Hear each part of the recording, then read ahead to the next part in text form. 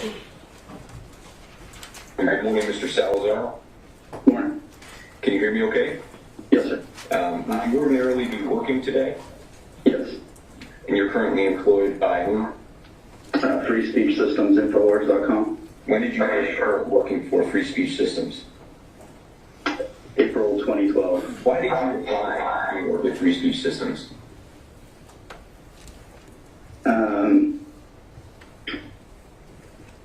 I liked Alex Jones and the message. So before you ever applied to Free Speech Systems, you were essentially an audience member, correct? Yes. Mr. Salazar, when you started at InfoWars in April of 2012, did you receive any training of any kind? Just to learn the back end systems like WordPress and things of that nature. Okay. So that training basically involved, learning how to use the software programs that you were going to be using every day as an employee, correct? Yes. Did you receive any training concerning the writing function of your job? No. Did you ever receive any training during your tenure at Free Speech Systems concerning the writing function of your job? No. Have you ever received any training during the course of your employment concerning investigative journalistic practice? No. Are you aware of any standards governing journalistic practice at InfoWars? No. And you'd agree with me that the shooting of 20 children and 6 educators is a horrible atrocity, correct? Yes, sir. And so if you're going to be reporting facts about that situation, it's incredibly important to you that they be accurate, correct? Yes. And your audience relies on you to provide them with truthful and accurate information, correct? Yes, sir. And you understood at the time of the Sandy Hook shooting and your coverage of that shooting that the InfoWars audience included millions of people across different platforms, correct? At this time, Mr. Salazar, in the immediate aftermath of the shooting, that is within 1 month of the shooting, were you familiar with the term crisis actor? I believe it had been thrown around by that point, yeah. And you knew what that meant, correct? Yeah, because I think that was thrown around during the Aurora shooting. What did you understand it to mean? Like actors for hire for crisis events. I think it's an actual job that people do for like EMS training and stuff. People who are hired to pretend as if they're participants in a crisis scenario, correct? Right, yes. And you were at this time aware that of allegations that one or more of the parents of Sandy Hook children were crisis actors, correct? Yes. I heard the rumor at that point, yes. You heard the rumor. Did you believe it yourself at that point? I didn't really go into that so much as everybody else did. Could have been a factor, but I wasn't really interested in trying to figure out whether they were crisis actors or not. You weren't interested in that? Not really. It didn't really matter to the case we were trying to make or prove or, to any of the bizarre anomalies that I was writing about. Okay. Can you let me know, and this will be exhibit number 12, why on January 6, 2013, you attempted to establish an account at crisisactors.org? I'm not sure why. But your testimony here today is that you don't know why you did that. Well, it looks like I was trying to investigate, see if maybe if they're listed as crisis actors on there. I don't know what. I was just trying to, any avenue I can possibly investigate. I wanted to do my due diligence. I see.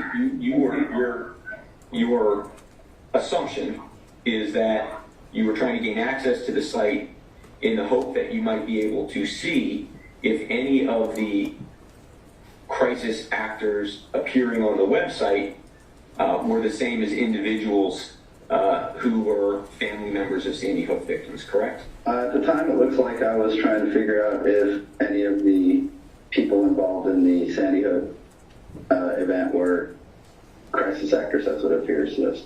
Am I correct, sir, that you wrote more than a dozen articles concerning Sandy Hook? I'm not sure. Maybe, possibly.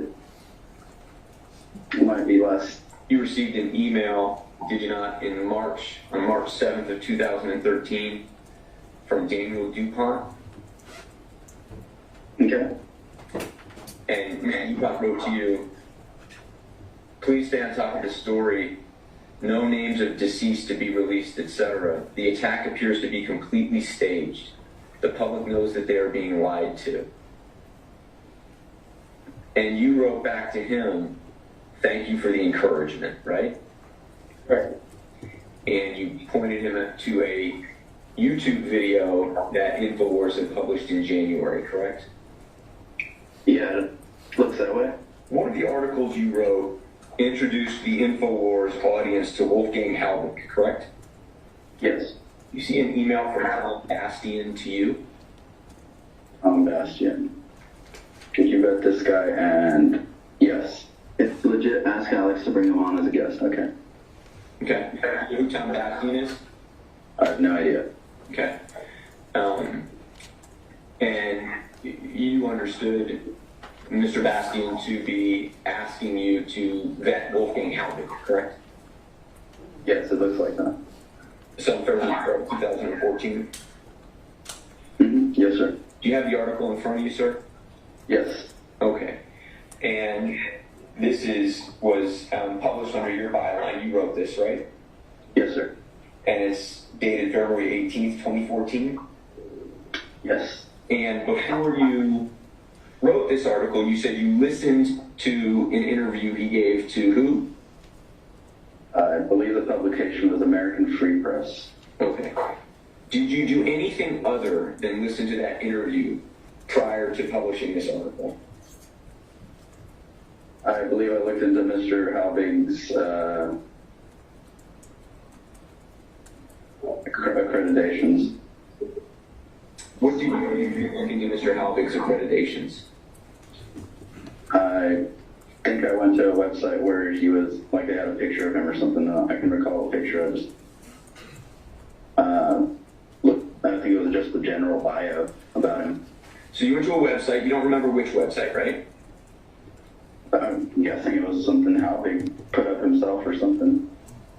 Okay, your assumption is that the website you went to check out Mr. Halbig's credentials was a website that he created? It could have been. Okay. Is that your recollection? Yeah, I recall. I'm not completely sure who was behind putting that website up, but could have been Halbig, could have been somebody else. You don't know? No, I'm not aware of who published that. And you weren't aware at the time, correct? Correct. And your purpose in going to this website was to do what? To look up his background. And why would you want to do that? To see if he was credible. What about his background would tell you whether he was credible or not? He did say he was a national school safety consultant. And he was a former state trooper, I believe, Florida state trooper. I thought those two lent themselves to credibility. Did you know anything beyond that about his work as a consultant, or just that there was a title associated with him on this website? A title and a past history of being a state trooper. I'm going to get to the state trooper, but just with respect to the National School Safety Consultant, all you learned about Mr. Halbig's past as a National School Safety Consultant from this website was that the website published a title describing him as a National School Safety Consultant, correct? In other words, you didn't learn anything about what he had actually done in a consulting capacity, correct? No, yes, you're correct. you didn't learn anything about how long he had been a consultant, correct? Right. You didn't learn anything about particular projects on which he had consulted, correct? Correct. And you didn't do anything beyond visiting this website to find those things out, correct? Is that correct, Mr. Salazar? Yes, sir. Okay. Now, with respect to the Florida State Trooper, you went to this website, which you believe Mr. Halbig may or may not have created himself, and there was an indication on the website that he had previously served as a Florida State Trooper, correct? Yes, I believe they had a photo as well. A photo of him in law enforcement attire? Yes, besides a police car, yes. So fair to say that the entire extent of knowledge you had about Mr. Halbig's credentials at the time you wrote this article was from a website that Mr. Halbig may have created in which he was described as a school safety consultant and a Florida State Trooper, and there was a picture of him in law enforcement attire. That's the extent of it, correct? Well, it does seem like he might have described who he was or his background in the interview with American Free Press, so I would have had that knowledge, whatever he discussed in the interview as well, prior to writing the article. And that came directly from Mr. Halbig himself, correct? Yes, it would have, or the person, the host that's presenting him and giving the bio before he, comes onto the show. Beyond listening to the interview and visiting the website you've described, you did nothing further to check Mr. Halbig's credentials or credibility, correct? Yes. Did it occur to you how families who had lost loved ones at Sandy Hook would react to an allegation that in fact their children were murdered in an event that was scripted and planned over 2.5 years? Did that occur to you? I didn't think about that. Did you ever receive any warning from anybody concerning Mr. Halbig's credibility? No. Did anybody ever express any concern to you about publishing Mr. Halbig's claims about Sandy Hook? No, sir. You see this email before you from Robert Heath to writers at InfoWars.com dated March 14th, 2014? Yes, I see that. And can you read the email? Dear sir or madam, you would be well advised to check Wolfgang Halbig's credentials. Best wishes. Robert Heath. If I scroll up in the document, there is a reply from you to Robert Heath, correct? Yes. Okay. And can you read what you wrote? I said, Robert, thanks, but what on earth do you mean? Question mark. The guy seemingly has credentials up the wazoo. Your email is much too vague to follow up on. And you said seemingly. Why did you say seemingly? From my surface research, he appeared to have credentials. That's why I said seemingly. Unless there was something else that Mr. Heath could bring to the table to throw that into question. And because Mr. Heath is in his initial email to you did not provide more detail, you declined to check further into Mr. Halbig's credibility, correct? It looks like I'm asking Mr. Heath to follow up. I see. So the way you understand your response to Mr. Heath is you're essentially inviting him to provide additional information so that you can assess whether you yourself should conduct an additional investigation in Mr. Halbig's credibility, correct? Yes, that's what it looks like. Okay. So if you scroll down further, you'll see that on March 15th, 2014, so the day after your email to Mr. Heath, he sends you an email in response to your invitation, correct? Okay, I see that. Okay. Can you read that? Dear Adnan, thank you very much for your attention and reply. Yes, he seemingly has many credentials, but do you know that from any source other than he himself? I really hope he's genuine.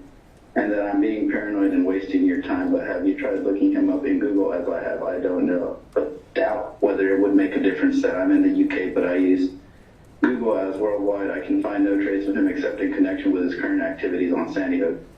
For example, I cannot find him on the list that exists of expert witnesses of which he has categorically stated he was one concerning Columbine.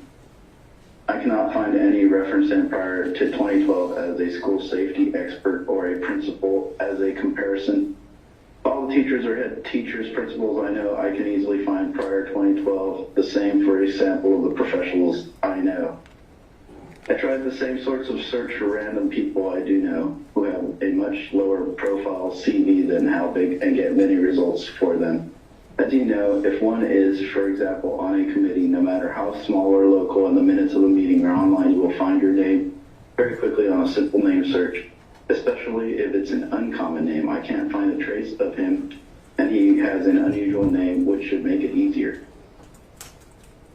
I will look again now and spend some more time and try to be more resourceful in finding him in any context prior to 2012. If he was using a pseudonym, that could explain it, but why would someone looking for transparency do that? What if he drags everybody along the lines of no death, which Alex rightly didn't commit to?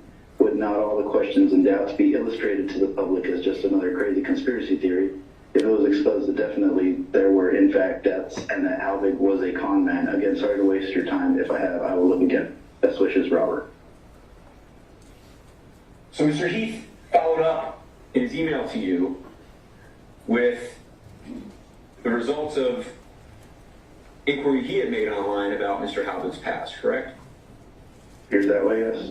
Okay.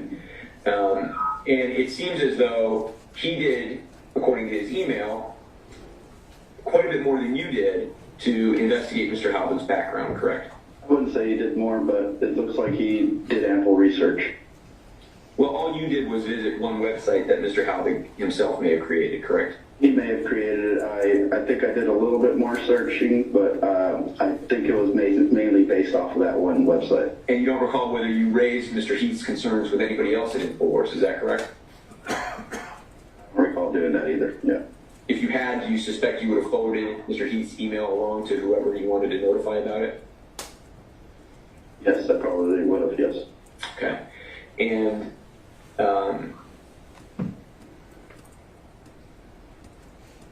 whatever you may have done or not done in response to this email, Mr. Halbig continued to appear on InfoWars after March 15th, 2014, correct?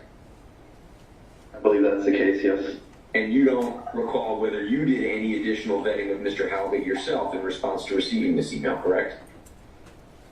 I don't believe I did any vetting after this email now. Showing you exhibit number 23.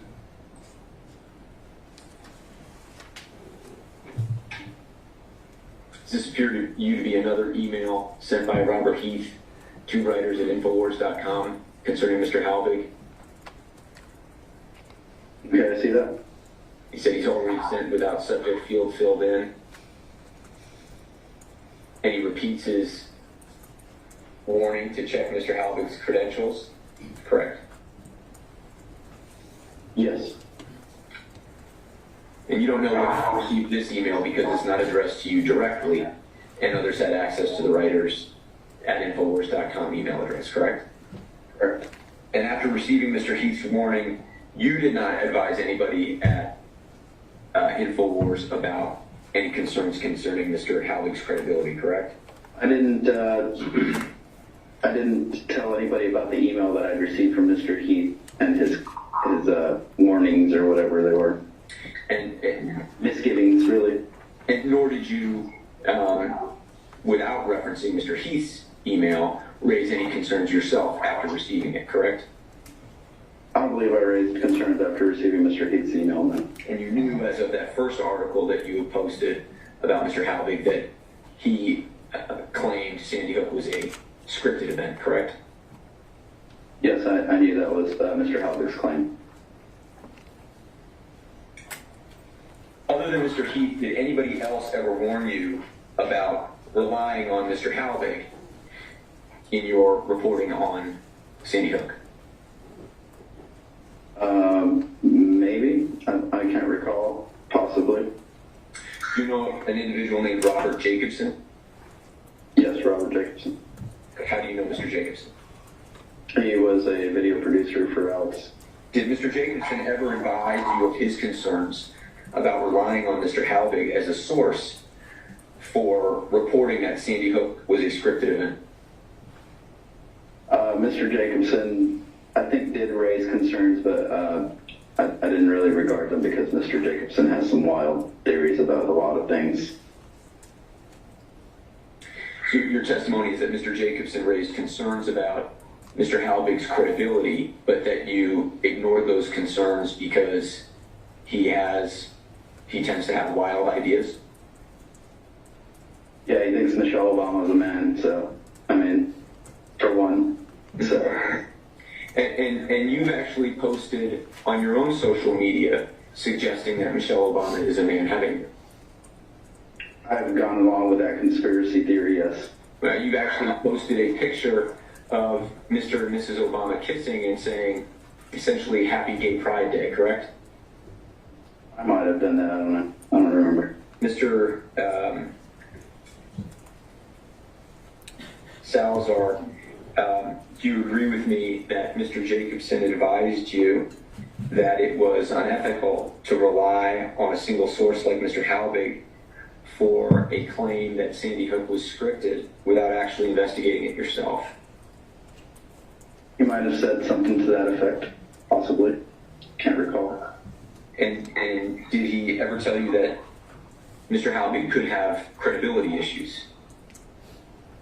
He may have raised that concern. I can't recall. How did you respond to your general recollection that he raised concerns about relying on Mr. Halbig as a source for the claim that Sandy Hook was scripted? I believe I brushed it off. I might have poked fun at him for saying that. Mm-hmm. Did you report his concerns to anybody else at InfoWars? No. Do you recall saying in his presence that you wanted to have T-shirts and bumper stickers made and have printed on those T-shirts and bumper stickers, Halbig was right? Yes. You wrote an article entitled "FBI Says No One Killed at Sandy Hook," correct? Yes, sir. What was the point of the article? It was pointing out another anomaly. What was that? That an FBI.gov website showed no murders occurred in the town of Newtown in December 2012. Okay. And you accessed that FBI report online, is that right? Yes. The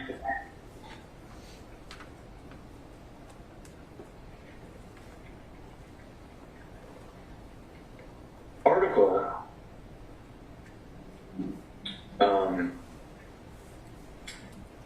did you do anything to try and determine why 0 deaths were reported in that particular online report that you saw? Besides looking at the data that was presented on FBI.gov, I didn't do any further research. And you didn't look any further to see whether those murders were reported under a different law enforcement organization that had jurisdiction to investigate them, correct? I only was reporting on what the FBI was saying in this report. Well, that's what I'm asking. This report wasn't just Table 8, correct? There were other parts of the report. Did you know that? I figured there's 1 through 7 at least of, it's Table 8, so we're on 1 through 7. Exists probably somewhere. And you didn't think to look for Table 9 or Table 10 or any other tables, right? I think my story was mainly about Table 8, so I didn't go through the entire list of tables that the FBI has. And it didn't occur to you that the deaths that you were reporting the FBI did not report were actually reported in a separate part of the very same report. It didn't occur to you? It didn't occur to me, no.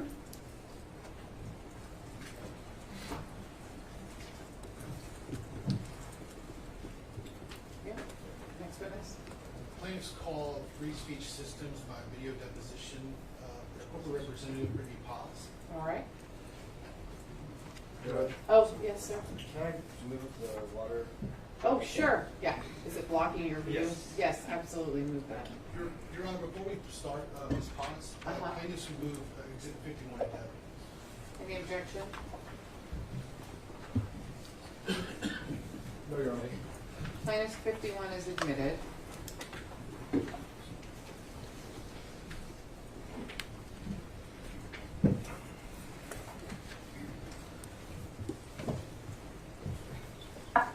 All right, ma'am, can you tell us your name? Sure. My name is Brittany Paz, P-A-Z. Did you read every document with Scarlett Lewis's name on it? I don't know that I've read every single document. Wouldn't it not make sense to you, though, after you read Ms. Karpova's deposition and you saw emails from Wolfgang Halbig directly harassing Ms. Lewis? Wouldn't you think then, oh, maybe there are documents with Ms. Lewis's name on them? I mean, there may very well be missed documents, but that doesn't mean that it was in the company's knowledge. Many of those documents, after a certain point, were not being opened. Okay, so from your standpoint, because you don't know whether certain documents were open or not, you just ignored them? No, that's not correct. Okay, so you knew the company possessed documents with Scarlett Lewis's name on them, right? You knew. Sure, there's some emails, but I don't know whether they were ever in the company's knowledge as far as information that was provided by an outside source. Mr. Halbig, I know Mr. Halbig has sent a variety of emails and copied numerous people. They read like spam, and when I talk to various employees, their position is at a certain point, they stopped opening his emails. Before this lawsuit was filed, the company knew that Mr. Posner was being harassed by Mr. Halbig? I don't know that, no. Because I think we talked about earlier, I don't know at what point anybody became aware of what he was doing just because they stopped reading his emails. Because he's kind of crazy, right? I think that his email communications got more and more bizarre as time went on, and So wait, I think that was the word that Nico used, was bizarre. You've read a lot of Wolfgang Halbig emails, I'm taking it? I did, yes. So you've read emails from him like in 2014, and you've probably read emails from him up in 2017, right? Yes, I've read a lot of emails. Are you going to tell me that the emails he sent in 2014 are any less crazy than the emails he sent in 2017? I think they've gotten crazier. Okay. But we can both agree that there are plenty of emails he sent in 2014 that the company did in fact read and thanked him for that are crazy. Yes. You did agree that InfoWars, its coverage, did impact that grieving process. You just don't think they have any responsibility for it, right? That's correct. Okay.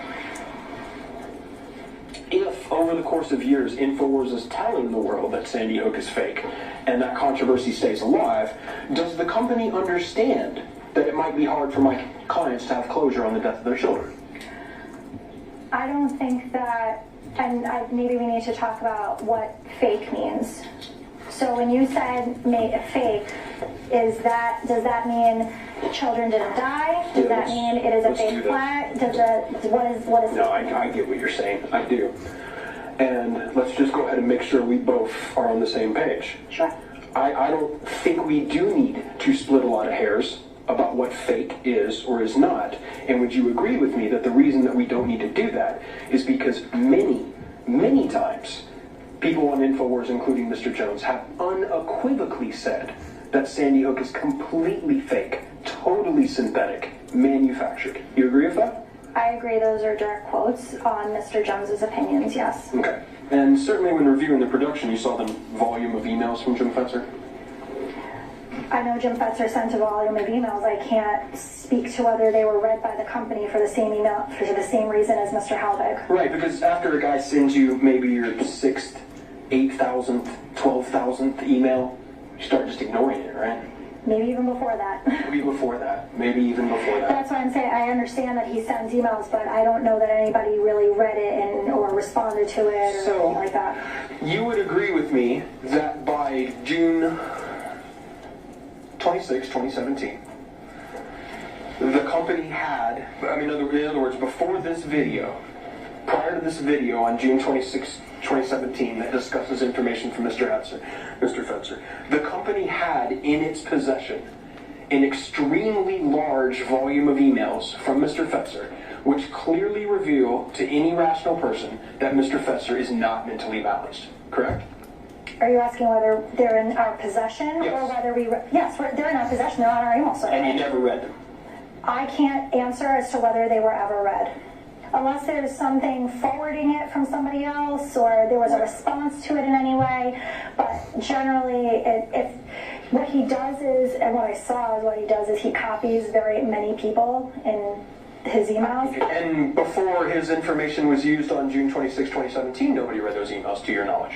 Not to my knowledge. Okay. But if somebody had taken the effort before putting Mr. Fetzer's stuff on the air in 2017 of reading those emails, they would have come to the conclusion that Mr. Fetzer is not a well man. You would agree with that? I mean, I think that that's kind of speculation at this point because I don't think anybody read the emails. Have you? Read those emails in the production? Yeah, Mr. I've read some of his emails. Yeah, they're not good, are they? No, they're not. They're not a man who's not my mom used to say not with a full deck. You know what that means? I do know what that means. I don't think he has full deck. Not InfoWars is hands clean for anything they put on the show that they didn't themselves write, is what you're saying. That's the position claims. InfoWars has done absolutely nothing to verify any of that claim beyond just listening to Halvik. No, there's been no independent research into those claims. What I want to ask you about is you have a note written down there, and it says, Alex said these kids didn't die because he has a big heart, and he wanted to hold out hope they weren't dead. That was the company's testimony from Ms. Karpova, correct? That is Ms. Karpova's testimony. And that's the company's testimony, right? She was a representative at the time of the company, so yes. How does it feel morally? Does it understand what it did wrong? I think that's, there are different opinions within the company as far as the coverage.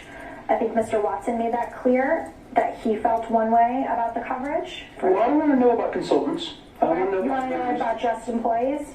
No, I want about the company. Okay. Company has an opinion. The company is a separate thing from its employees. The company has subjective beliefs.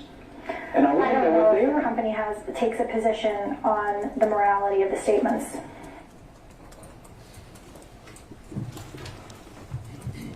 right. Next one. My name is called Dr. Roy Lubin, and Your Honor, if we may approach.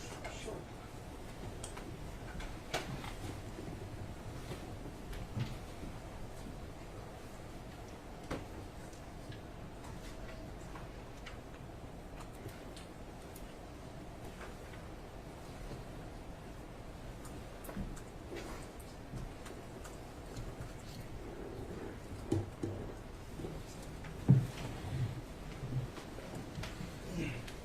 So, I'm sorry, you said Dr. Lubin?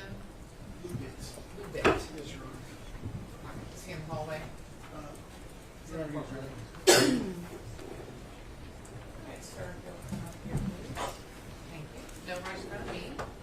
Raise your right hand. Do you solemnly swear or affirm under penalty of perjury that the testimony you are about to give shall be the truth, the whole truth, and nothing but the truth? Thank you so much, Doctor. You can come have a seat here in the witness stand. You'll see we have cups and water. It seems like you might be a little soft-spoken, so I might need you to scoot a little closer to the microphone than some other witnesses. But I want you to be comfortable, so we'll play with it until we can all hear you. Testifying is a little different than a conversation. It's a question and answer, so you have to let the lawyers completely finish asking their question before you start your answer. Can you do that? Yes, Your Honor. Thank you. And then I need you to also answer out loud with words. Sometimes people shake or nod their heads, and I can't get a good record for that. Okay? Yes, Your Honor. Thank you so much. You may proceed. Thank you, Your Honor. Dr. Lubin, can you please introduce yourself to the jury? I'm a psychiatrist. I'm board certified in psychiatry and neurology. I'm board certified in child and adolescent psychiatry and in forensic psychiatry. I went to medical school at NYU, did my psychiatry residency at Yale, and then child and adolescent psychiatry at Boston Children's. I then did a 2-year fellowship in advanced psychotherapy fellowship. Following that, I started becoming involved with political psychology, which studies certain areas such as terrorism and leadership, and eventually earned a PhD while I was doing psychiatry during the summers and in the evenings, doing a lot of on-call work. And then, because of writings I had done and learned about organizational behavior, I was hired by PricewaterhouseCoopers for 2 years to do organizational consulting. During those 2 years, my contract forbid me from doing anything else, so those 2 years I didn't do psychiatry, but I did up until then and after. And then I went back and did a forensic psychiatry fellowship at St. Vincent's Hospital, which is in the lower part of Manhattan and is the largest hospital anywhere near Ground Zero. And I happened to be there at 9/11, and my superior just happened to be the world expert on children's trauma.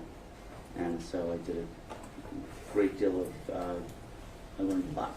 A lot of opportunities came, a lot of training was brought in, and then I spent a year there as an assistant professor.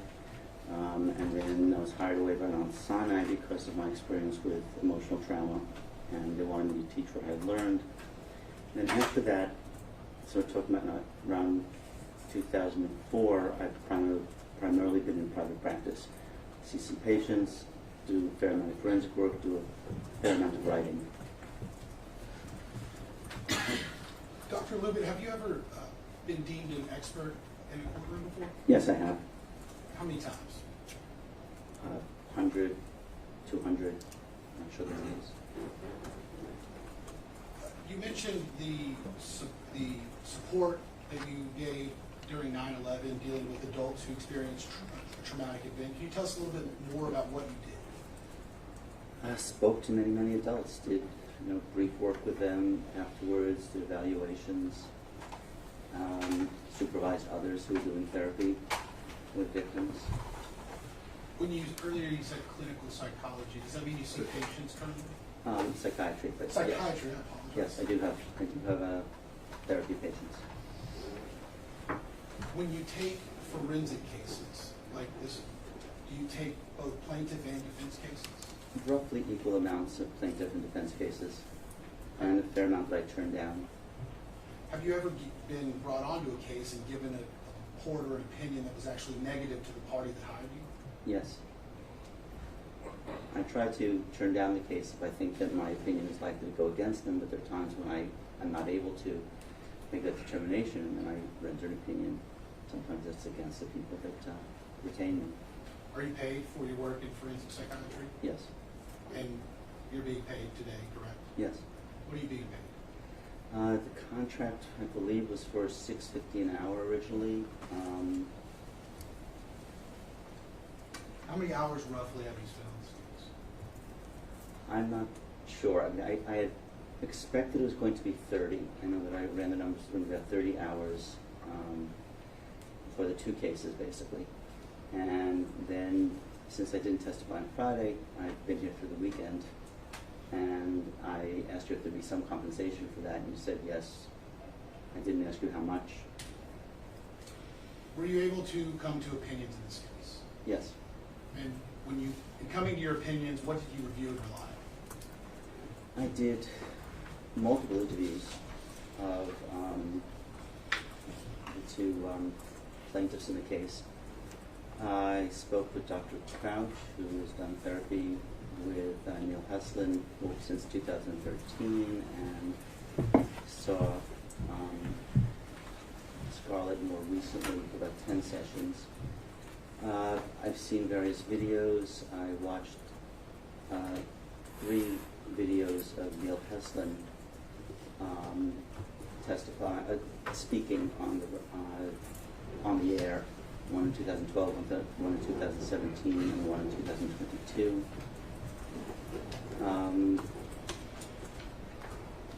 Those are, I reviewed their depositions that they'd given in this case. Did you review their records from Dr. Crouch? No.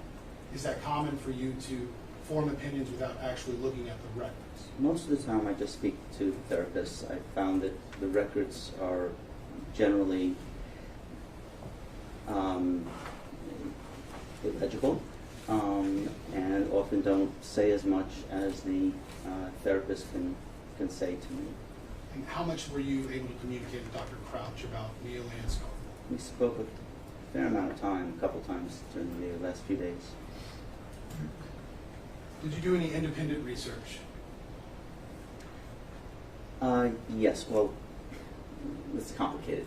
For the last few years, I've been working on two papers. One is on the impact on forensic evaluation of emotional trauma, which is a rewrite of a paper from 20 years ago, done with the professor that I mentioned before, who was an expert.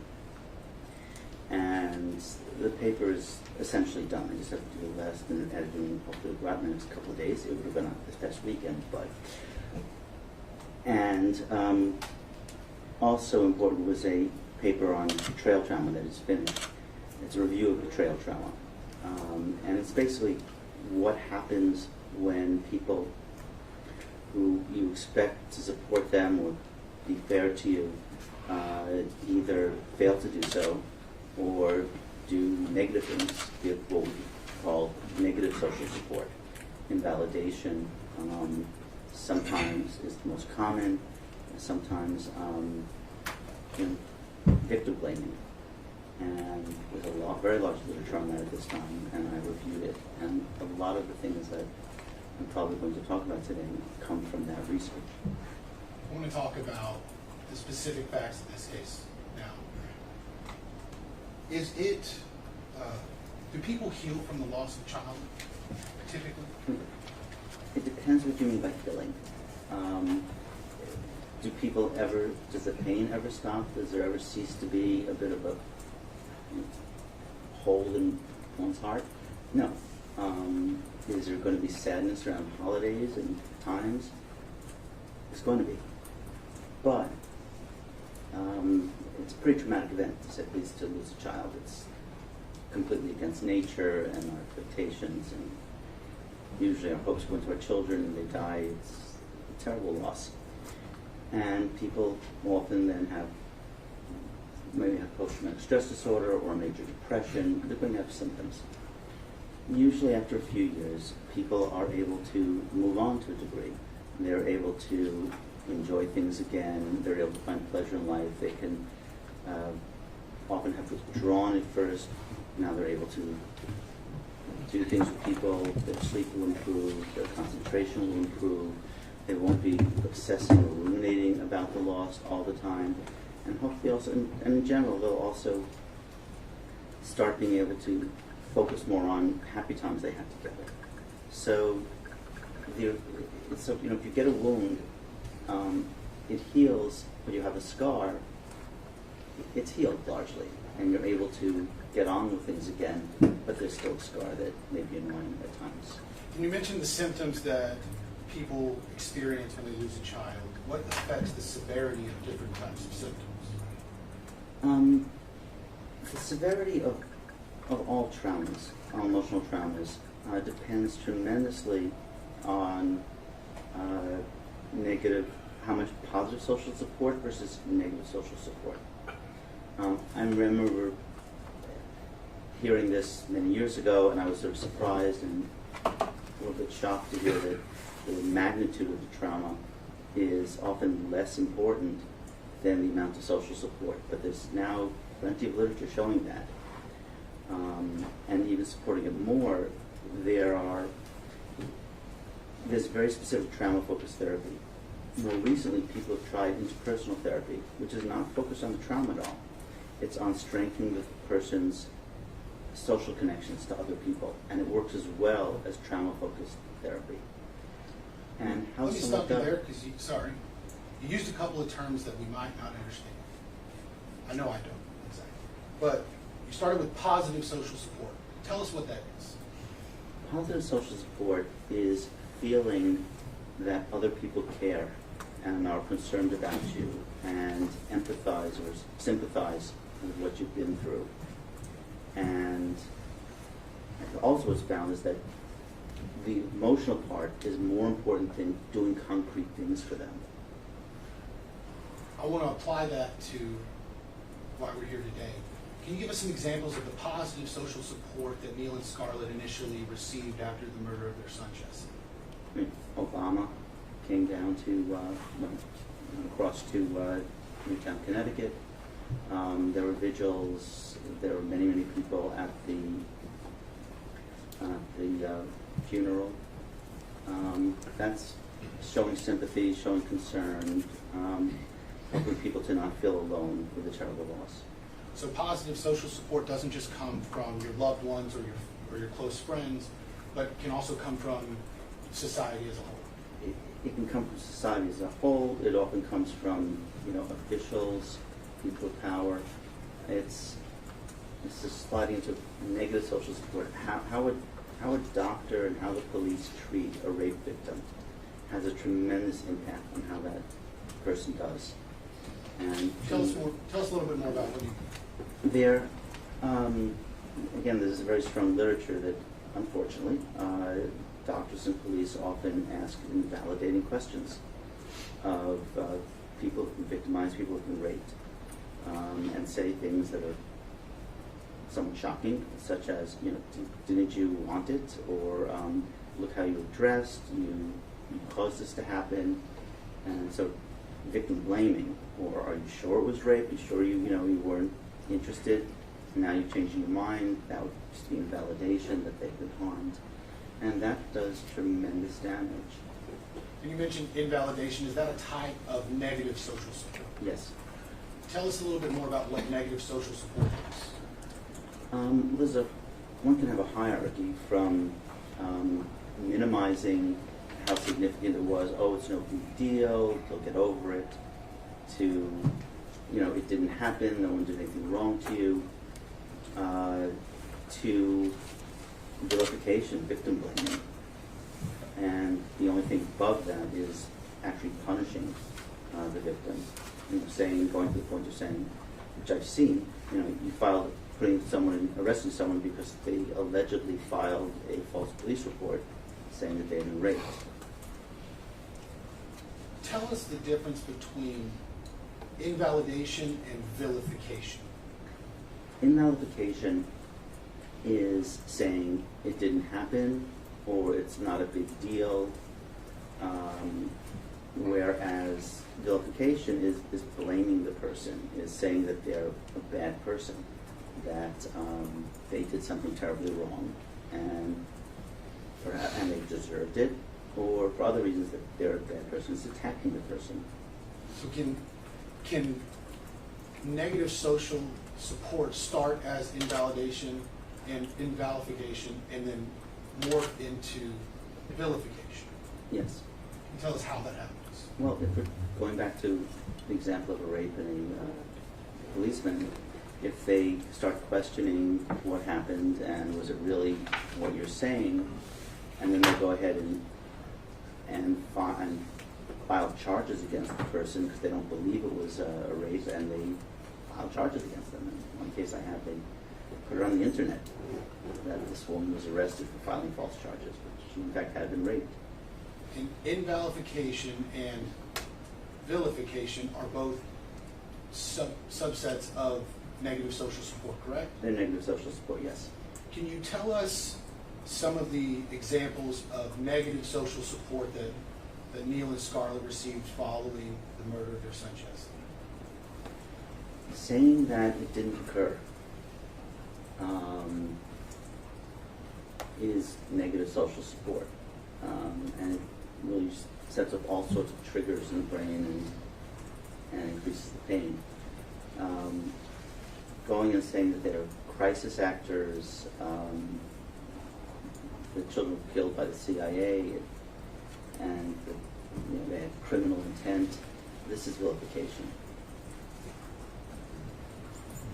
Does that invalidation, saying that correctly? Invalidation. Invalidation, vilification. I knew I was messing up one. Is the invalidation, is that just doubting someone's feelings? It's not just doubting their feelings. I mean, doubting that it occurred, and one can. It's more on the borderline. I'm saying that it didn't occur is somewhat it's vilification because it's saying they're lying. I'm sorry. It's saying that they're not telling the truth. Can you speak up just a little bit? Sorry. Can you pull that closer? It's a hazard of my profession that I've learned to talk softly. There we go. I think that denying that the event occurred is, I mostly think of it as invalidation, but saying the person is lying is sliding into vilification, and to more directly say that they're lying or they're crisis actors or they're criminal intent, that's straight vilification. During your review and coming to your conclusions, did you find specific instances of vilification that were made against Neil and Scar? Well, there were the videos that have been shown here on Friday when I was here. The statements that they were crisis actors, criminal intent, and they were trying to take people's guns away, and etc. This was vilification, it's an attack on them. And it led people to then confront them. And Neil Heslin had a bullet shot at his home and at his car. They've gotten phone calls with threats. Scarlett also has been confronted and very anxious. Neil was telling me that, on many occasions, dozens of occasions, people have come up to him and started challenging him about his claim that this actually occurred. He's been shoved. This is all pretty frightening. What's more significant? Positive social support, or is that outweighed by negative social support? The research, unfortunately, it's unfortunate, but the research shows pretty clearly that negative social support is much more powerful than positive social support. And I think we all experience that in some ways, or we've seen it. If a child has, loving parents and good friends and teachers like him, but someone at school, 1, 2 kids start teasing him, hassling him, insulting him, he's probably going to feel pretty badly. And all the love from his parents and friends and teachers is still valuable, but he's very likely to feel pretty badly and worried and scared. When we're dealing with the different types of social support, which one lasts longer? Well, it depends. I mean, in terms of Neil and Scarlett, Obama was there for a day. The vigils, the funeral was there for a few days,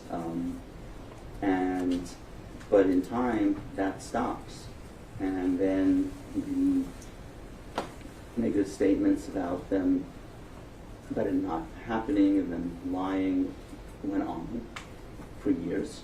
And after 2017, it's greatly increased with more direct attacks on Neil. And is this positive and negative social support, is that backed by research? Yes. Tell us a little bit about that. There's research that looking at people after traumatic events and how people treated them and how they did afterwards. There were a number of studies I've seen. I can't quote the details of the studies at this time. Now that we know that Neil and Scarlett both experienced negative social support, I want to talk about how it affected them. I'm going to start with Neil because before we do that, did Neil and Scarlett experience different impacts in their lives from negative social support?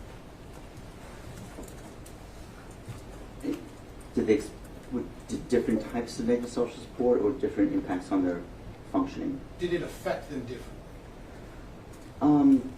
There are some differences, but there are also a lot of similarities. Okay. Tell us about the similarities first. They both have a very strong concern about the damage to the memory of Jesse, to Jesse's legacy. And that's a major similarity and driving force for them. They also carry a great deal of anxiety about being killed.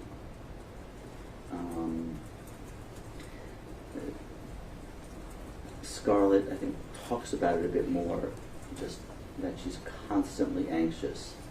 A car will go by down the street, just drive down the street, and she gets nervous. She has fairly sophisticated surveillance system and multiple weapons that she sleeps with. And are all of those directly related to the effects of the negative social support that she's received since the murder of her son? Yes. Is it common, you mentioned that Scarlett talks more about it, is it common for females to be more open in sharing the effects that they're having internally versus when a male has to do it? Absolutely. And there's a difference between individuals within the same gender, but in general, women are probably going to be, are a little bit less used to, physical threats. You and I both have a relationship with Neil and Scarlett. They're different types of people. Neil is more inclined to close up and not share, versus Scarlett is okay opening up and sharing her feelings, correct? Yes. You talked about Scarlett and some of the specific effects that she has. I want to talk about Neil and some of the specific ones that he has. There's a lot more to say about Scarlett. I could do it later at some point. I think there's a lot more than what I just said.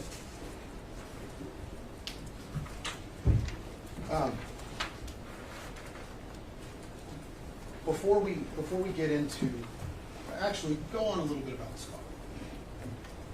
For the past 3 years, Scarlett's been having episodes in which she sort of spaces out, doesn't know where she is or what's going on around her, can't think, can't function.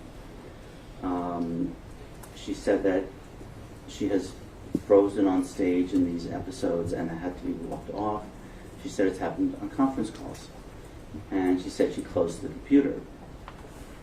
And I asked her, well, why didn't you just press the button for the tab for turning the video off? And she said she wouldn't be able to do that. She can't think at those times. What is it called when someone starts having that? Well, it could be just to various things. I mean, in her case, to a reasonable degree of medical certainty, she's dissociating. What is dissociating? Dissociation is a defense mechanism against extreme distress, and usually comes with PTSD, caused by traumatic incidents, and it's a complex mechanism that's quite hard to understand. It doesn't quite make sense to me, but we know it happens.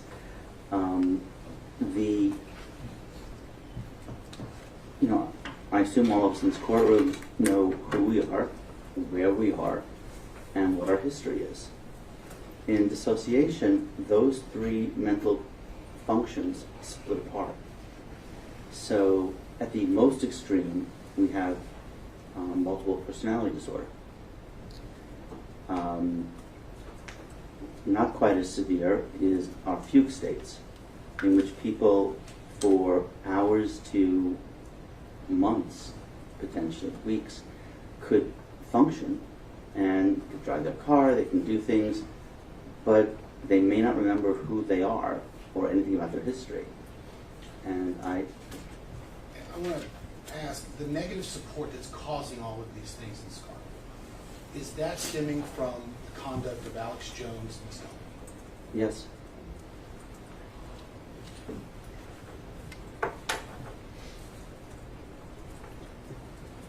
Now I want to talk about Neil, because you said that they were experiencing differences. I've not heard about Neil dissociating. Correct. Tell us what you have heard about. Neil has many symptoms. One thing I found striking when I looked at the videos of him speaking 6 days after the tragedy, 2017 at some point, and 2022, and how he's behaved to me, which is like what I saw in the 2022 video. And he showed emotion in 2012 and 2017. There was sadness. You could see there was feeling there. He had a sense of a person there.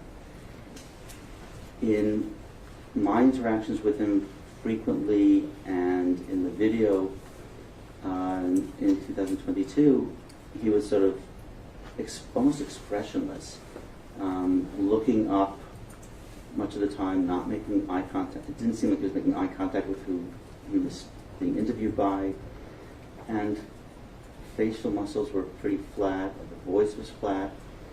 And I asked him about this, and he said that the emotions are all drained out of him.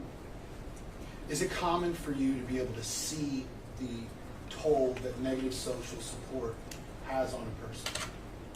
Well, if I do a psychiatric interview, yes. But in terms of it was striking to me. I've rarely seen someone have that huge a change in the way they present, where they're just so overwhelmed that they stop feeling.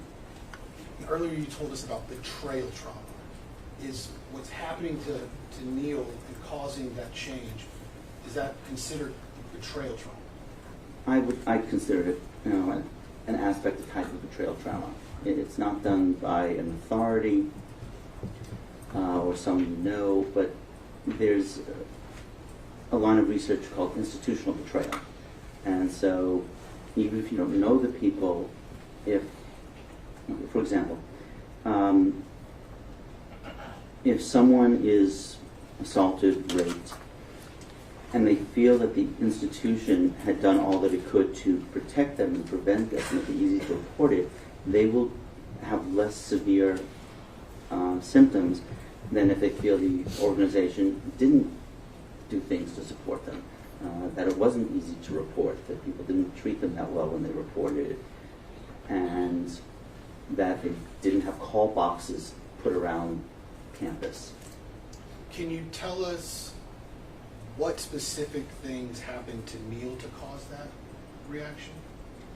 I think the anxiety drains us. There's a term that's important in medicine called allostatic attrition, which is that after long periods of stress, our ability to deal with stress goes down. We see that some people don't develop PTSD until months after an incident. In almost all cases, they have symptoms at first, but the symptoms get worse in time because their ability to handle it, they just get more and more exhausted emotionally. So you mentioned PTSD. Yes. What is PTSD? Post-traumatic stress disorder is one of the things that can happen after an emotional traumatic event. Many people just become depressed. Many people develop anxiety disorders. Many people meet many, but not all, of the symptoms of PTSD. After the World Trade Center, there were roughly equal amount numbers of people who developed an anxiety disorder, depression, and post-traumatic stress disorder.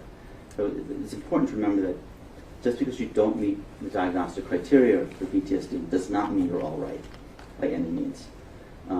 It's used to a large extent for research. So they have a fixed set of symptoms, and they can do studies on people on what causes it, on what works in terms of treatment. Do Neil and Scarlett have PTSD? But in terms of, I talked around it so far. Sure. There are several things that you need for the diagnosis.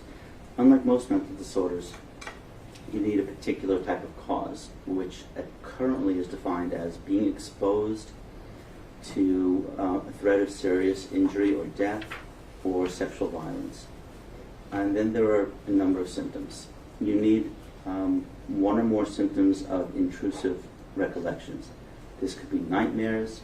This could be experiencing marked distress when there are reminders of what happened.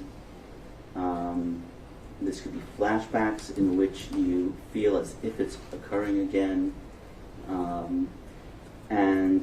Or it could be that it keeps coming to mind when you don't want it to come to mind. Then you need a symptom of avoidance, which could be avoiding thinking or talking about it, or avoiding the place. So then you need 2 or more symptoms of negative alterations in mood and cognition. And these include feeling irrational guilt or irrational blame for someone, or having many dysphoric emotions, a lot of anxiety or depression or both. Much harder time enjoying things, withdrawing from activities and people, feeling cut off from people, detached. It can also be much more negative feelings about the world or yourself, and also not remembering part of what happened which you think you should remember, and that usually indicates that there's some dissociation occurring. And finally, there are trauma-based changes in arousal and reactivity, which are decreased sleep problems, concentration problems, irritability, increased startle reaction, and being on edge. So to diagnose someone with PTSD, they have to have a number of different signs, symptoms, Yes. and experiences. Yes. I want to start, and I want to make them individual because Neil and Scarlett have been affected different. Does Neil have PTSD? Yes. Does Scarlett? Yes. Tell me how you determine Neil has PTSD. And they also both have, they're also quite depressed. Neil, he's thinking, both of them are, it's on their mind all the time. What's on their mind is not the death of their child. What's on their mind is threats, the attacks, the verbal attacks on their son by denying that he existed, by denying this had occurred to him, attacks on them as lying, deceiving the public. They both try to avoid thinking about it and talking about it to the extent they can. And avoiding doesn't mean that you never do. It means that unless it's an important reason, you try to avoid it. So going to trial doesn't mean that you don't have PTSD. Sure. But it's quite painful to do it. I'm at this moment, I'm forgetting which one told me that they avoid Newtown completely. In terms of the altered level of arousal, they both have sleep problems. Scarlett wakes up multiple times a night. She used to sleep very well. Neil said that, after the death of his son, he was getting 2 to 4 hours a night, and now he's getting less than 2 hours a night. Both talked about concentration being down. Scarlett said that other than the work she's doing, and the amount of work she's doing is a problem, it's a defense against the pain. She can't look at a book and read it for any length of time. Concentration's not there. She's scattered. You said that all stems from being exposed to a threat. Yes.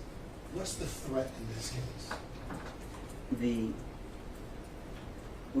physical and psychological, there's the statements that the attacks on their reputation, the attacks on them as people, that they're lying, the attack on Jesse's memory, claim that he didn't exist or he wasn't killed, attack on his legacy of who he was, and he was a remarkable young man, little boy, 6 years of age. And what he did is not what little boys do. He was quite a young, special person. And those, both there's pain of the denial and the attack. Neil talks more about the attack on his reputation and the ability of people to trust him and think well of him than Scarlett does. But the anxiety, Scarlett has by her bedside, she has a gun, she has a knife, she has pepper spray. She put in a big security system. She's she's constantly worried about her safety. And Neil also is constantly worried about his safety. When Scarlett and Neil wake up, do they live in fear?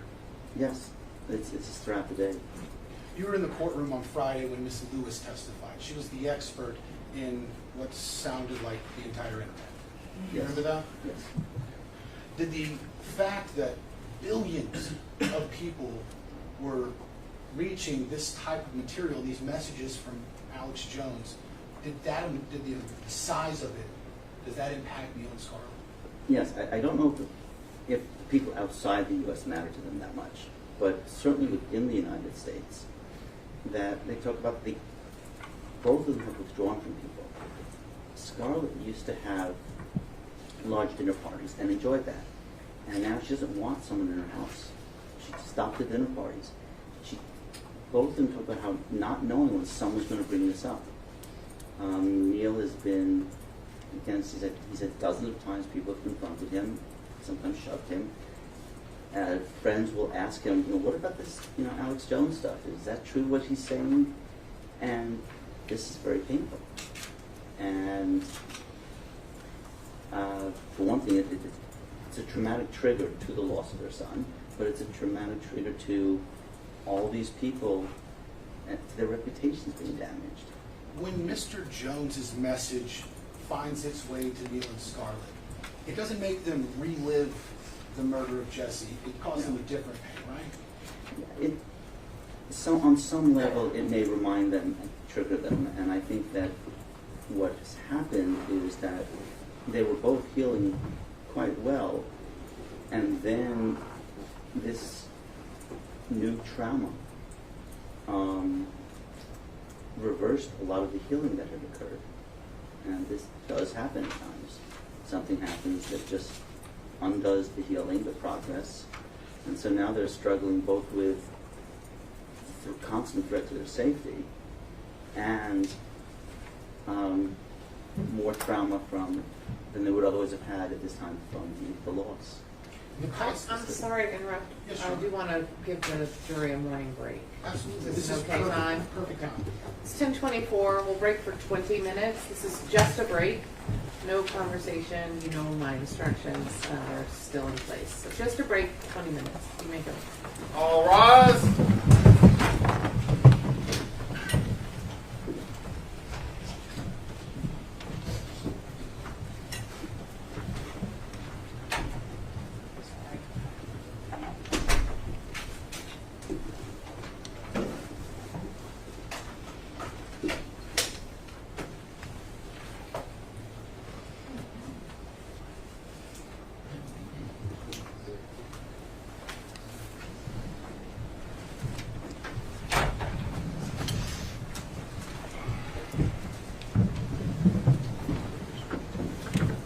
All right, you may be seated.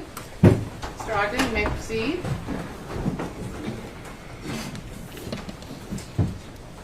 Dr. Lou, before we went on break, we were talking about PTSD. Yes. Are there different types of PTSD? Yes. The complex PTSD, Neil and Scarlett have complex PTSD, which is also called DESNOS, disorders of extreme stress, not otherwise specified.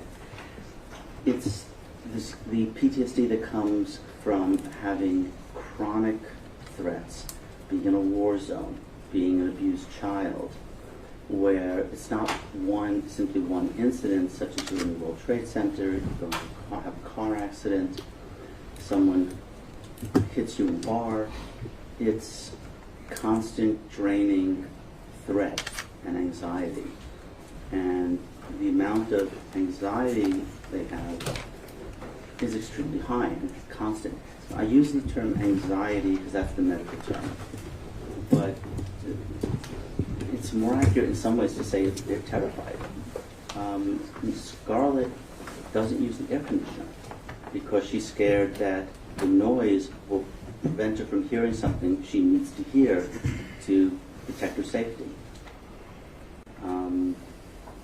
She constantly works.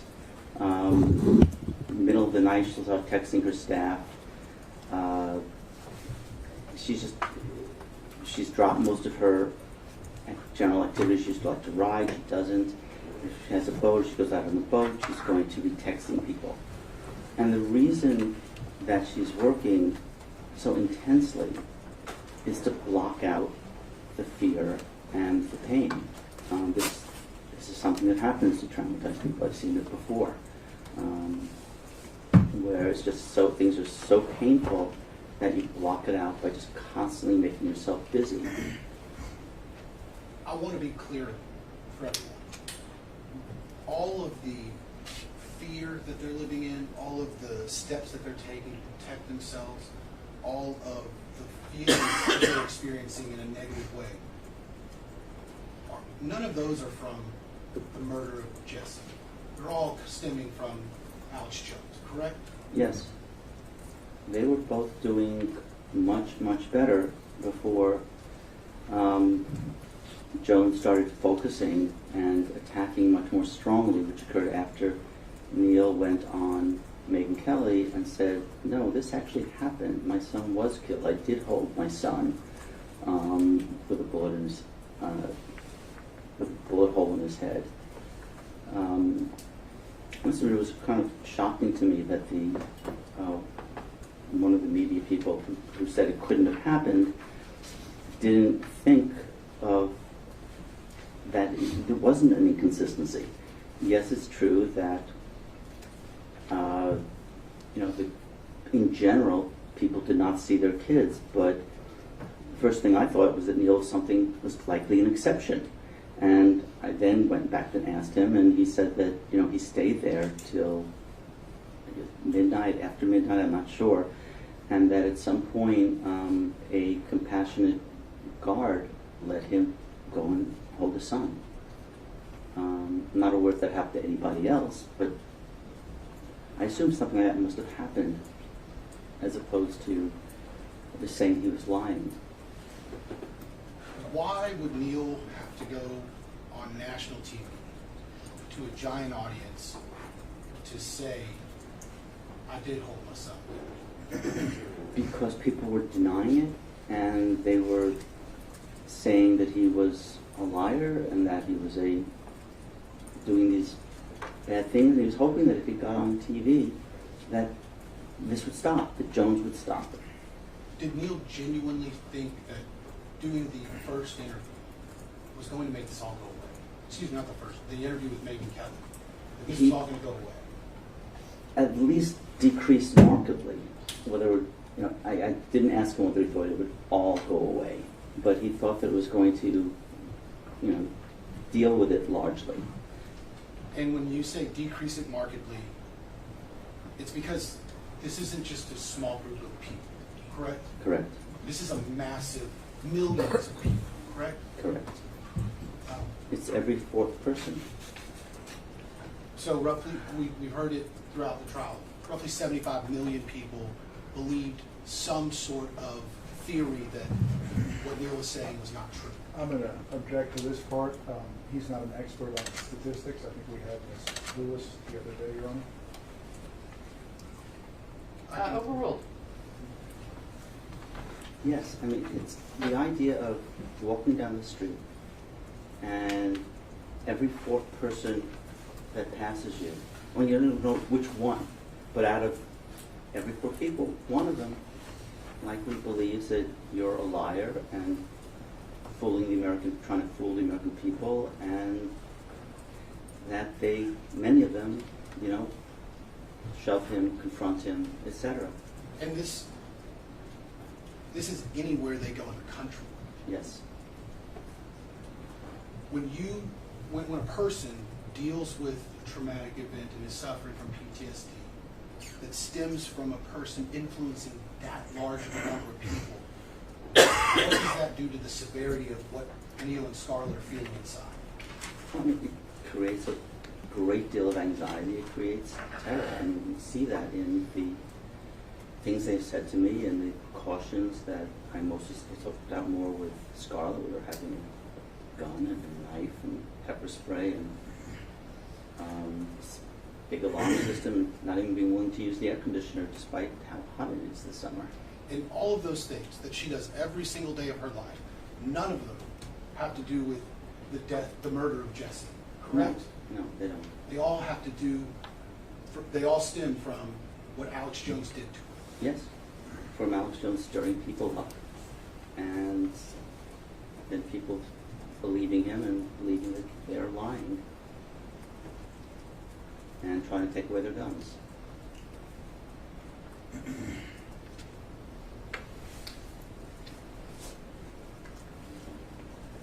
You used the term anxiety just a second ago. Yes, That's a clinical term, correct? that's the term in psychiatry, yes. In the courtroom today, when you're saying anxiety, you're talking about the fear that Scarlett and Neil wake up with every single day because of what Alex Jones did. Yes, and it's very, clinically I'd say very high levels of anxiety. Probably more, in a non-clinical write-up, I would say they're terrified. And this isn't just one instance of Mr. Jones and his show spreading these lies.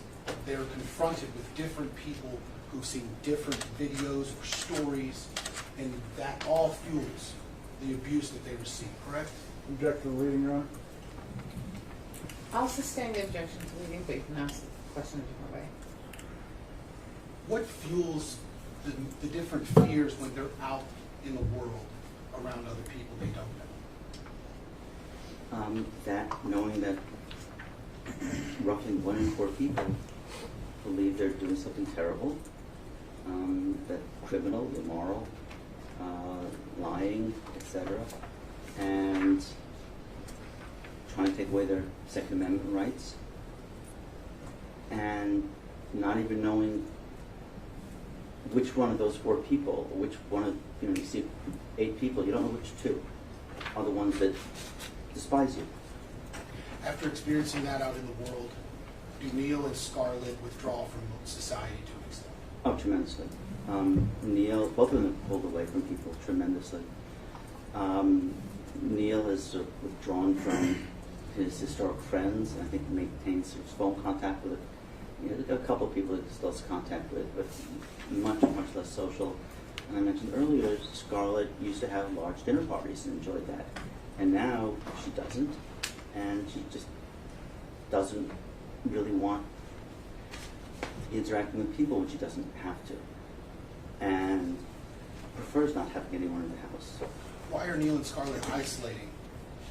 It's a very common thing to find after any trauma, but much more so if the person is scared of people. But in general, but frequently with emotional trauma, people withdraw. They feel depressed, they feel anxious, they want to be alone. It's a classic symptom of PTSD. When they're dealing from the trauma that Mr. Jones has caused, is that a natural feeling to want to withdraw and isolate? Yeah, and I think it's much more intense. The tendency to withdraw is much more intense when you have a situation where you're scared of who out there may be going after you. And does literature support that? Yes. Tell us a little bit about how. One of the possible diagnostic criteria. I mentioned before that one of the 4 categories is negative alterations in cognition and mood, and one of them is withdrawing from activities and people. Have humans evolved to react this way? Yes. Much of what they're experiencing is a result of evolution. Tell us more about that. People don't simply make decisions based on logical, instrumental reasons. So, an instrumental reason, we go to work, we want to make money, etc., etc. There's an actual danger out there, so we avoid the place. But we've been programmed by evolution to want certain things and to be scared of certain things. For example, there are many people who are terrified of spiders and snakes. And even if they're in an area that doesn't have a brown recluse or a black widow, doesn't have poisonous snakes, now the person knows that it's not one of those, just a common garden snake, some people are terrified because our ancestors who were scared of snakes were more likely to survive if they which is scare snakes and bugs, and they stayed away from them, and so they didn't get killed by poisoned by one of the poisonous varieties. And similarly, our ancestors, our brains are hardwired by evolution to need relationships with others for a variety of reasons. Our ancestors were not going to survive on their own outside of the community. They certainly weren't going to survive and have children who would survive to adulthood. And even within the community, they needed to have people think well of them, because if people think well of you, they'll help you when you're in trouble, they'll give you assistance, they'll treat you well, they'll want to marry you, they'll want to, their children to marry your children, and so those people were able to bear more children and would live to adulthood. If someone was disliked, not respected, people would not want to marry them, marry their children, treat them well, help come to their aid, and in fact they might push them out of the community and exile them, which would be basically a death sentence. And so even though today things are not quite that dangerous, we still have that in us. And so this is where the power of negative social support and of positive social support partially comes from. And there's still an instrumental value now. There's still a tendency it's helpful and nicer, but the intense amount that people seek it, the amount of distress people have around damage to their reputation, which is something Neil talks a particularly large amount about, is sort of hardwired by evolution. So it's as if there's these hard wires in our brains that developed far before any of us were born. Yes. One dealing with kind of being cut out of the society and Yes. the want to be wanted. Correct? Is that what you're saying? Yes. Objectively, Or world. Is Yes, that's what I'm saying. And it sounds like the other one has to do with everyone's natural feeling to want to protect their reputation. Yes. Why? Let's take those one by one. I want to start with feeling alone. Where did that come from? Well, there's alone and there's isolation, and they're both in the same direction. But feeling alone is scary, and it's, there are people who have separation anxiety, and many children have separation anxiety, and hopefully it decreases over time. But again, that's inborn in us. There's a Fairburn said that the innate drive is not for sex; it's for relationships.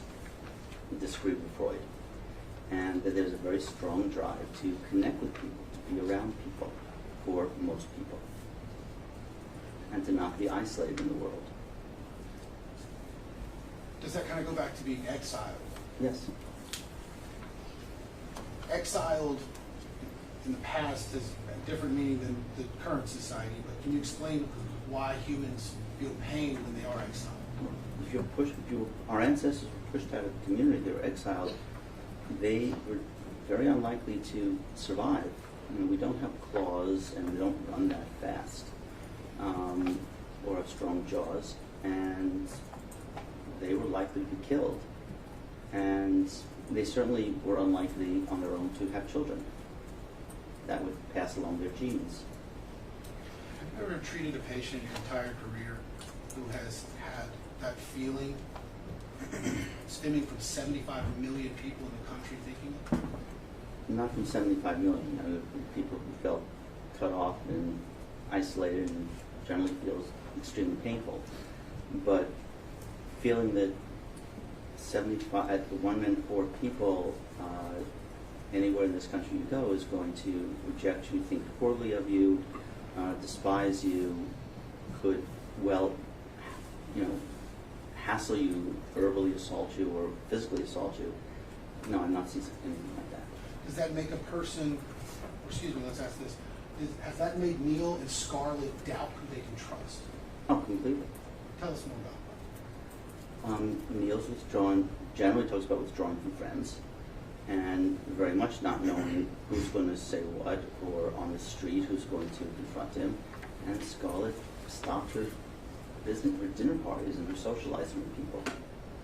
The reason we were talking about the number 75 million is that this case isn't a run-of-the-mill case. Correct. This is probably the largest number of people questioning a single person that you've ever heard of. Correct.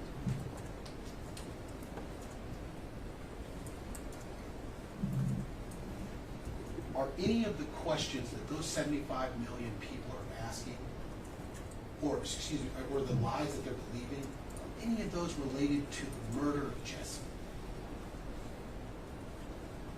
Well, related in the way that Jones claims that Jesse didn't die or didn't exist. But in terms of, would this have happened if Jones wasn't pushing it? There would be a much smaller number, and there would, for my studies in political science, for my studies in organizational behavior, very few. Your Honor, I'm going to object to an opinion on his studies on organizational behavior and organizational studies. I think what you can do for us, Doctor, is just tell us about how Mr. Heslin and Miss Lewis have reacted to this situation versus how they would have reacted were the numbers much smaller, Okay. without telling us what might have caused that, if that makes sense. Yes, Your Honor. So you can go ahead and answer. Can I have the question again, then? Sure. The number of individuals that are doubting, Yes. that impacts Neil and Scarlett much more. Yes. I want to talk about reputation, because you mentioned that affects Neil more so than Scarlett, but it affects them both, correct? Yes. Why is their reputation being affected? Because many people have come to believe, that they are lying, that they're, actors with criminal intent, that this didn't happen, that they're trying to take people's guns away, And that's all, trying to deny them their constitutional rights. and that's all coming from Alex Jones's lies. And there would be some people who would likely believe it without Alex Jones, but the vast numbers and the support that people have for acting strongly, the intensity of their belief and their belief that they should do something, people get roused up by orators like Alex Jones. How have Mr. Jones' lies actually affected Neil's reputation? Many people have challenged him. He was shot at. His house was shot at. His car was shot at. There were bullet casings found in his driveway. There are many people who really think very intensely, have very intense negative feelings about him and are willing to act on it. How have Mr. Jones' lies impacted the memory that Neil has of his son's reputation and legacy? That's very important too. There's a desire to feel that a piece of us, our legacy lives on. That there's a piece of a child that's died lives on, will affect the world, had significance, made a difference. And the statement that he didn't exist, that he wasn't that extremely brave boy who saved 9 classmates, that's very painful. He feels that his legacy is being destroyed. And we see this with many people. I mean, some people set a large foundation, some people, politicians care about their legacy, what they've done. People give huge amounts of money to institutions to get their name on the institution. We're symbolic creatures. And I think it's a way of trying to live on past our death. Is it inherent for a parent to want to protect those memories of their son. Yes, I mean, it's not that common that parents have to bury their kids. But if they do, they're going to be very protective of the legacy as they would have been, as they tried to be protective of their child. And both parents feel some guilt. They failed their child. That they're supposed to protect their child in this world. And this is part of the irrational guilt of post-traumatic stress disorder. Neil had stayed, after dropping Jesse off that day, Neil had some phone calls to make. He stayed at the school and left, I think, shortly before Adam Lanza arrived. And he feels if he had only stayed longer, he couldn't have known. But that doesn't change the fact that the person in that position is going to feel, why didn't I stay? If I stayed, he said I would have rushed in there and it would have been me, not my child. And Scarlett also talked about just feeling she failed her child.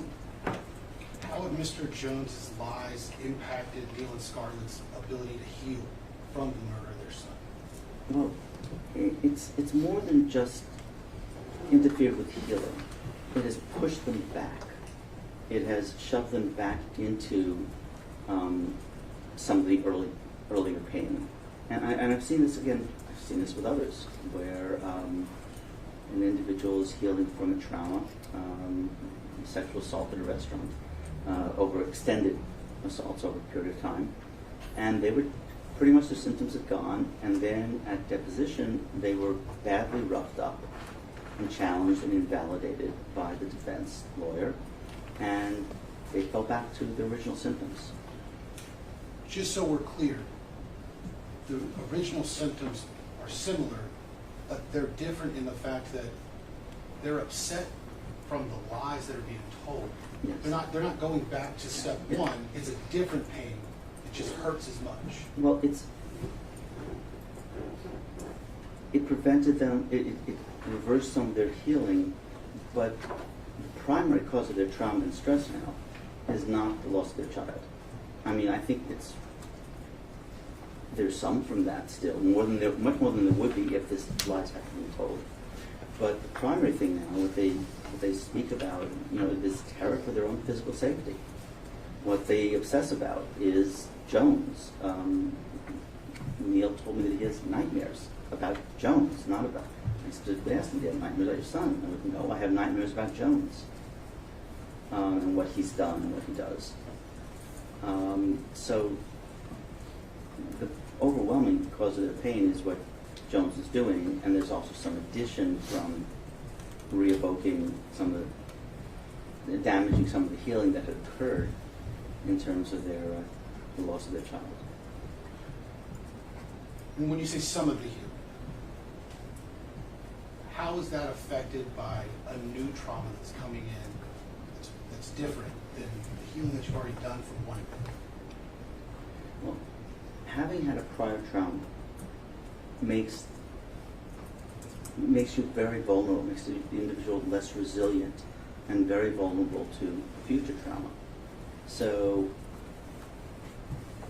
it weakens the person, and so it speaks to just how overwhelmed they are and how I don't see them healing very much, ever feeling fully from the Jones events.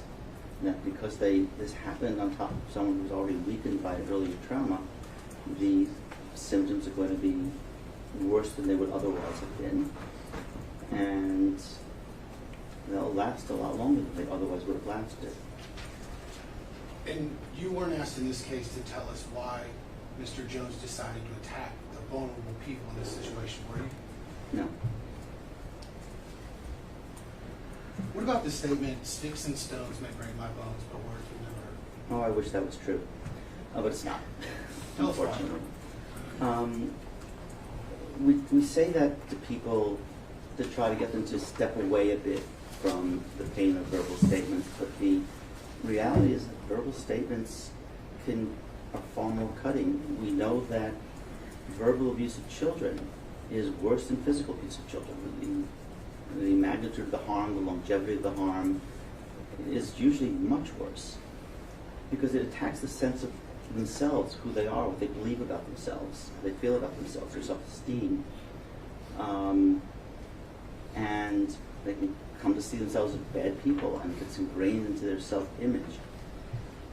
And again, I think that goes back to evolution, that we're programmed to care a great deal about what others think about us, because those who didn't would likely act in ways that would alienate others and lead them to not get help, not get married, kicked out of the community, and not procreate. Those who did care about what others thought would mold their behavior in ways and treat others in ways that would lead people to like them. We talked about Neil having to go on national television to try and get this to stop. Remember that? Yes. How did Mr. Jones react when Mr. Heslin did that?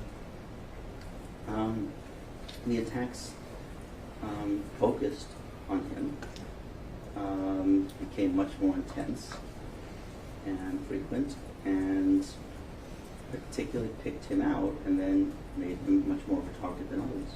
And that was specific to Neil, Yes. correct? Yes. They named him, correct? Yes.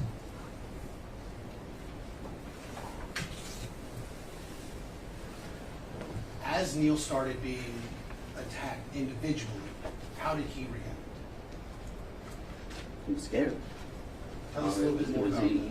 He's talked a lot about his reputation, the legacy of his son, and fear for his safety, and developed multiple symptoms. His sleep got much worse, his concentration got much worse, he withdrew much more from people, more depressed and anxious.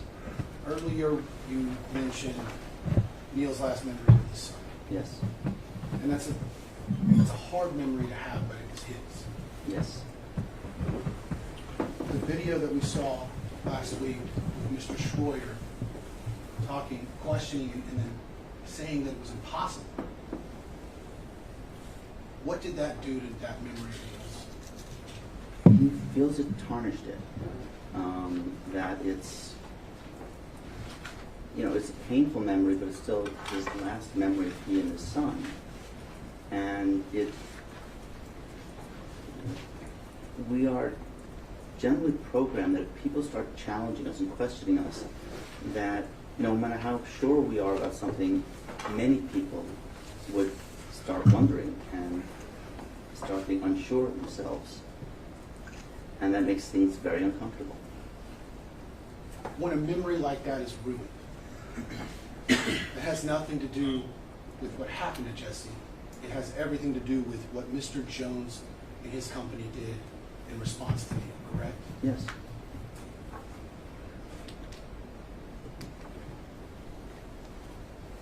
How do Neil and Scarlett currently feel about their personal safety? I'm terrified. And again, to the point of, it's rather unusual. I mean, I've treated 1,000, 2,000, 3,000 people. I don't know how many in my career. I have not before heard of someone with a gun and a knife and pepper spray by their bed, much less they can't turn on the air conditioner during extremely hot weather because they can't risk not hearing something they need to hear. If they could, would Neil and Scarlett hire security to be with them at all times every day? Oh, yes.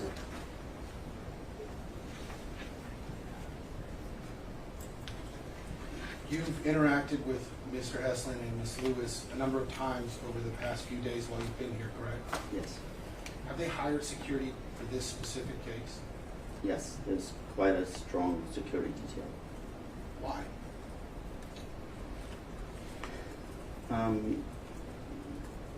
They are very, very frightened. And Of who? some follower of Jones trying to kill them. And is that based on the history of what's happened to them by other Jones followers over the last 5 years? Yes. Is it unreasonable for them to feel that way? No, it's not reasonable. I think there's a real threat. I want to talk about Scarlett. First, one more thing on Neil. Neil has and continues to seek mental health treatment, correct?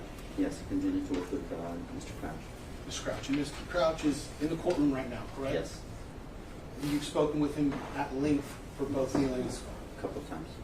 Scarlett does not treat with Mr. Crouch anymore, correct? Correct. How much did she treat with Mr. Crouch? I think she saw him for 10 sessions, but she's had a number of therapists, and she said that she has generally been in therapy, but she finds each person just isn't helping her enough. That her symptoms continue, so she's bounced from one to another, trying to get the help. And she said that the great majority of the time she's in therapy with different people. Neil and Scarlett, they don't medicate for their symptoms, for their depression or for their anxiety, for any of the traumas, correct? Correct. Why? Concerned about the side effects, about Scarlett in particular had said that she was concerned about that she wouldn't be able to be there for her son and relate well, that it would cloud her thinking. Is another reason why because the things that are causing the depression and the anxiety are still going? A pill's not going to make crazy people stop coming after them? Correct. It's one of the well-known facts about treating emotional trauma is you must be in a safe place. The first thing you do with people who've been through a trauma, community disaster, whatever, is to get them to a place where they feel safe. Until you've done that, you're not going to be able to accomplish anything. So Neil finds it's best to deal with a clinical psychotherapist like Mr. Crouch. Scarlett doesn't, and she's not currently treating now. What does she do to deal with I don't quite agree with that. Okay. It's that she hasn't, with person after person, she hasn't gotten the benefit she was hoping to get. And to some extent, it's not surprising because the danger is still there. And so, and it's not surprising that someone who doesn't feel like they're getting much out of therapy to try somebody else. But in her case, I don't know who people are, but she saw it was Mr. Crouch, and when I've seen Mr. Crouch, he was very experienced and seems a very knowledgeable trauma therapist. But she quit with him too. What, after evaluating Neil and Scarlett, in your expert opinion, what would make their pain and their mental anguish stop, or at least subside greatly? It's not going to stop, and it would subside significantly if the attacks stopped and they kept no longer hearing that this is all a part, that encounters never occurred. But also, it's very hard to survive after a disaster such as they suffered. One of the ways, or actually the main way, that people survive it and can go on in life is if they can somehow use it to do something good out of it. And Scarlett is working very hard at a social emotional learning program that she started. What's it called? Love. Choose Love. Thank you. And that's what she does every waking minute and when she wakes up during the night. What is the Choose Love Foundation? Tell us about that. It's social emotional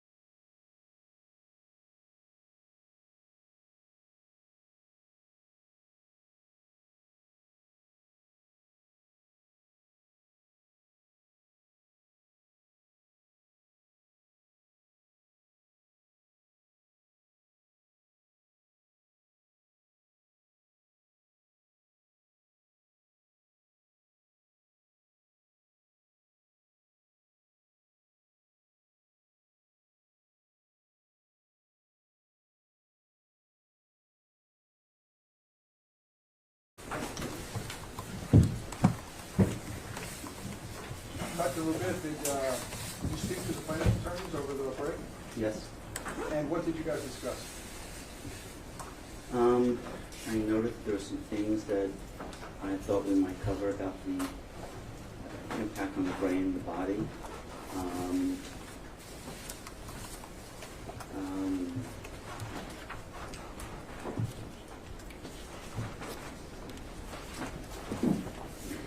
That was, I don't remember many other details. How long was the conversation? A few minutes. You testified to the jury earlier that for Neil and Heslin and Scarlett Lewis, finding out that a quarter of all Americans believe they're liars was tremendously hurtful. I don't know. I think they probably had known that earlier. It was when Neil was singled out and attacked, and they found out that there was an increasing amount of talk about it, and people were harassing them, that it became very distressful. We're Okay. talking around like 2018 is when they told me it became really a serious problem for them emotionally. So, as I take it now, what you'd said earlier about how they walk out on the street and they don't know which person might be somebody who's a Sandy Hook denier, and how that causes them a tremendous amount of stress because of this this poll. That's not the primary reason of their distress. It's not just the poll. I mean, certainly thinking that many people are deniers adds to the problem. But the real problem and the tremendous fear they have is because of threatening calls, threatening messages, people confronting Neil on the street, and the intensity of the statements. I think if it was just that 1/4 of Americans didn't believe it, they would, that's not the problem. It's the anger and the venom and continual attacks. Let me ask you this. Was it Alex Jones who told them that there was a poll that said that 1/4 of Americans didn't believe them, or was it someone else? I think I don't recall Alex Jones telling me. Do you think it was something they heard as part of this litigation? I don't know when they heard it. You said that Alex Jones 100% caused these parents mental anguish. I don't think I said 100% of the mental anguish. Every drop of it is from Alex Jones. What I was saying is that Alex Jones, using his pulpit and oratory, pushed the issue and kept repeating it, and in a very attacking way, and stirred people up, and then some of those people have followed, and calls and shoving Neil, and made them very frightened. So as you sit here today, you're not expressing an opinion as to what percentage, if any, of the harassment suffered, if any, by the plaintiffs was caused by Alex Jones? I think Alex Jones drove. Well, the question before was different than what you're saying now. Before, the question was 100% of their anguish. I'm saying that there are other things that are painful in life as well, but that they would not have complex PTSD. They would not be suffering. They would be able to do positive things in life, enjoy things, sleep okay, enjoy normal activities and relationships, had it not been for the Alex Jones driving many people to see them as these evil people. And So your position then is that it's Alex Jones's fault that they suffer mental anguish? I think sometimes that's an issue for a jury and lawyers, but that he is the root cause. That there is such a tremendous, this goes on, and that the statements became so vituperative, and that they suffered character assassination and vilification. If someone had simply left it at, we're not so sure that this occurred, I don't think that, and they knew that there were deniers earlier on, but it was after Alex Jones was pushing it and intensifying the rhetoric and people then responded, that they became much more fearful. And you would concede that you did not take the time to substantiate that anybody in fact responded. True? That anyone in fact Responded by harassing the parents. You did not take any steps to corroborate that actually occurred. True? It can't be answered yes or no. Okay. We're on national television. Yes. And if somebody watching you testify went out and did something to Alex Jones, do you think that you should be held responsible? No. You didn't substantiate your sources. It's not standard practice for forensic psychiatrists to call up the police and see if the individual is making up what happened. It's standard practice, and what I write about in my article, I have a big section on malingering, is do the pieces fit together? Does the pattern of emotional harm or depression or trauma, does it fit together? Does it make sense, or is it a strange pattern that is doubtful? And is the problem that they're pointing out, the event or events, could that cause the symptoms that they're reporting? But, I am not aware of Neil going and reporting to the police or taking a picture of everyone who shoved him. So I don't know how it could be corroborated, in terms of, absolute proof. But I do accept that it's happened. So let's go back to an earlier question that I don't think we got fully clarified. As you sit here today, do you know if Mr. Heslin and Ms. Lewis were ever exposed in the sense that they ever actually viewed an Alex Jones broadcast prior to 2017? I don't know if they did before 2017.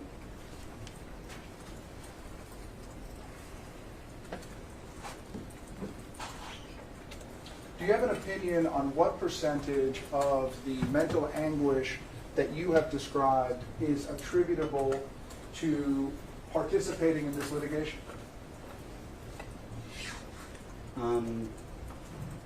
I do not know what percentage. I mean, they were extremely anxious and stressed before. Litigation is stressful, no matter what it's about, for everyone but lawyers. And so I don't know what percentage, but they clearly had serious harm before the litigation. You never met with them before the litigation, did you? No. So you're testifying to that just like so many other things based on post-litigation conversations that you had. It's not post because litigation's not over, but I spoke with the therapist who saw both of them. I listened to what he told me had been happening and how it was functioning at different points in time. And it fit reasonable patterns that we know occur in medicine. And that's how forensic evaluation is generally done.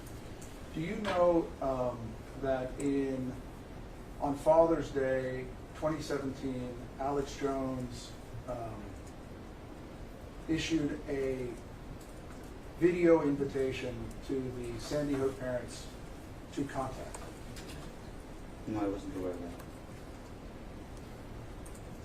So you don't know whether or not they ever received the message? But who received what message? The Sandy Hook parents ever received Alex Jones's message inviting them to contact him? I do not know. If they had heard him and they had contacted him, do you think that that might have had a positive impact on their mental health to have worked through this with him? I do not think so, because I don't think that Alex Jones was going to apologize. He hasn't, to my knowledge, he hasn't apologized now for what he's done. He's made multiple false statements that have little basis in, really no basis in reality. And I think that would have used that as a media, from everything that I've seen about him, he would have used that as another media opportunity. He'd be able to say, I spoke to the parents, and from speaking to them, I know. And this knowledge that you have of Alex Jones comes from watching the videos that we have in evidence in this case? Yes? Earlier you said that Owen Schroyer called Neil Heslin a liar. Do you recall that testimony? He said that it was not possible that Neil held his son within a day of the tragedy. I'm sorry, that He did not hold his son after the tragedy within one day of the tragedy.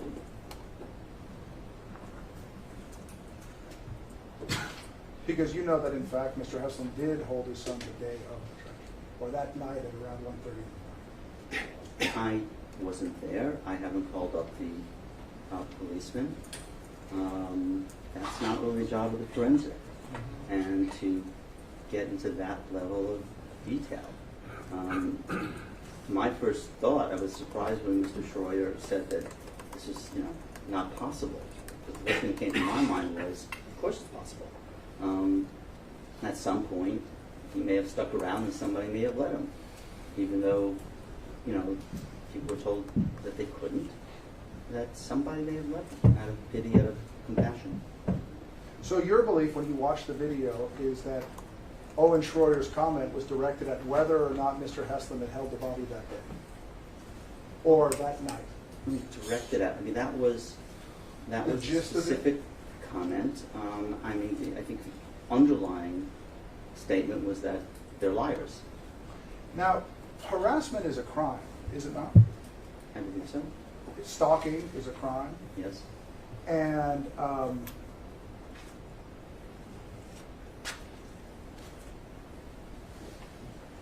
you would agree with me that it's not the defense's job to prove that the parents weren't harassed, is it? We're going into legal issues now, which are not part of psychiatry. You testified in 200 plus cases. You're probably pretty familiar with the burden of proof, aren't you? Your Honor, this one I would object to an improper expert opinion. I mean, there's a million things you could object to, and they're all succinct. You testified that Ms. Lewis said that she had a state-of-the-art surveillance system. She has significant. She has a state of the art. She has a very significant surveillance system, and her anxiety is such that she won't even use an air conditioner because she might not hear something. And she's had this surveillance system, security system, for a number of years? A few years. I don't know the exact number. Now, since you took the time to review the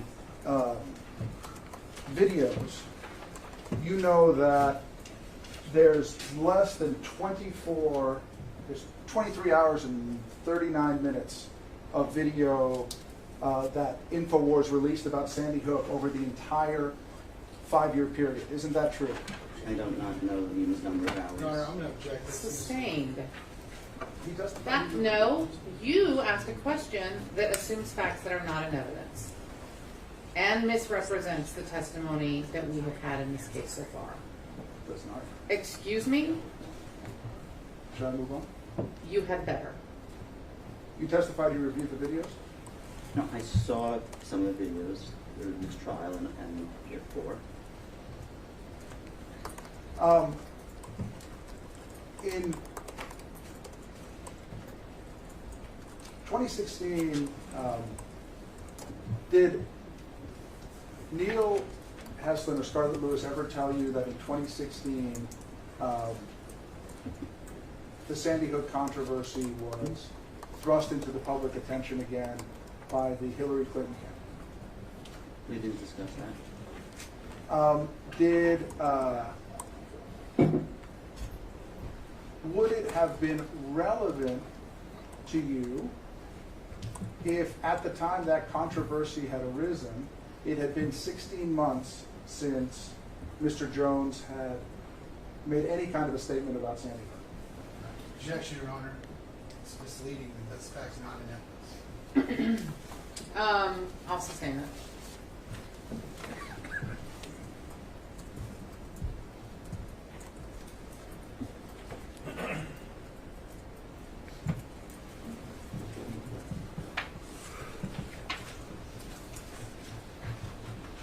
I'm showing you what's been marked as Plaintiff's Exhibit 31 in evidence.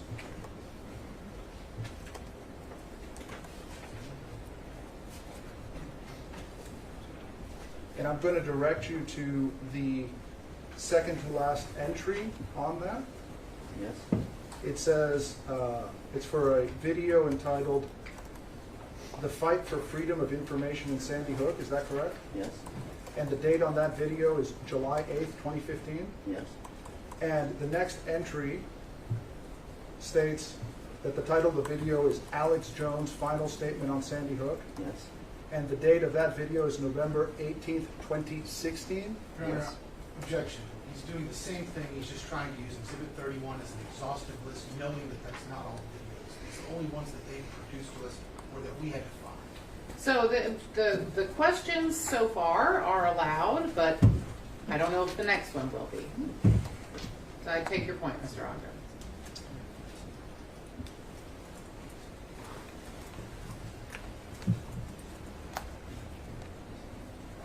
Do you have any idea how many hours we've spent in trial discussing Sandy Hook so far? Objection, relevance. Sustain.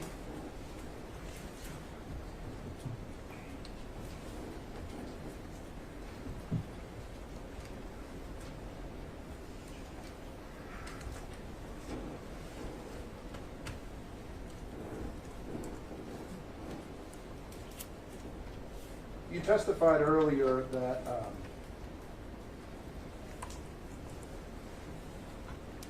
you disagreed with the idea of sticks and stones may break your bones, but words will never hurt you. Would you concede that sometimes important speech can be viewed as offensive? Yes?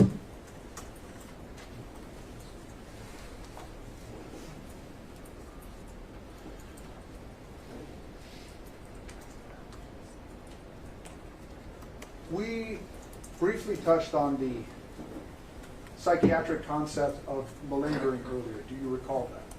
Yes? Would you agree with the definition of malingering as the intentional production of false or grossly exaggerated physical or psychological symptoms motivated by external incentives? Yes? External incentives can be monetary, Yes? they can be social. Yes? And by social, I mean seeking approval, Yes? seeking fame, Yes? seeking meaning. I'm not sure what you mean by seeking meaning in this context. How about seeking revenge? Could be.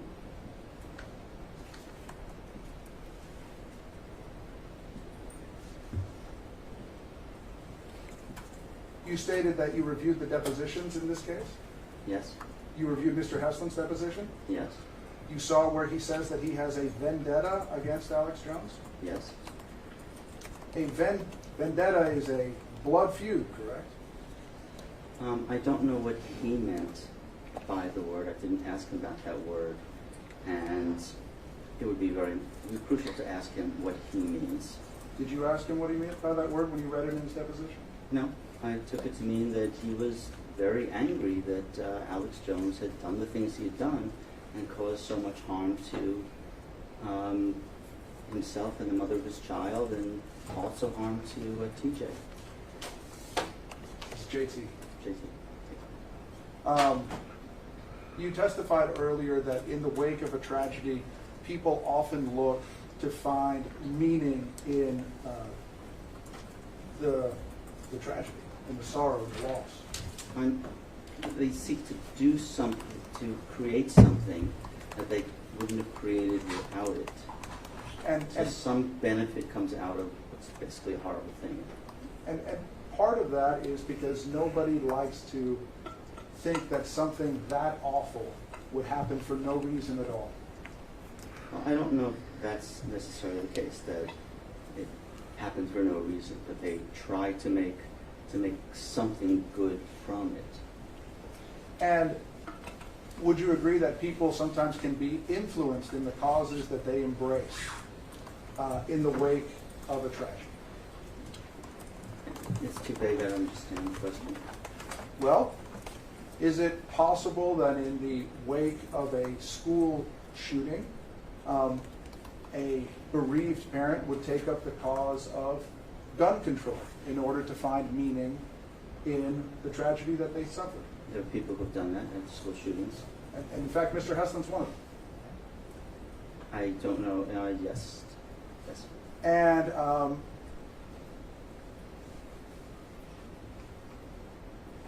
somebody could seek to find meaning in helping kids deal with emotional issues in school. True? Yes. And somebody could also find meaning in destroying Alex Jones. I'm not aware that Alex Jones was anything to them until, or of any significance even, until the continued vilification of Scarlett and Neil. Pass the witness. Thank you. Are you guys? Yes, Mr. Wagner.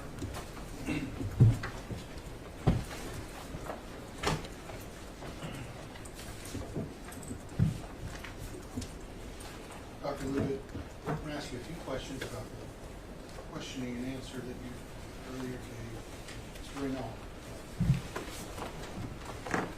First, I want to start off with Mr. Reynal asked you if you were aware whether or not Neil and Scarlett reached out to Mr. Jones so they could sit down and he could be a therapist to him. Do you remember that? I think of course that Jones reached out to them. Correct. And he asked you if they had taken him up on that. Remember that? I'm not aware of them taking him up on it. Are you aware that that Neil and Scarlett did in fact reach out, did in fact communicate with Mr. Jones when they started with this lawsuit? I believe so, yes. Are you aware that prior to that they served him with an offer for him to retract these statements and correct them, and he never did that? Did you know that? Yes, I'm aware of that. Did Alex Jones say, okay, now let's sit down and talk about it? Not that I'm aware of.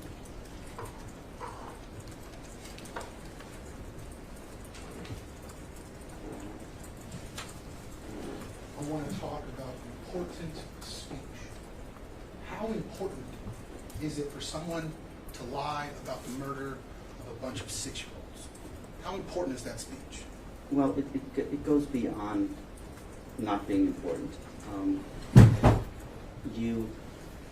Going back to my PhD in political science, you can't have a democracy in which there are lies floating around and people are telling different truths. You can have a democracy where people have different opinions, but not different facts. That tears the place apart. So it's hardly destructive to do that.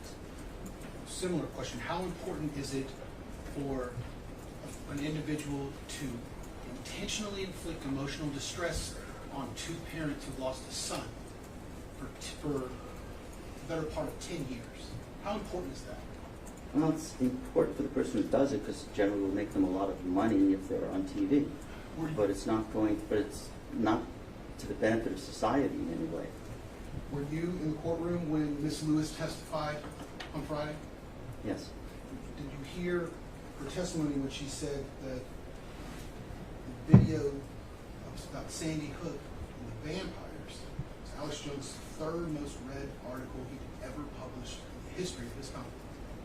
It was one of the most published, yes, at the top of the list. Mr. Raynal asked you about how 3 billion people saw this content that Mr. Jones was spewing to the world.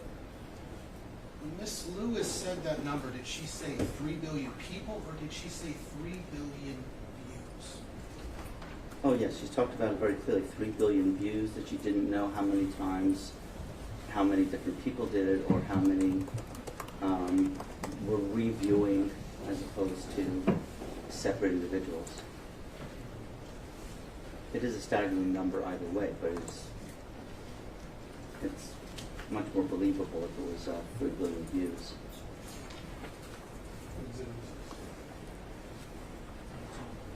Is it a new exhibit? Yes, Your Honor. So a new exhibit would be 119. I think it's 119. I think. Let me just double check that real quick. A little bit. Yeah. Oh, well, actually, you must have numbered some we haven't seen. So there's, the last one I have is 126. So 127. Thank you, Your Honor. And is it okay if I sticker it properly? She has stickers. Oh. Dr. Lubin, I've just handed you a copy of what's marked as Exhibit 1, Plaintiff's Exhibit 126. 127. 127. Sorry. What is Exhibit 127 without telling us the contents of the document? Affidavit of Neil Heslin. And prior to your testimony today, had you reviewed that document? I don't specifically recall it. I may have or may not have. I'm not sure.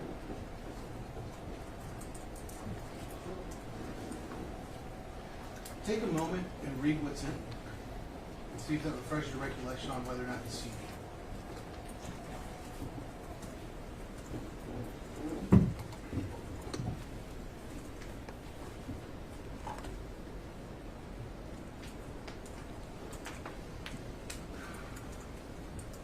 I have seen this before. And this is part of the materials that you relied on in coming to the opinions you provided earlier today. Yes. Your Honor, plaintiffs offer Exhibit 127 of evidence. Any objection? Here, sir, Your Honor. Do you have a copy for me? Yes, Your Honor. May I approach? Yes.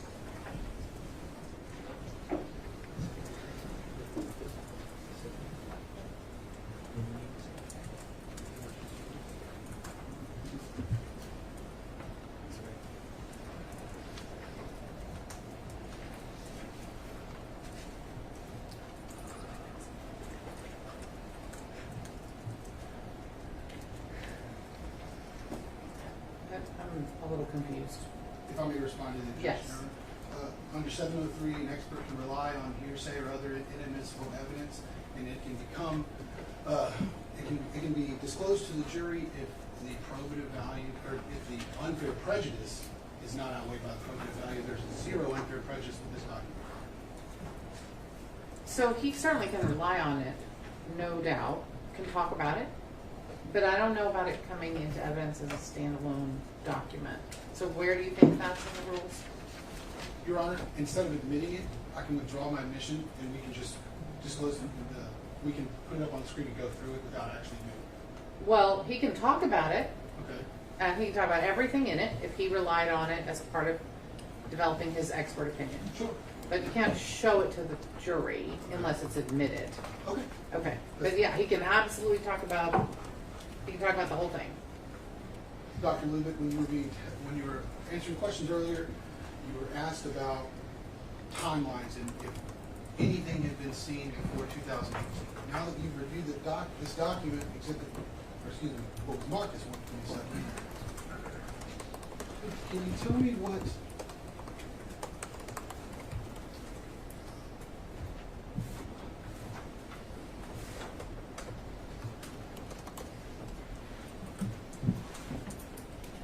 number 4? Can you read number 4 and tell us how that affected the fact that Mr. Heslin had seen and was aware of this content of the hoax prior to 2018? He was avoiding. He did not want to get drawn in. And it's notable to me that he didn't approach Megyn Kelly. Megyn Kelly approached him. To avoid getting drawn into a hoax, do you have to know it exists? Yes. How long, or was there a long period of time that Mr. Heslin proactively sought to avoid getting pulled into the hoax Yes. in these conspiracies? Yes. What are we talking, days, months, or years? Years. Until he finally spoke. He agreed to go on Megyn Kelly after asked in 2017, roughly 5 years after, to hopefully stop, the lies, and hoping it would stop things. Instead, the opposite happened.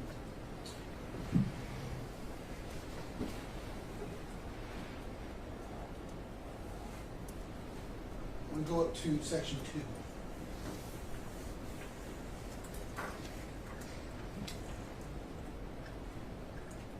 After reviewing section 2, are you aware that Mr. Heslin was aware that the hoax that he was avoiding was being spread by Alex Jones? Yes. And when did the hoax start? When did Mr. Jones start this hoax? My recollection is there was very shortly after, maybe days.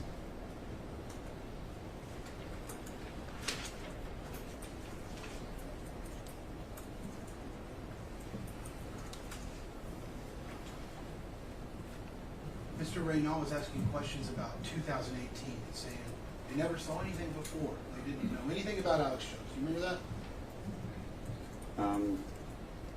I don't specifically recall him saying that, but they did know about it before.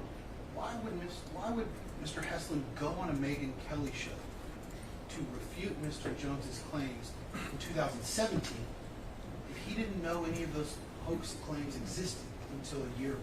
That wouldn't make any sense. Well, unless Megyn Kelly had called him up and told him, but he knew before. And probably wouldn't have gone on unless he knew there was a real problem. When someone lies about you, do you have to physically hear that person say it for it to harm you? Oh, of course not. However you hear it, you get it secondhand from people. That's even worse in some ways. If someone lies to your face about you, it's painful, it hurts. But if you hear that someone's passing on rumors about you, and so that many people are now thinking this, that's worse. Did Mr. Heslin or Ms. Lewis have to watch an Alex Jones show and hear the lies for them to be harmed? No, not at all. Again, if you know that rumors being passed around, it's worse than just one person saying something. Would you say it's even more worse when they're not just rumors, but people are physically encountering you Of course. and harassing you about those messages? Of course, yes.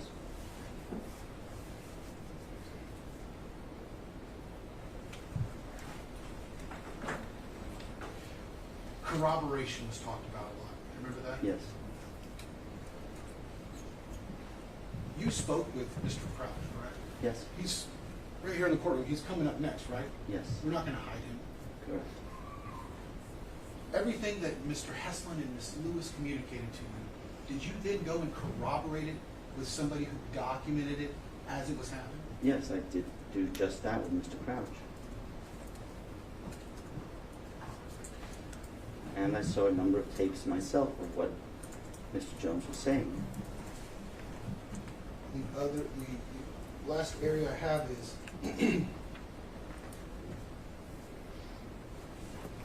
you testified in cases before, and sometimes are there other experts that represent the party that didn't hire you? Almost all the time. I don't know if I can even think of a case where there wasn't an expert hired by the other side. And when that happens, you review their materials and what their testimony, so that you can compare what yours looks like, right? Yes. Are you aware of any expert whatsoever that represent, or that was hired by the defense that's going to testify in this case? Your Honor, I object to this line of questioning. Mr. Ogden knows very well why that's the case. And it has nothing to do with his business. I'm going to respond to Pretty quick. I'm not sure how his conduct can be rewarded by me not getting to ask these questions that are admissible otherwise. I don't see how you can get rewarded for that. It's not part of his expert testimony. It's what usually happens. in All right, cases. I'm going to overrule the objection. I don't want to spend forever on it, but you can answer the question. To your knowledge, does Mr. Jones or his company, are they bringing an expert No, in mental health whatsoever? I would have hopefully been given a report by them if they were testifying, if someone had done a report. Thank you, Dr. Lubin. I don't have any more questions. Mr. Reynolds? Nothing further, Your Honor. All right. This time, for my jury, you know the drill. Remember, as always, all of my instructions. This is an individual exercise. You're not encouraged. You're just permitted. And we'll take it. Let's keep it a short break because we've only been back 40 minutes. All right. You can go ahead and head back now. Thank you. All rise. Dr. William, you'll have to wait until we call you back. Okay? But let the jury get back into their room before you tell them.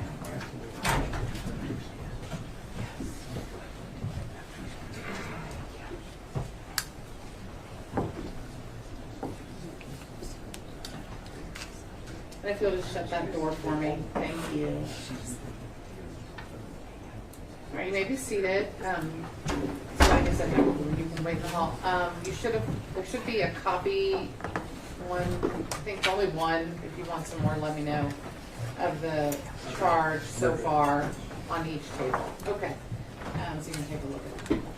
Your Honor? Yeah. Just to not disrupt the proceedings, I'm going to have to make that same motion again after talking with Vince Ogre. I don't know if you want me to, how you want to handle that. I think you should stop making that. That's a joke. Not for me, Your Honor. Go ahead. Put it on the record. Well, I would move now for a mistrial under CPRC 4111. Okay, that's denied. Thank you. I have just some very briefly, Okay. Mr. Your Honor. I'd like to raise an objection right now to whatever Your Honor wants to do about it. I'm not moving for a mistrial, but I'm very concerned about a series of things that have just happened. And I want to make sure that everybody in the room is on the same page. Mr. Reynolds had told the jury that there was 29 minutes total of InfoWars videos. He played 51 minutes in a single video, so we know that's not true. He tried to tell the jury about Ms. Lewis's testimony about 3 billion page views, that she had testified that it was 3 million individuals, which he explicitly said was not and could not be determined.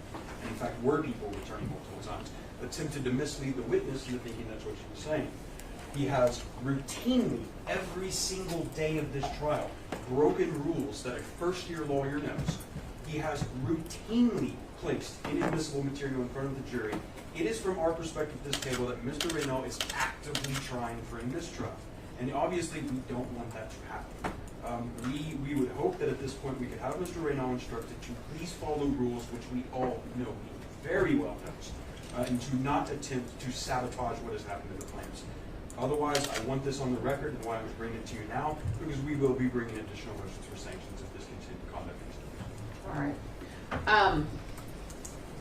I am very upset that you have tried to imply to the jury that we know how many videos about Sandy Hook were released by your clients, when we don't, because they refused to respond to discovery. So I do not want you to do that again. And I don't want you to argue with me about it. That is the rule of this case. That's it. They didn't respond. We don't know. So don't couch it in that language. Your Honor, if I may. I'm still talking. I'm not really being asked to do anything except tell you to follow the rules, which I feel like I've done many times already. We've had multiple conversations about how I know you know what the rules are, and you know what the rules are, but you've chosen not to follow them on occasion. And I'm asking you again, follow the rules. We are not going to take up sanctions in the middle of this trial. So if somebody wants to file a motion for sanctions, we will take it up at the conclusion of the trial. If I believe actions in front of me rise to the level of contempt of court, I will deal with that when it happens. Had I been in the room the day there was the altercation, we would be in that situation, but I was not. Your Honor, the jury instructions that you just distributed said that the jury has to base its decision on the evidence adduced in the courtroom. Frankly, the number of videos, their length, this is evidence that is being adduced in the courtroom. But what you said was not, we've shown the jury 29 minutes of clips where the word Sandy Hook appears or anything like that. It was, they released in total 29 minutes. That is not true. Okay, I can change the question. So don't, well, I'm not going to tell you what question to ask, because that is definitely not my job, but I'm telling you what question not to ask. Very well. Anything else? Not from my side, Your Honor. All right. Oh, good, because I don't think I brought my, I don't know where my batteries. All rise. I don't know where my batteries. Sorry. Okay, I don't know how I forgot it. Thank you. Thank you. Is that 20 minutes?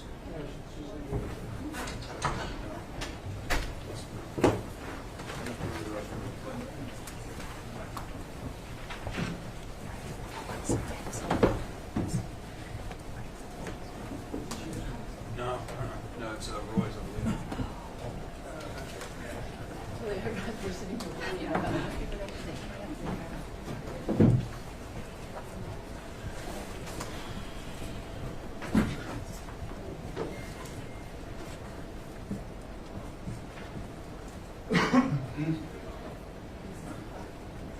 Oh, no. Oh, you are? Yeah. Well, fun. It's like inside the NFL. Sound me. All my teammates say a bunch of weird stuff so they don't want to Exactly. hear.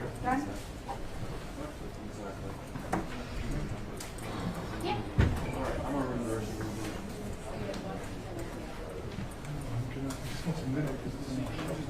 Oh, it's the rain? Oh, thank you.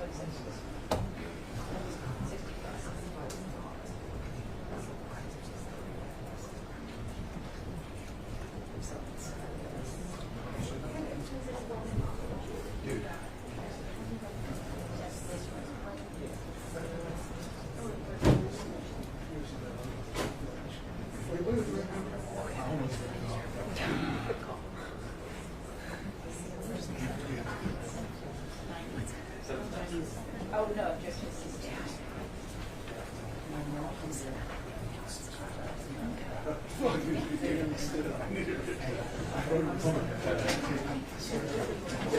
I'm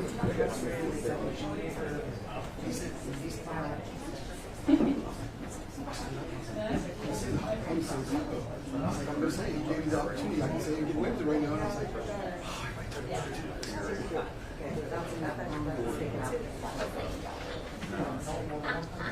You should be good to go. Everything else is here. Don't trouble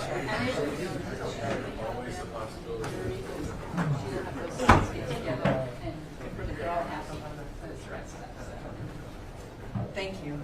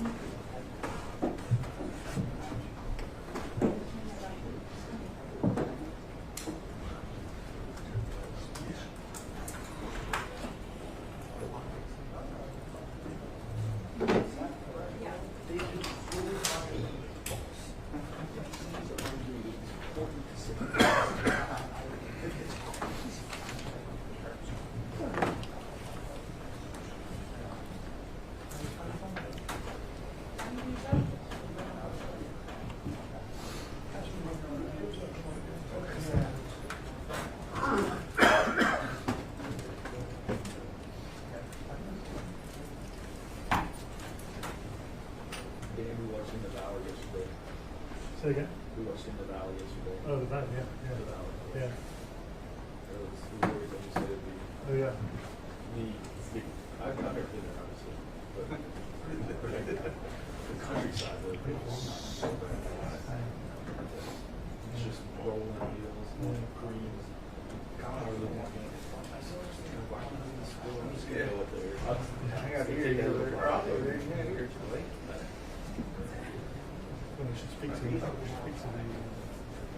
shrimp company. Now, he's hired them, something like that. Really message.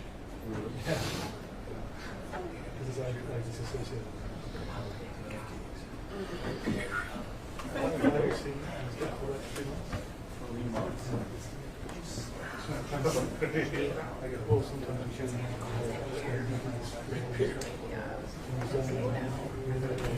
sitting there. See, now it's nice to sit outside. It's like getting like a lizard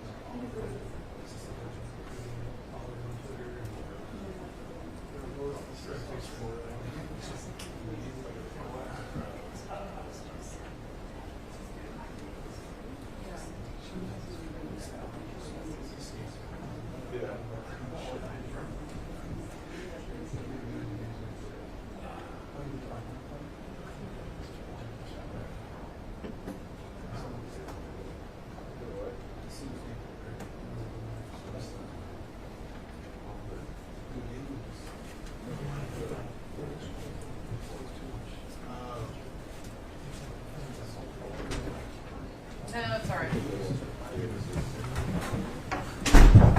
All right. All right. Gotta shut the door, please. Thank you. You can sit down. Off the record. How many years have you been, wait, is the doctor out of the room? Yes. Yes, sir. Looking, okay, okay. All right.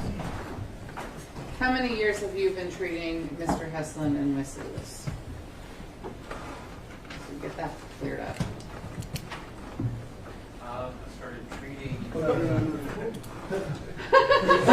These are questions the jury has. This is not for you, sir. I'm Sorry. And Dr. Lubit is out in the hall, right? That's correct. Okay, good. All right. And I'm sorry, I don't remember your name, sir, but your turn's later. All right. I know. I don't think I'm going to ask either of these questions, but I'll read them so you can hear them.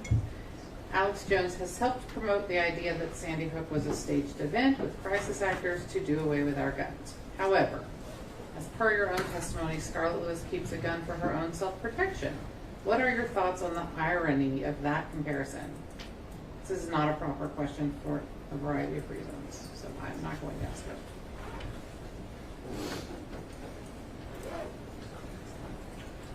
Would Alex Jones' personal and public apology be more effective in helping Neil and Scarlett heal and recover from their mental anguish than any monetary compensation from him? I think it's probably a fair question. We can come back to it if you have an objection. In your professional opinion, do you think it was healthy for Mrs. Lewis to take up arms after the Shady Hooks?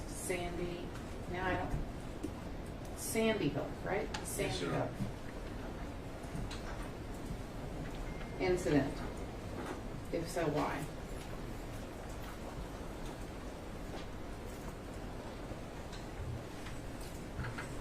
I don't know about that one. To your knowledge, did Mr. Heslin or Ms. Lewis feel as though a quarter of the population distrusted them?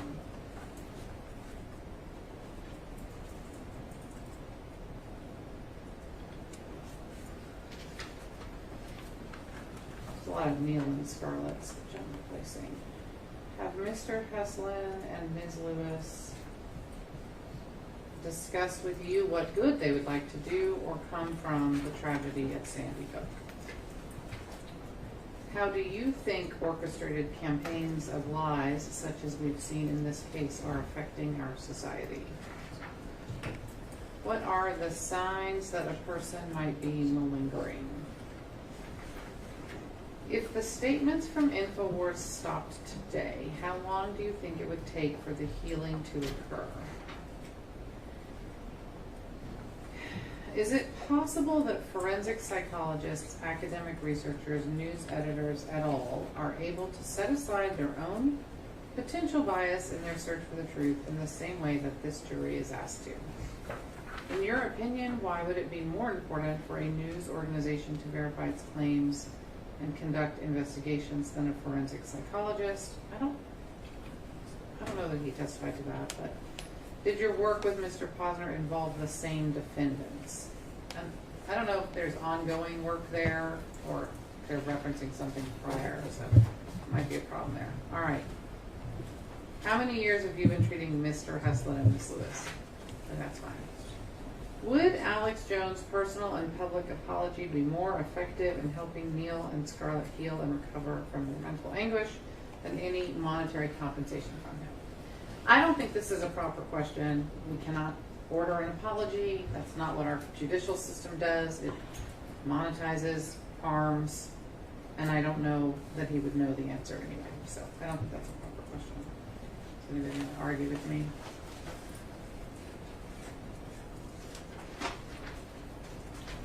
In your professional opinion, do you think it was healthy for Ms. Lewis to take up arms? That's literally what it says, take up arms after the Sandy Hook incident. If so, why? I don't know that she didn't have a gun before then. I was just going to say, I think that gun control and the effect of lies on society are probably not appropriate matters for him to opine on. Agreed, Your Honor. So, are you saying you don't, this is a proper question? I'm a little confused. Yes, Your Honor. Okay.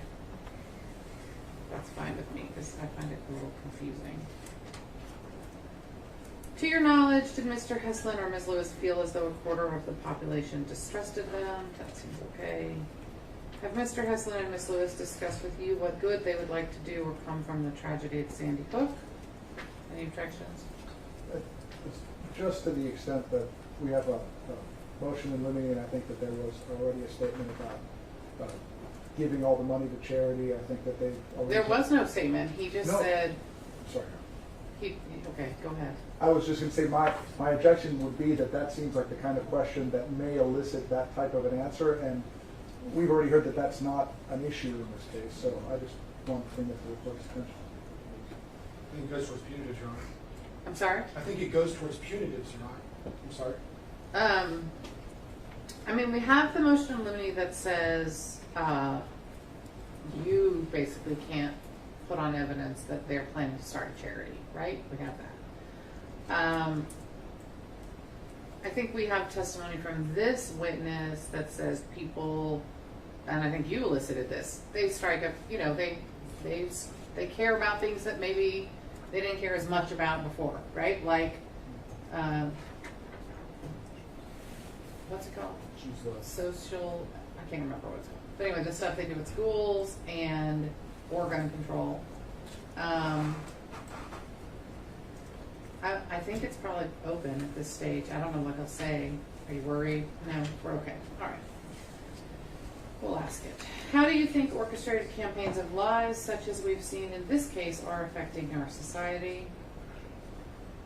We object to that, and I think the plaintiffs agree. Okay.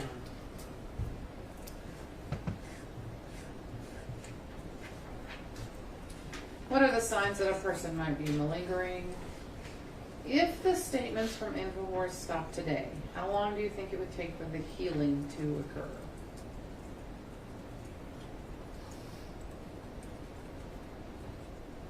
I mean, I feel like this is kind of within the testimony he's been giving the jury about. I think it'll be all right. Yeah, Have an objection? Okay. Yeah, we have no objection. I think it's a fair question for this witness. Is it possible that forensic psychologists, academic researchers, news editors et al. Are able to set aside their own potential bias in their search for the truth in the same way that this jury is asked to?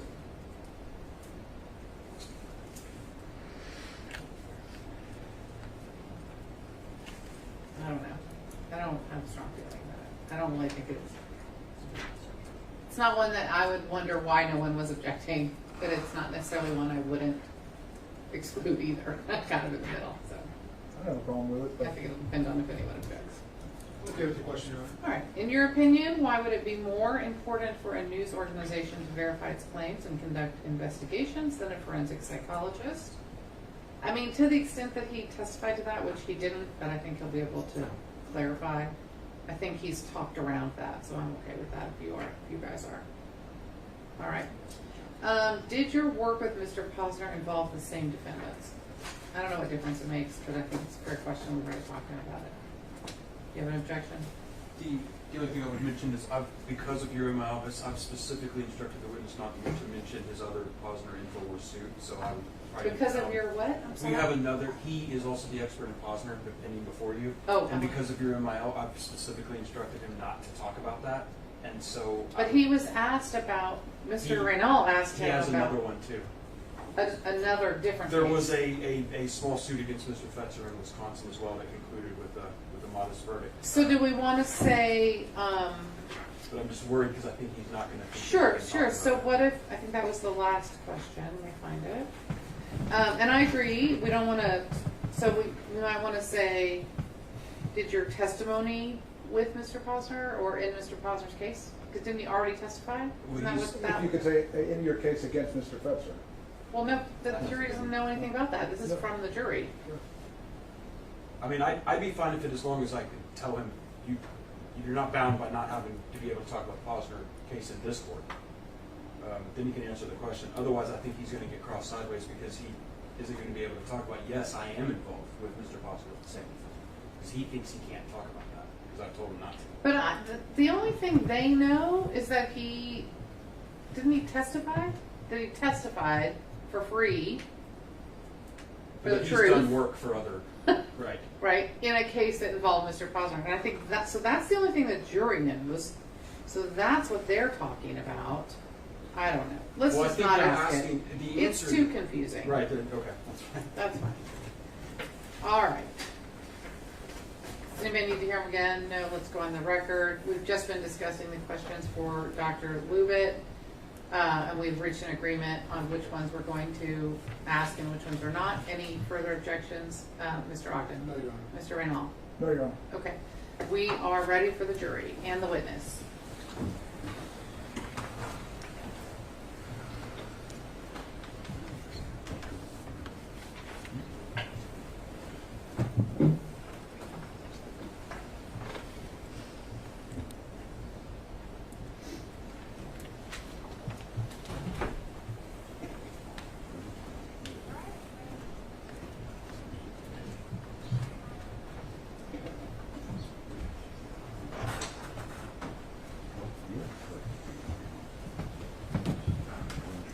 Welcome back.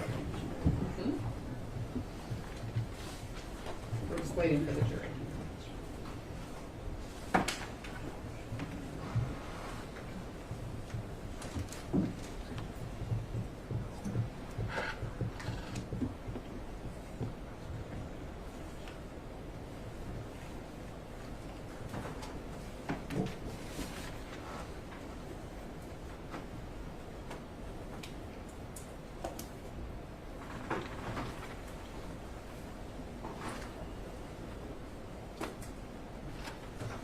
All right.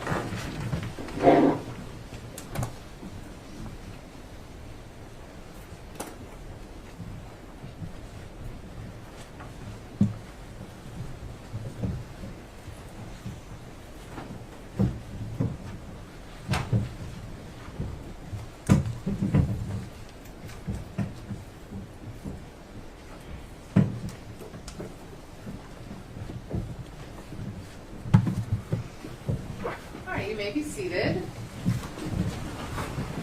Dr. Lubit, I'm going to read you some questions that have been submitted by the jury. You just answer them as if they came from one of the lawyers. Just listen really hard to the question, answer the question as best you understand it, or let us know if you don't. This is for the jury. Remember, if you don't hear your question, that's because I made a decision that there was a reason why I couldn't read it. Okay? You ready? Yes, ma'am. How many years have you been treating Mr. Heslin and Ms. Lewis? I have never treated Ms. Lewis or Mr. Heslin. I did a forensic evaluation, and there's no doctor-patient relationship, and I will not be treating them again. I won't be interviewing them at any other time. To your knowledge, did Mr. Heslin or Ms. Lewis feel as though a quarter of the population distrusted them?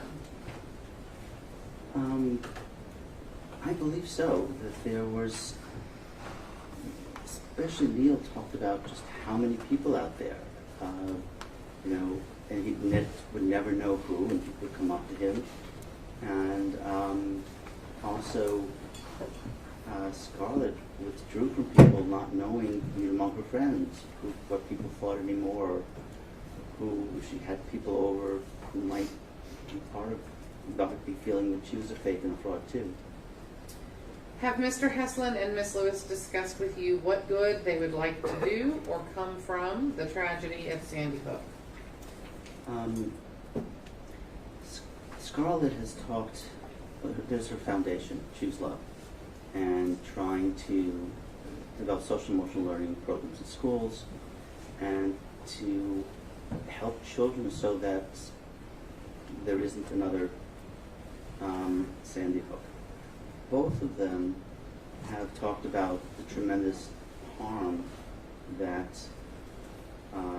the type of behavior that Mr. Jones is engaged in does to people, and hope that, their succeeding in the trial will dissuade people in the future.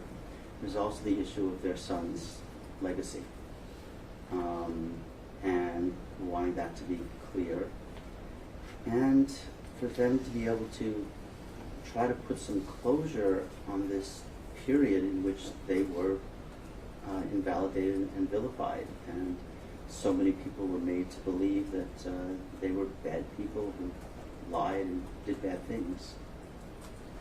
What are the signs that a person might be malingering? That's something I read about. What we do as psychiatrists, psychologists too, is to look at the pattern of the problem. So we look at, what was the cause of the emotional trauma. Does it make sense that this cause could lead to a lot of symptoms? Does the pattern of symptoms make sense? So, and often people give strange patterns, or they repeat over and over again just how terrible it was for them. No matter what question you ask, they just jump back and say how terrible it was. They pushing the idea too much. There's talking to people at different times, which is something I did here, and seeing if people give the same answers. If someone is telling the truth, they're going to say the same thing, or almost the same thing at two different points in time. You separate the interviews out, they're likely not going to remember what they said. They're not taking notes on my questions. And then a few months later, they're going to say something different, very likely. So all those things are looked at. I look at their emotions when speaking to me, and is it consistent? In one situation, a girl was claiming that she had been sexually abused, and she was completely comfortable in the way she looked. And I asked her, how are you feeling? And she said, oh, I'm fine. For a 12, 13-year-old girl to be telling a male stranger that she had been raped is unlikely. And so that raised serious questions for me about what had actually happened. Sorry. That's all right. Is everything okay? My phone fell out. Oh, okay. You can pick it up. Sorry. At the end, it will fall down. All right. If the statements from InfoWars stopped today, how long do you think it would take for the healing to occur? I think it takes more than just the statements to stop. When people are injured, or think about our own feelings, responses to things. If someone stops doing something bad to us, hurtful to us, that's usually not enough. We need vindication. We need statements that this should not have happened. The person should not have done it. And it was a bad thing that they did to us. And that would help the healing. Are they ever going to fully heal? I don't think so. This is a really traumatic situation. And, I used the word complex trauma before. When traumas are repeated incidents instead of just one. And complex trauma, particularly damaging, is the ability to trust people in general. And that's very destructive to relationships, to everything. And complex trauma is much harder to heal than single incident trauma. Is it possible that forensic psychologists, academic researchers, news editors et al. Are able to set aside their own potential bias in their search for the truth in the same way that this jury is asked to? We have to be careful about it. And I've written an article just on overwhelmingly focused on bias, and I've addressed again the articles I'm writing now. And it's important, very important to do one's best to do that. And it depends what we're talking about. When I'm basically asked general questions and I'm quoting myself from things that I've written before I got involved, I think that's fairly unbiased. It's not in any way based on the trial. I don't think it's biased for me to say that they have post-traumatic stress disorder because there's a list of specific symptoms, and they have enough symptoms, they meet the criteria. I've seen people, ignore data or spin data heavily. I try very hard never to do that. You can really minimize the risk of bias if you present to yourself competing hypotheses about what happened, then you look and see how the data fit each, and I try to do that in every case, rather than looking for data that just supports what your gut instinct says is true. In your opinion, why would it be more important for a news organization to verify its claims and conduct investigations than a forensic psychologist? It's simply not, it's not practical. It takes a huge number of man hours to go back and check on each fact. And you have people on each side of the case, and if the facts as you believe them are not correct, they were the ones who to be doing the research and saying, wait a minute. But so we do our best to look at different reports we have, such again, Mr. Crouch, who lived this all the way along, myself, interviewing him on multiple occasions, his emotions and the trauma and the symptoms he had fitting together. And those pieces are what we use in forensic psychiatry is showing that that we feel the person is more likely credible than not. And all the pieces fit well together. Everything that I do as a forensic psychiatrist indicates to me that I'm being told the truth. And I often felt that I wasn't being told the truth, but in this case I did. All right, thank you so much, Dr. Lubit, for your time and your testimony. At this time, you're free to return to whatever it is you need to be doing, whether that's in here or somewhere else. Don't forget your phone. All right, and who is our next witness?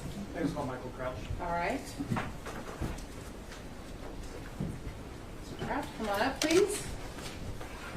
Raise your right hand. Do solemnly swear or affirm, under penalty of perjury, that the testimony you are about to give shall be the truth, the whole truth, and nothing but the truth. Thank you so much. Come have a seat.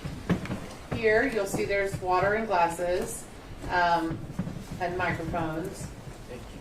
I can't tell if you are also a little bit soft-spoken. If you are, you'll have to just scoot the chair up a little bit closer. Did you hear my instructions about letting the attorney completely finish their question and all of that? All right, then I'll try. I tend to repeat it every single time, but I'll give you a chance. We'll see how it goes. All right. Okay. Thank you so much. Go ahead. Afternoon. Good morning, or good afternoon, I guess. Can you introduce yourself, please? Yeah, I'm Michael Crouch. How you doing, sir? I'm okay. I'm a little nervous. You've never testified, or there's one a long time ago, is that right? Maybe 25 plus years ago, yeah. That was the only other time you'd ever taken a witness stand? That's right. Tell me what you do for a living. I'm a psychotherapist. What's a psychotherapist? So I work with patients, couples who struggle with depression, anxiety disorders, trauma, that kind of stuff. Where do you live? I live in Norwalk, Connecticut. How long have you been a psychotherapist? 31 years. Is that something you get licensed for? It is. I am licensed in the state of Connecticut. Can you walk me through the education that's required to be a psychotherapist? Yeah, I have an undergraduate in psychology, and then I graduated with a master's in social work from Columbia University in 1991. You and I have had opportunity to spend a little time together this weekend and talk about some of the care that you had at Neil and Scarlett, right? Yes. All right, so I know a few things about you. There was a gap between undergrad and when you went to Columbia. Tell us about that. Well, my first career, and then what brought me from Kansas to New York City, was I have about 15, 16 years in theater, musical theater. You were working on trying to become a star. I was. When I realized that wasn't going to happen, I moved on. You started taking care of people. I did, and they're both listening businesses. I'll just get this out of the way. We're not. Well, let me tell you. We're compensating you for your time, right? We are. Yes, we are. You know, if I remember right, it's just whatever amount that you're out from a day's practice that you had. Right? That's correct. So you didn't charge me for even being here this weekend, even though you were here this weekend, right? No, I did not. It's important for you to be here, for you, right? It's really important for me to be here. It's part of my work. Part of your care. Yes. there's something we were talking about called the Trauma Recovery Network. Can you tell the ladies and gentlemen of the jury what that is? Yeah, back in 2011, there was a Christmas Day fire in Stamford, Connecticut, where 70 firefighters were involved both in the rescue operations attempts and the recovery operation. And there were 3 children who died and their grandparents. This was a house fire? This was a house fire. Do you remember what happened? From what I was told, that they had a fire in the fireplace, and one of the twins, there were twin daughters who were 7 and then a 9-year-old daughter, said Santa Claus won't be able to get down the chimney. So the boyfriend, who cleared out the fireplace of all of the ashes and put them in breezeway outside, and that breezeway caught fire. How did you get involved in that? That on Christmas Day, there was a mix-up in the EAP with the city of Stamford, EAP? Employee Assistance Program, and so there was no response. And my understanding is that the other mental health providers said we don't come out on weekends or holidays. So when you say no response, you mean no response from mental health professionals? That's correct. Okay. And there were 70 firefighters involved in that fire who needed some help, who were struggling with that. Now, the loss of a child is always difficult. For the first responders to see you. Yes. So, and I just want to make sure we're clear, you were called out to talk with the 70 firefighters that had to deal with either trying to fight the fire or, when you say recovery efforts, for the bodies. Recover both the children and their grandparents. At this time, there was no trauma recovery network in Connecticut, is that right? That's correct. There were only 3 at that time: New York City, Western Massachusetts, and Arizona. So how did this 2011 Christmas fire at Stanford become a trauma recovery network? I got a call from a therapist who said, "Michael, did you hear what happened?" And I said, "No." And her husband was a captain on the fire department, and she said there was a Christmas fire, and there's no mental health coverage. So I went the next day, which was Monday, I think, to talk to the assistant chief, find out what they were going to do. And they were going to have a debriefing the next day. And so I called 3 therapists that I knew, EMDR therapists that I knew, EMDR, eye movement, desensitization, reprocessing. Been around since late 80s. Okay. So I called 3, and all 3 of them said yes, and they were there the next day during the debriefing. And then Karen Alterite, who's one of the co-coordinators of the Trauma Recovery Network, said, "You should start a TRN." So I did, All right. not knowing what I was getting into. And have you been involved in that TRN since that late 2011? Yes. Did you and your team help treat those firefighters for what they were doing? Yes, we did. We were Stamford Fire TRN, and then Newtown happened a year later. Right, so a year later, this TRN, this Trauma Recovery Network, is already set up in place, right? That's correct. How does it get involved with what happened at the Sandy Hook Elementary School? We went the next day, which I believe was Saturday morning, just to talk to the other psychotherapists in the Newtown area about what they were going through. When you say we, how big did your team gotten to be at that time? At that time, there were only 10 of us. Okay. Some full-time, some part-time? All were full-time at that time. Because just correct me if I'm wrong, it's not that you just treated folks whenever there was some major event, but even just officers on sort of their day-to-day, had a tough day with some traffic stop, things like that? Yeah, anytime there are duty-induced issues or family issues, or they're struggling with depression, anxiety, they can call us. So you're helping the first responders cope with what they do? With what they do, that's correct.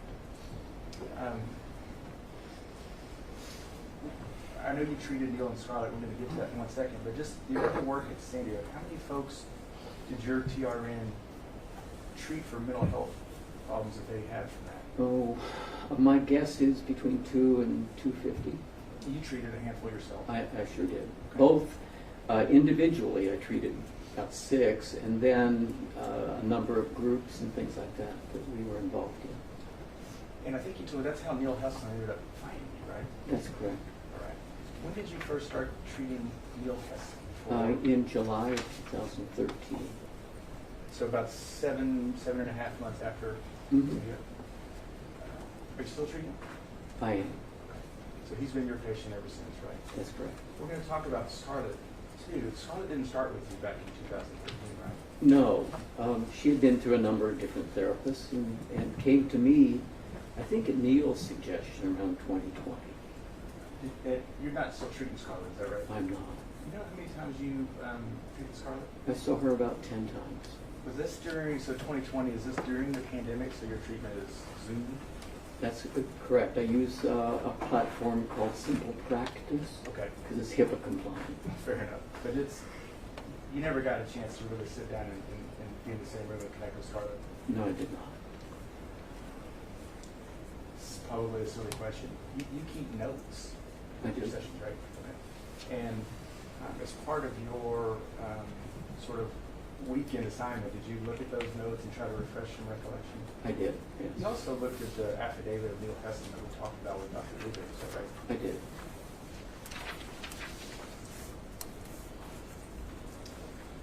When you looked at your notes of your, is it sessions or treatment? What's the right word? Whatever, sessions. Sessions, It's okay. good, yeah.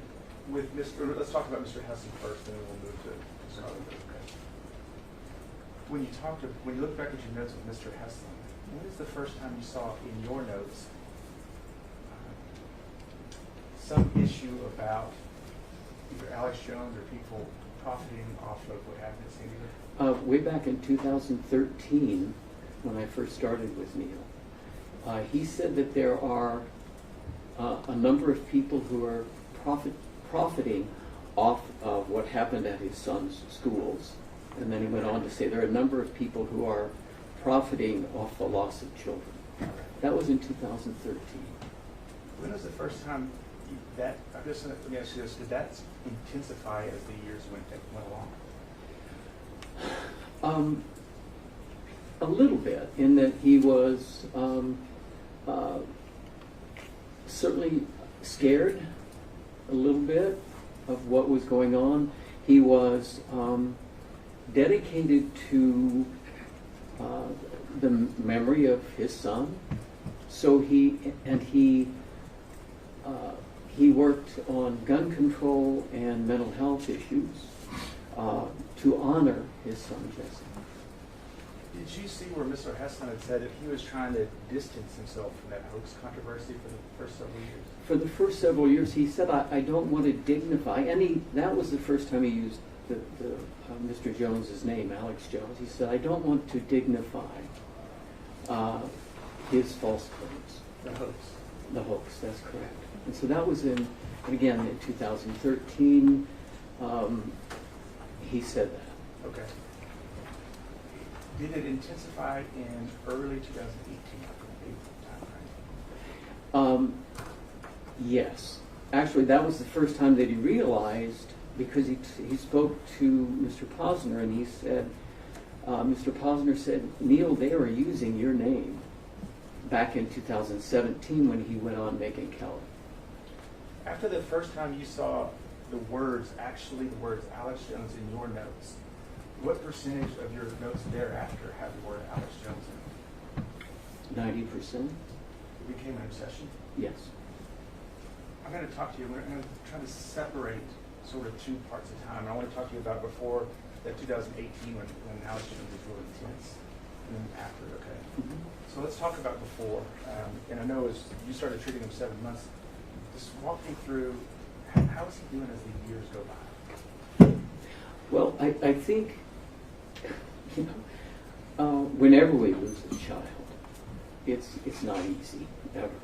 But you could see the narrative changing when it first happened, there was kind of scattershot. It's trauma. Scatter. What do you mean by scattershot? Meaning that he remembered all the bad things that had happened. Okay. You know, and that he was not able to protect his son. How was things like, you know, in the first 6 to 8 months you treated him, his sleep? Sleep was better than it was right after the murder. But he was only getting 2 to 4 hours of sleep a night. As the years start going on, do you start to see improvements in his case? I do. I did. Oh, I heard. Can you speak up a little bit, Mr. Yeah, I'm O'Hara? sorry. I'm sorry, you're kind of quiet, and I'm having a hard time hearing your questions. I think I heard Dr. Lupit say that you never get over the loss of a child. Do you agree with that? I absolutely agree with that. Do you get better? You can find a place to put that loss. Was he doing that? Was he getting better? He was getting better in that he was beginning to remember all the things that he did with Jesse, and all the things that brought joy to him. He was starting to have positive memories of Jesse. Is that That's right? correct. Before, you know, right after the murder, were the feelings much more negative? And just always remembering the murder as opposed Well, remembering the murder, remembering the fact that he in fact dropped off his son, and that he believed he didn't do enough to protect him. Did he start finding enjoyment in life? Boy, oh boy, that's a tough one. He was able to find a way to return to work. He was able to find a way, he was sleeping a little better. He was able to find a way to remember, have positive memories of Jesse and his relationship with him. Is that clinically significant to start having these positive memories of your son? Yes, it is. Well, in EMDR, we talk about how distressing is that memory, how distressing is what you remember about your son and how he died. And at that time, it was from 0 to 10. You know, it was 22. It was hard for him, and you could see it decreasing maybe to an 8, a 7. So he was beginning to have positive memories, beginning to return to work, sleeping 2 to 4 hours, which is a little better. So those are things that would be significant. The healing process is underway. Is that fair to say? That is fair to say. When you first see the Alex Jones name in 2018, tell me what happens differently, Mr. Heslin. When you talk about obsession, you could see that all of a sudden there was a closing down. There was a focus on, I've got to protect my son's legacy, my son's honor, my son's memory. How was he doing that? Well, he went on Megyn Kelly in 2017 and said, please stop. In your professional opinion, why did he go on Megyn Kelly? He was hoping that if he begged and pleaded, that Alex Jones would stop. Do you remember what his message to Alex Jones was at the end of that? Yeah, he said, you have a family, you have a son or children. Enjoy Father's Day. He said, I can't. I don't have a son anymore, so I can't enjoy Father's Day, but I want you to enjoy Father's Day. He's compassionate. Very. And that was Both Neil Heslin and Scarlett Lewis are very good people, compassionate people. The enjoy Father's Day because I can't. Do you understand that to be his message to Alex Jones that my son Jesse was real? Yeah, and he was. You know, it's technicality. He held Jesse, I think, at 1 o'clock in the morning. The day of the shooting, you know, the shooting was at between 9:04 and 10 o'clock.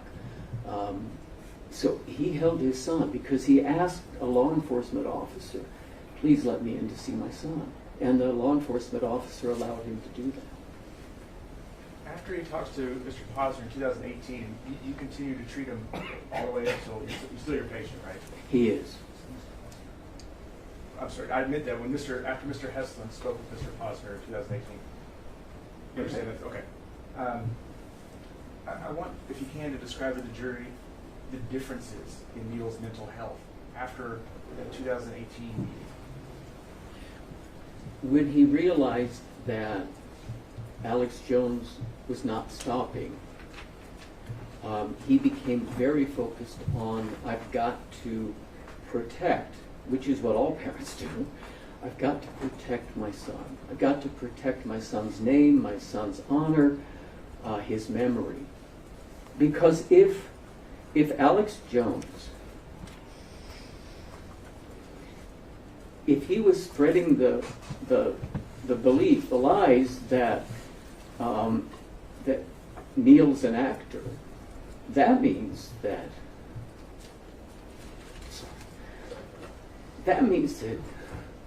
Jesse didn't exist, which is crazy. And that means if Jesse didn't exist, if Newtown didn't happen, the Sandy Hook shooting didn't happen, then what he knows about his son is false. That's crazy. Jesse was a hero. Jesse, he saved lives. How do you save lives? He yelled run when Adam Lanza ran out of ammunition and was reloading. Jesse said run. The kids got out. And kids got out. And there are kids who are now turning 16 that wouldn't be alive today if he didn't yell run. He was 6. He was 6 years old. But that's what Scarlett and Neil taught him. We don't quit until the job's over. Right. And Alex Jones was trying to, when he said it doesn't exist, he's stealing that from Neil, right? That's correct. And stealing it from Scarlett. Stealing a belief that, and a knowledge that, because this was told to Neil, my understanding is it was told to Neil by kids who got out. Jesse saved our lives. He said run. So, yes, you're taking away from Neil and Scarlett what they know of their son, what they want to hold on to. How did that affect Neil's well-being? What did he start doing? In 2018? Yes, sir. When he realized that Alex Jones was not going to stop, he said, okay, the next step is to sue him for defamation of character. He went to Mr. Posner and he said, why do I keep getting death threats? Why do I keep getting people calling me and talking to me? And Mr. Posner said, he mentioned your name a year ago, Neil. And Neil didn't know that because he didn't want to dignify what Alex Jones was saying. I want to run that piece and have you watch it, if that's okay. Sure. It's Plaintiff's Exhibit PVX23.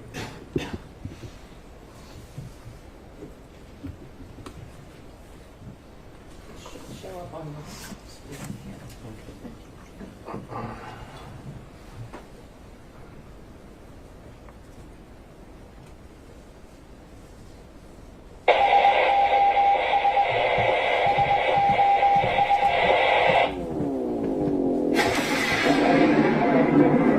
So folks, now here's another story.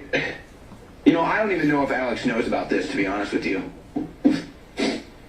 Alex, if you're listening and you want to, or if you just want to know what's going on, Zero Hedge has just published a story. Megyn Kelly fails to fact-check Sandy Hook father's contradictory claim in Alex Jones' hit piece. Now again, this broke, I think it broke today, I don't know what time, but featured in Megyn Kelly's expose, Neil Heslin, a father of one of the victims, during the interview described what happened the day of the shooting, and basically what he said, the statement he made, fact checkers on this have said cannot be accurate. He's claiming that he held his son and saw the bullet hole in his head. That is his claim. Now, according to a timeline of events and a coroner's testimony, that is not possible. And so one must look at Megyn Kelly and say, Megyn, I think it's time for you to explain this contradiction in the narrative. Because this is only going to fuel the conspiracy theory that you're trying to put out, in fact. So, and here's the thing, too. You would remember, let me see how long these clips are. You would remember if you held your dead kid in your hands with a bullet hole. That's not something that you would just misspeak on. So let's roll the clip first. Neil Heslin telling Megyn Kelly of his experience with his kid. At Sandy Hook Elementary School, one of the darkest chapters in American history was a hoax. I lost my son. I buried my son. I held my son with a bullet hole through his head. Neil Heslin's son Jesse, just 6 years old, was murdered, along with 19 of his classmates and 6 adults, on December 14th, 2012, in Newtown, Connecticut. Yeah, I dropped him off at 9:04. That's when we dropped him off at school with his book bag. Hours later, I was picking him up in a body bag. Okay, so making a pretty extreme claim that would be a very thing vivid in your memory, holding his dead child. Now, here is an account from the coroner that does not corroborate with that narrative. We did not bring the bodies and the families into contact. We took pictures of them, of their facial features. You have, it's easier on the families when you do that. There is a time and a place for up close and personal in the grieving process. But to accomplish this, we felt it would be best to do it this way, and you can sort of you can control the situation depending on your photographer. And I have very good photographers, It's got to be hard not to have been able to actually see her. Well, at first I thought that, and I had questioned maybe wanting to see her. Okay, so just another question that people are now going to be asking about Sandy Hook. The conspiracy theorists on the internet out there that have a lot of questions that are yet to get answered. I mean, you can say whatever you want about the event. That's just a fact. So there's another one. Will there be a clarification from Heslin or Megyn Kelly? I wouldn't hold your breath. So now they're fueling the conspiracy theory claims. Unbelievable. We'll be right back with more.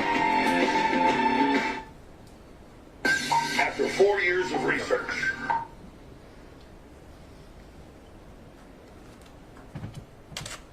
Mr. McCabe, did you hear the part in there where Mr. Schroyer said, you would remember if you held your dead kid, that is not something you would misspeak on? Yes, I heard that. He's calling Neil Heslin a liar, isn't He's calling Neil a liar, and he's saying that Jesse didn't die, that he didn't exist. That he didn't exist. He's not really saying that he didn't hold Jesse. He's saying he didn't exist, right? What did that do to Neil when he heard that? I don't know. I can tell you what it did to me. I watched this video and I thought, this guy has no feelings. He didn't check his facts. I would imagine that when Neil heard that, he was incensed. Again, somebody is calling him a liar. Somebody is saying that his son didn't exist. That's just. Did you see in Neil's affidavit where he said after he found out about this, fear dominated my thoughts?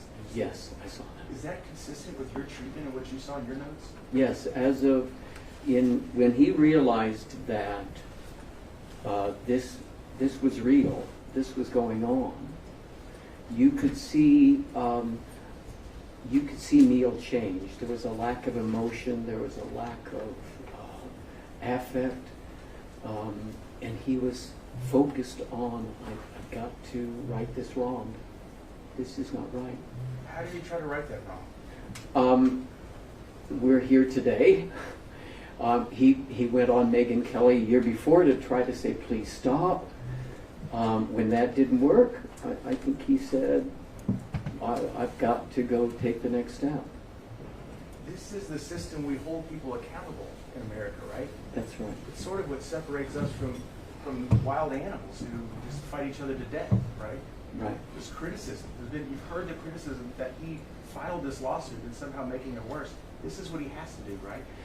I think it's what he feels he has to do, yeah. That if Alex Jones doesn't stop, then he has to do this. He's got to say, this is real. My son was real. I helped my son.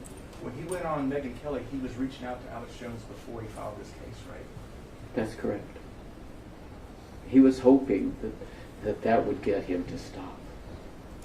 And it didn't. Did he discuss with you his fear for his own personal safety?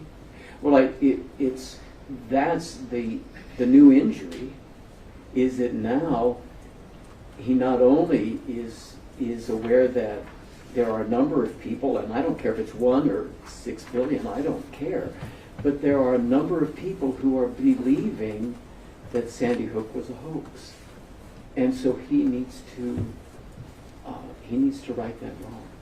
Is the realization that people believe Sandy Hook Elementary was a hoax, is that a new and separate and distinct injury from the loss of Jesse? I think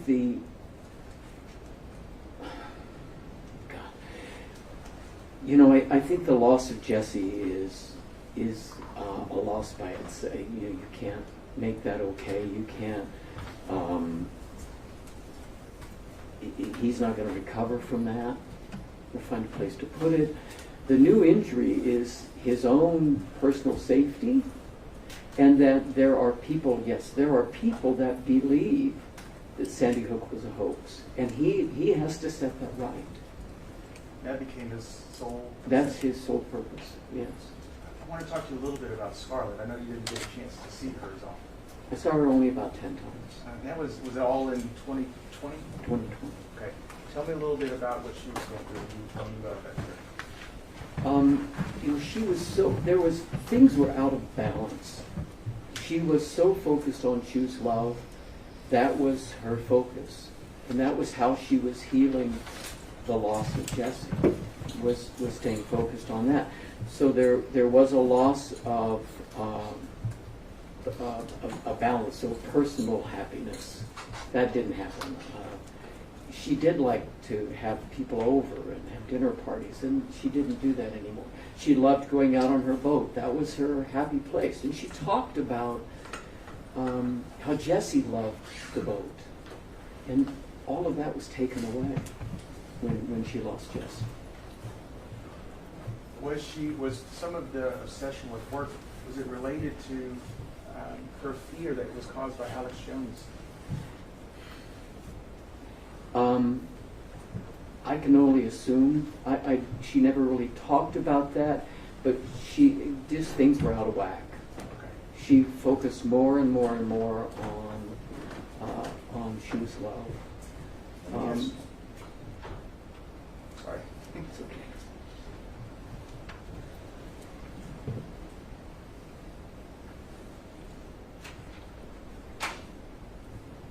What do you think Neil's life would look like if Alex Jones had never come in? Never said anything about Sandy Hook? I think he'd still be grieving.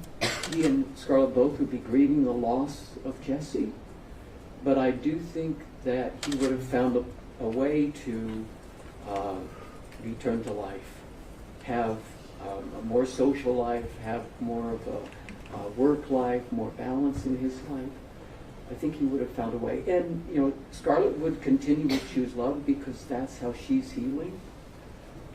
Would Neil still live in Connecticut? I don't know. But he would definitely have more balance in his life. Why is this trial, why is this case important to Neil and Scarlett?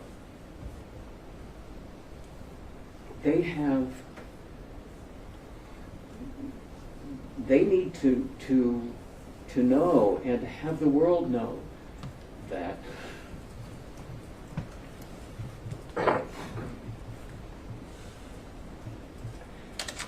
their son mattered, that he lived. They were good parents, and so they still feel I've got to protect that memory and that honor of our son. And so that would still be going on, but they wouldn't be so scared as they are right now. They wouldn't have to fight this, or as significantly fight this belief that Sandy Hook was a hoax. They're still protecting Jesse. They are absolutely still protecting their son. Thank you, Mr. All right, Mr. Reynolds? Thank you, Your Honor.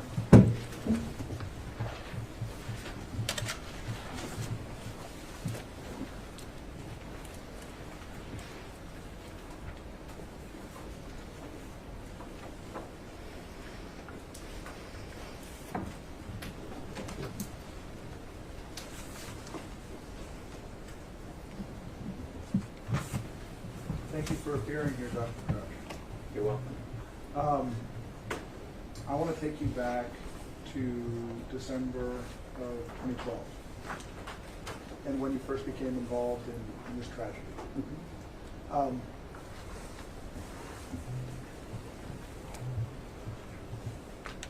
When the world found out what had happened at the Sandy Hook Elementary School, how would you describe the reaction at the time? I think the world opened up and supported the people who had lost children, the teachers who had died. I think they tried to support any way they could. And how did they do that? Oh my God, they sent hundreds of thousands of stuffed animals. I remember there was a religious group that showed up and were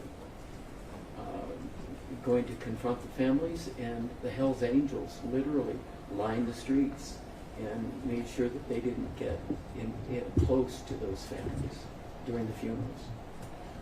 Did the Connecticut, let's say the state government, did they support the families in the town of Newtown? They did. The state troopers, each of them took a family who had lost a child and stayed with them up to a year. You mean lived in their home? Didn't live in their homes, but made sure that they were there first thing in the morning and left when they went to bed. And for many of those state troopers, did that relationship end in, let's say, the first 2014? I don't know. I don't think so. I think it goes on. Do you know who the state trooper was that was assigned to Mr. Hessel? I do not. Ms. Lewis? I do not. Did President Obama come to? I think he did. And I think the governor came through. And do you know that Scarlett Lewis got to meet President Obama? I don't know. I do know that they missed Troop A, the state troopers that were there on that day and stayed in that room for up to a week. I'm sorry, they missed? They, for some reason, didn't stop there and didn't invite them to meet the president. Oh, and what effect did that have on the troopers of Troop A? It was devastating to them. It was sad.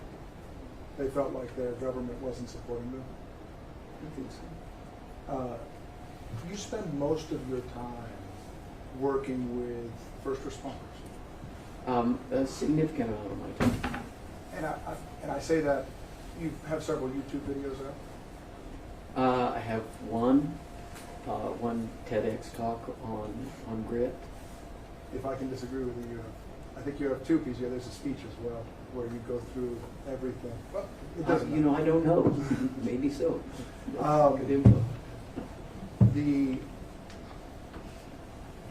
In your speeches, and I'll just ask you now, you believe that post-traumatic stress disorder is treatable? I do believe that. And the method that you use is called EMDR. That's correct. And I think you said that it's been around for a long time. Since the late 80s, yeah. And how effective do you find it to be in the treatment of PTSD? Very effective. You know, some people it takes as little as 3-6 sessions. Others, it can go on. And others find it not helpful. So you also say that PTSD is an injury that can be seen in the brain through imaging. correct. And please describe that. If you do a PET scan of the brain, it'll light up. You'll see red areas, and your brain is trying to figure out what happened and how to resolve it. If you've almost had a car accident, you might for 15 minutes or so go, "Oh my God, what just happened?" And then you go, "Okay, I'm okay. I survived, and I'm all right." When there's a log jam, that's when you got a problem. What are you referring to when you say there's a log jam, and how do you see that? Okay, so when there is something that keeps the trauma, keeps the image present in your brain, then we have a problem. Have you ever done any forensic work? No. Would you think that conducting such a PET scan would be a useful tool in diagnosing somebody with or without PTSD? It would be a useful tool, not the only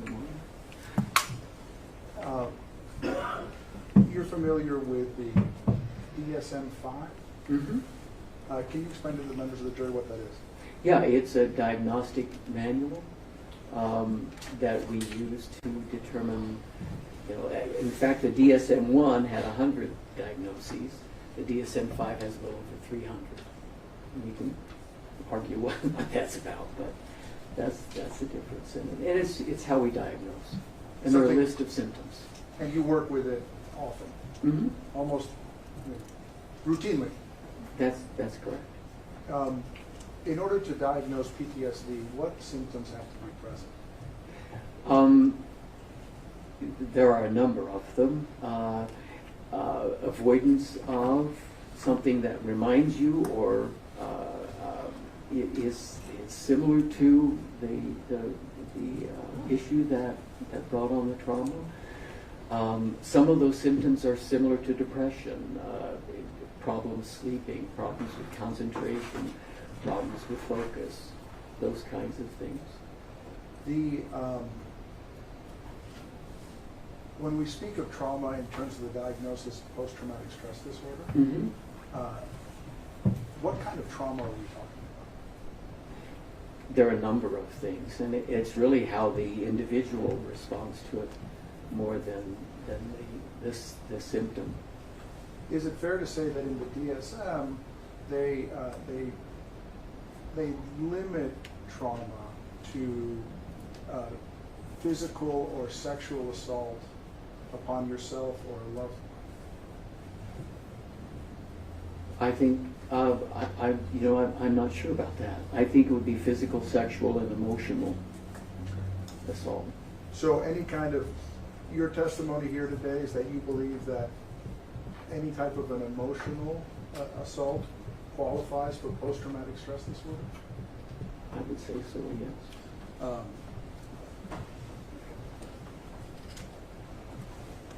Would it be helpful to you to look at the DSM-5? Might be.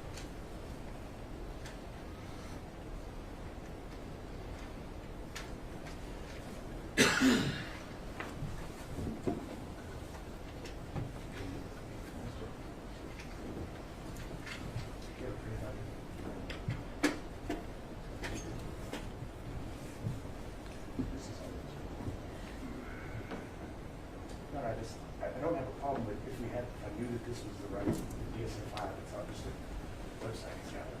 I can ask some questions, perhaps put in front of the witness and ask him some questions about it. Well, you're trying to refresh his recollection with this document, so you have to know what you're showing him. So, can you not tell? I don't mind if he shows that, Mr. Krause, if Mr. Krause says this is it, but that's great, I'll allow that. All right, then you can show it to him.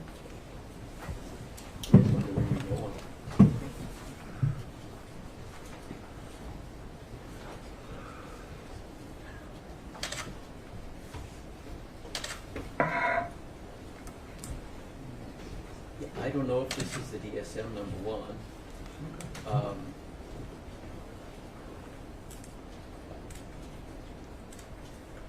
I can tell you that it's not about, in the DSM it doesn't say the child rarely or minimally, so this must be about children. If I may, I think it refreshed when you're reading about reactive attachment disorder. Okay, But if let me ask you a couple more questions. Are you familiar with is it the American Psychiatric Institute that publishes the DSM-5? Yes. And if you, do they publish it both in a print copy as well as digitally online? They do. And please take a look and see if that appears to be the digital version of the DSM-5.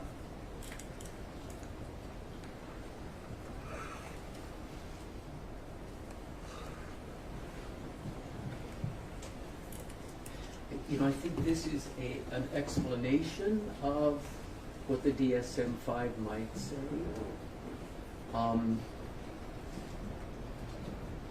It's very brief. The symptoms of trauma and stress are outlined differently in the DSM. Yeah.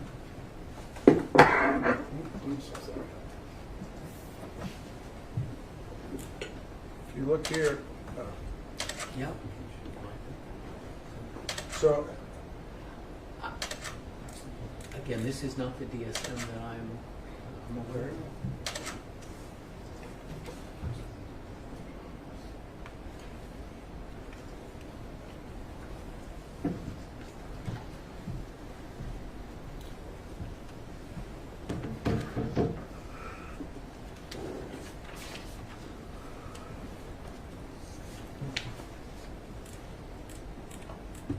there's a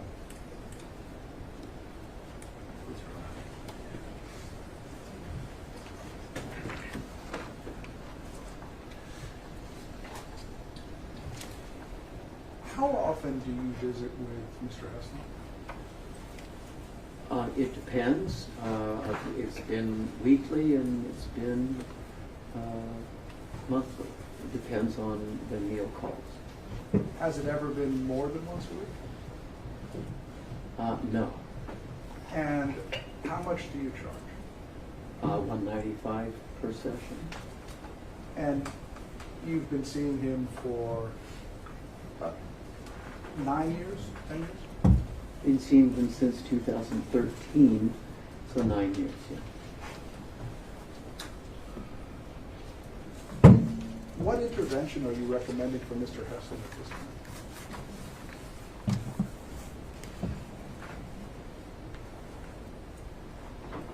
At this time, what we're doing is talking about what he's going through. We're not doing EMDR right now. Have you used the MDR, Mr. Hessler? I have, yes. And have you had some success with it? I have. Do you hope to have more success with it in the future? I do. Do you believe that Mr. Heslin can recover? I believe that Mr. Heslin can find a way to put memories of Jesse in a place where he can return to work. Well, he is working, but where his work will be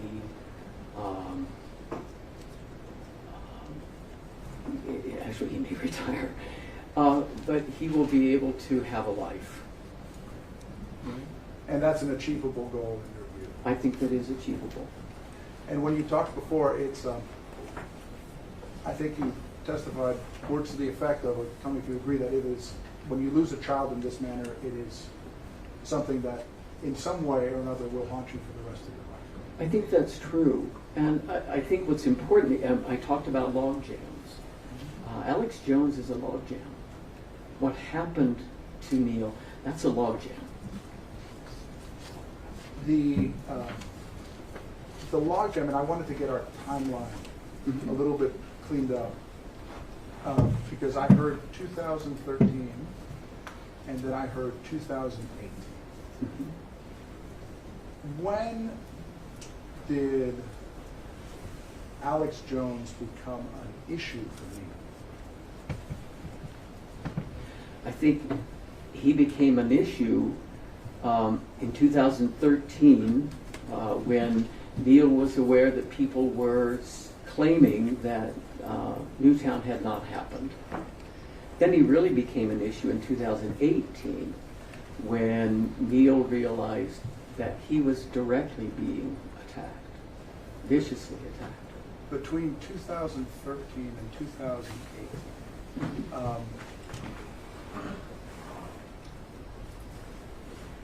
was Mr. Heslin actively engaged with rumination about Alex Jones, or had he moved on? I think he was avoiding that issue, and he said, I don't want to dignify that issue right now. So had he moved on, I wouldn't say moved on is an accurate term. He had found a way to avoid, ignore what was going on. And he'd exercised his power to sort of choose to shut that down. Well, that's a symptom of trauma, isn't it? I'm gonna disconnect from something that is troubling to me. Isn't that healthy though? It's I would suggest no, not in Mr. Heslin's case, because it kept the injury alive. How in your notes, how often do you see Alex Jones's name appearing between 2013 and 2018? I do not see Alex Jones's name because Neil was choosing to not dignify it, not go there. And did you write in your notes, Mr. Heslin is actively avoiding Alex Jones and dealing with that? No, because he didn't talk about it. And I quite honestly didn't know about Alex Jones until 2018. So based on your treatment of Mr. Heslin and your personal contact with him, the first time Alex Jones comes up is in 2018. That's correct.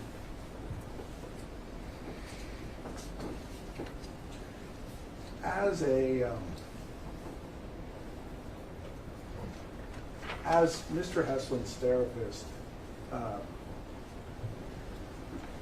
you have a implicit and explicit contract with him to act in his best interest.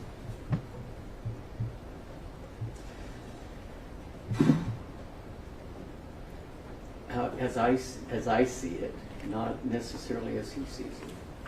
And that is to,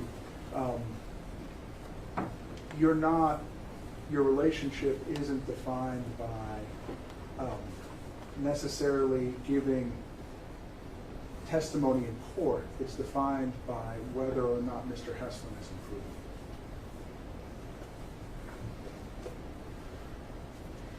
improving. I guess you could say that. And as part of that, it's not your job to go out and investigate or question whether what Mr. Heslin is telling you during your sessions is the truth rather than his truth.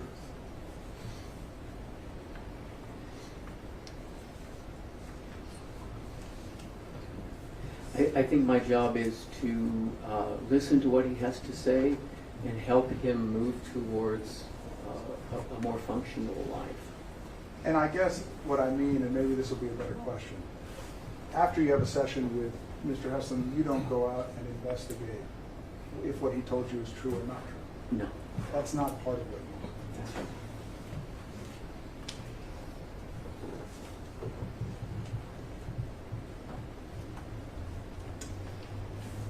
Can you tell this jury to a reasonable degree of medical certainty how much of Mr. Heslin's or Ms. Lewis's emotional pain was caused by the murder of their son by the killer Adam Lanza versus the talk show host Alex Jones? I think that those are two separate questions. The loss of a child absolutely is devastating and causes grief and pain that I'm not sure as a parent you ever get over. But when I talk about log jams, so in 2018 when Neil realized that he was being targeted and that the credibility of his son and of Scarlett and Neil was being challenged, that's a new injury. So from 2018 when he realized, oh my God, this is real and this is happening to us, I think Neil became very focused on getting some honor and some clarity about his memory of Jesse. How much? I don't know. I could say 100%, I could say whatever. It's painful. And so what Alex Jones has said is painful to him. And he has said, it's too painful. So what I'm hearing you saying is that you consider it to be a new injury, but that within the course of dealing with a patient, it's very difficult to take a particular constellation of emotional pain and put it into one bucket or into a different bucket. I think that, again, there are two buckets here. One is the loss of a child, and that's always painful and will never really be healed. The other is the belief that, and the accusation that it didn't happen. That's painful. And that's a different bucket, and that bucket's full right now.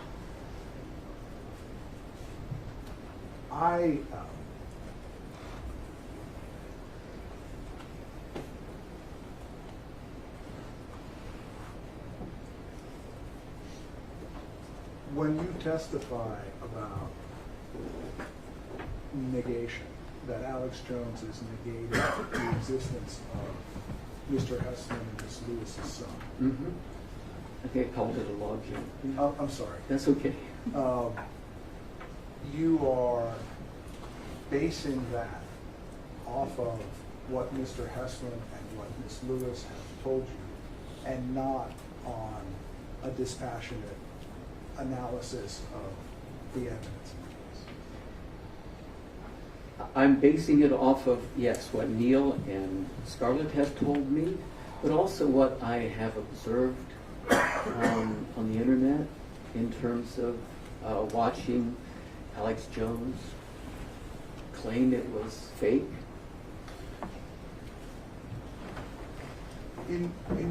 Since you are a member of the community and you did that, you went online to search out that claim, can you tell us in what year and for how long Alex Jones said that it was fake?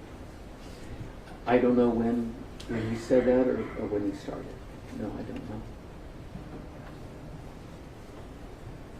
That's what. All right. You have a lot.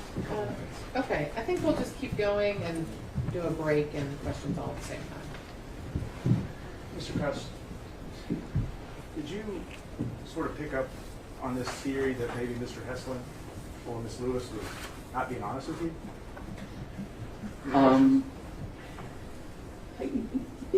There was a challenge of that. You find that ironic in this case? A little bit, in that I know that they have been very honest with me, that they trust me.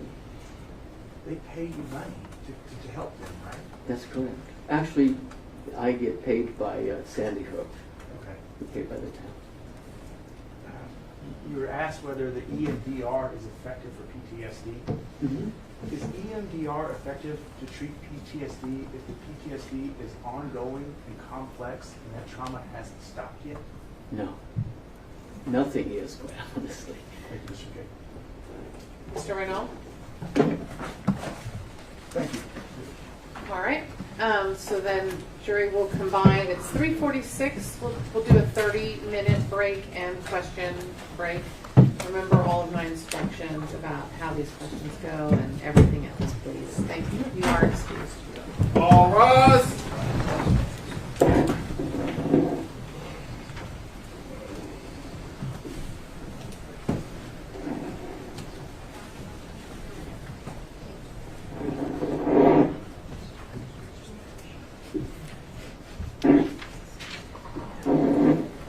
That's you getting the microphone. Is it?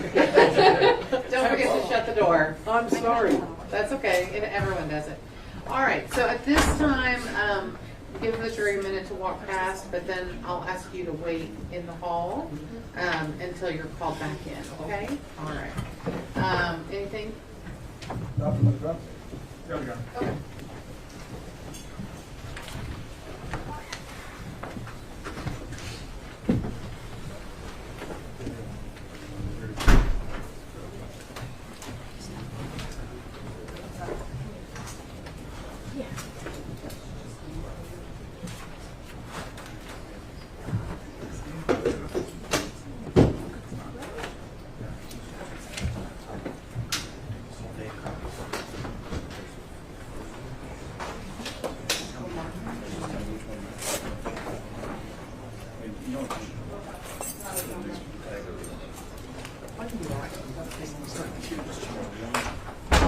Move one and let the rest of them stay.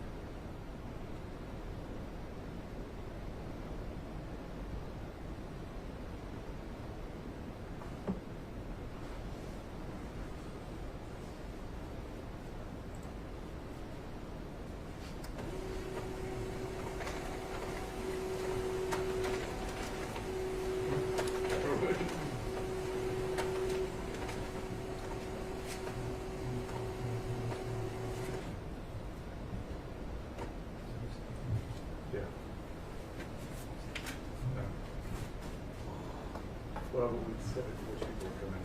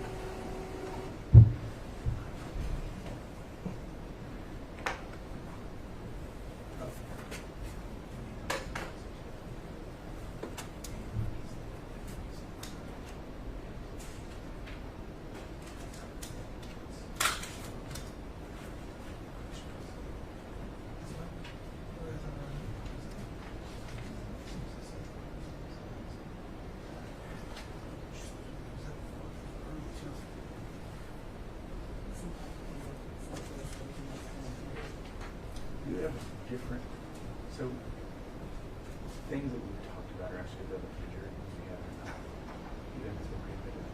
So I've been keeping track of that. I didn't bring my to the today. I don't think he was coming today. Other than 50. 51. I didn't use it. That's all that's coming today. Did you want something besides this? No, I don't want that. That's true. No, I just thought maybe this would have a list of everything that's coming. So yeah, it's good, but like I said, only the things that we used in the trial are going to go back to the jury. So I've got that. So what I did is just circle the X for those. Yeah, it's really interesting because She wanted them all up there. No, but she told us after each other. All the admitted evidence will be up there. Whenever the jury starts deliberating, we're only going to take the ones back to the we've been keeping track, but so the only thing I got to remember is to do at the area. She's going to try.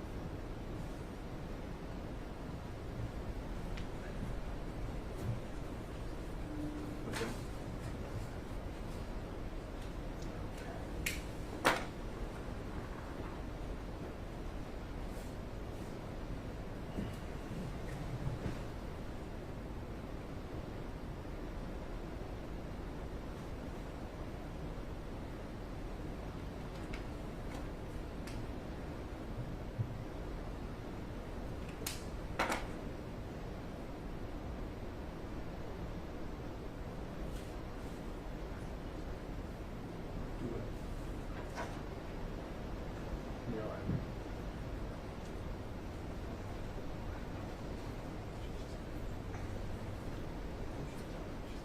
She do. I think she goes there. I do that. You have to smoke that. Yeah.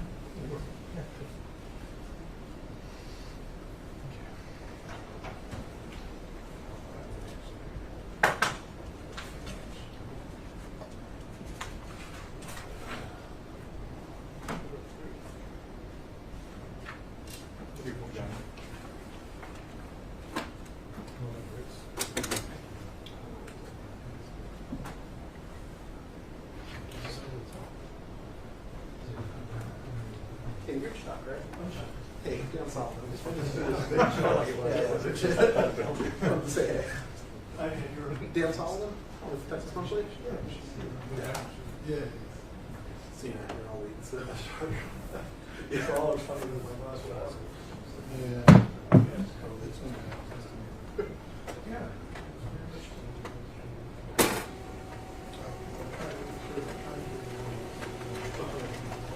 Yeah.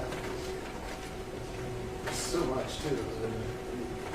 It really is one of covering clients and single white street research. There's all sorts of people who aren't even here who are doing great work. So, yeah.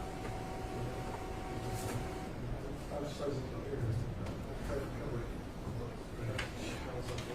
here.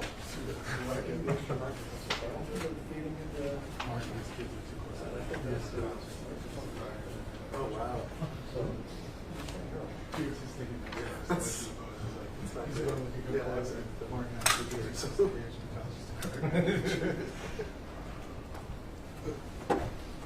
What'd you think of Crouch?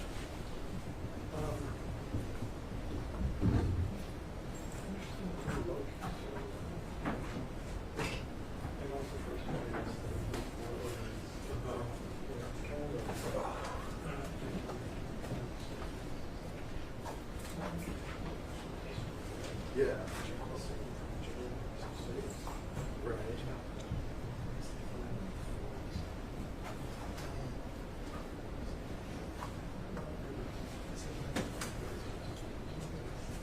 Yeah, yeah, I think for Crouch for sure, I thought Luden, because I think, I know, yeah. So, I don't know, I didn't know, but maybe it's like you got to ask skis a couple of times on stuff that,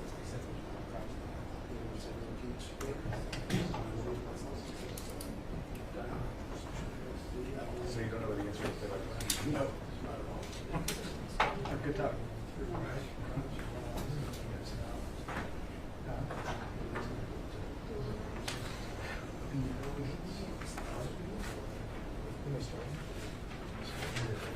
Yeah, when they start.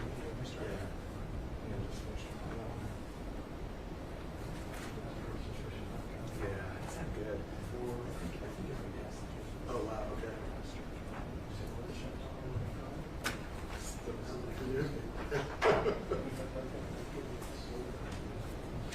Oh wow.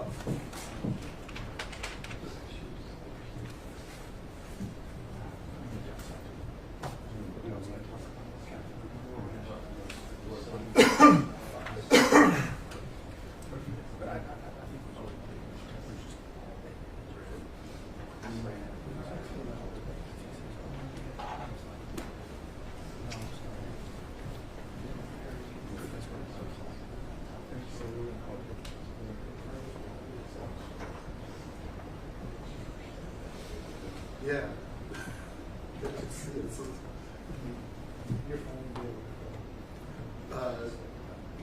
Semi-daily? Yeah. I think we're at 5 stories.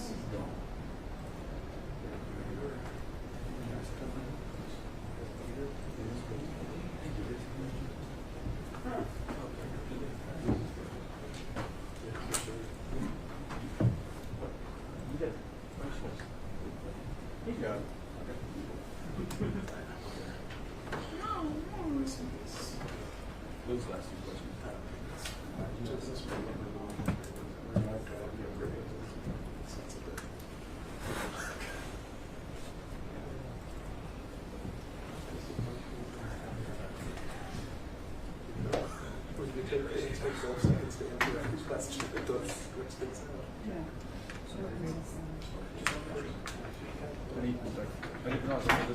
I ain't got another one. Search. We're getting, huh? Different? Yeah, we're getting the same brand. We're getting our stuff. That's my original, I just wanted to. Yeah, let's please make sure that that doesn't, anyone who lets us get fucked. I would never really wearing a jockstrap. Or just a suit with nothing under it. A suit with nothing under it.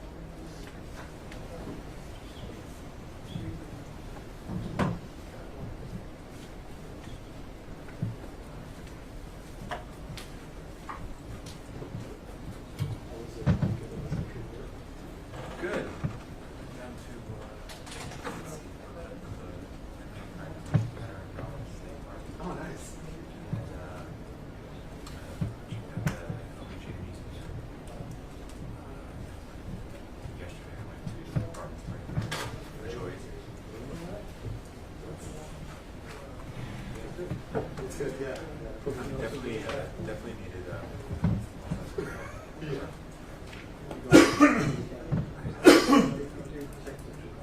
Okay. How late is the Capitol open? Maybe we get out here if you're really I wanted to meet with a reporter and have a also John. Yeah. But not that John. Different John. We both have the same It's weird. She said, who's big?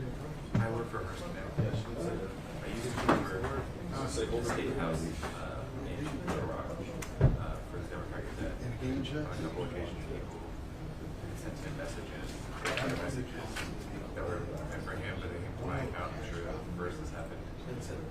Yeah. He works for them, it's like me, so we work together. Well, tell him there's another John. Morgan's in town.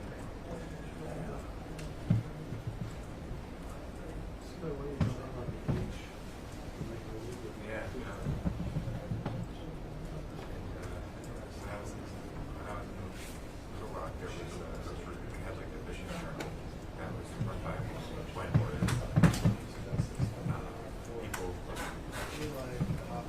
go out beating shoes on cheap and for like decades. People not beating shoes by the age of my mother, but I was her son. And about the age of your son, that we were related. And I kind of just let it be like, you have a high impression of her. Yeah. Think about it. Yes. The other John works as so.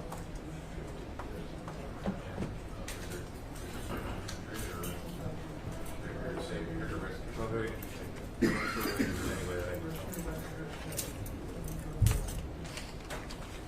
you're the center person.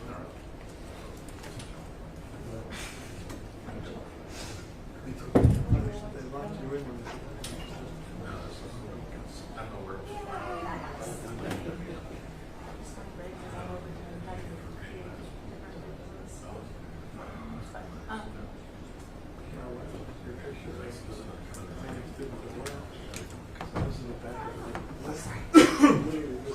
She's smiling before. That would be like something on your family member. It's like nobody, I didn't even notice you were in there. That's funny. Yeah. Yeah, that's fine. I'll work on the same thing, but I was looking at it. Is it, so it's gonna be your turn? Oh, it's gonna be. And then you're just gonna add a line. Something message. Update the top of the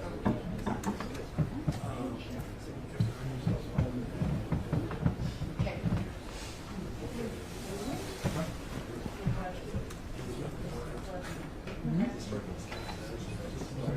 Right. Well, yeah.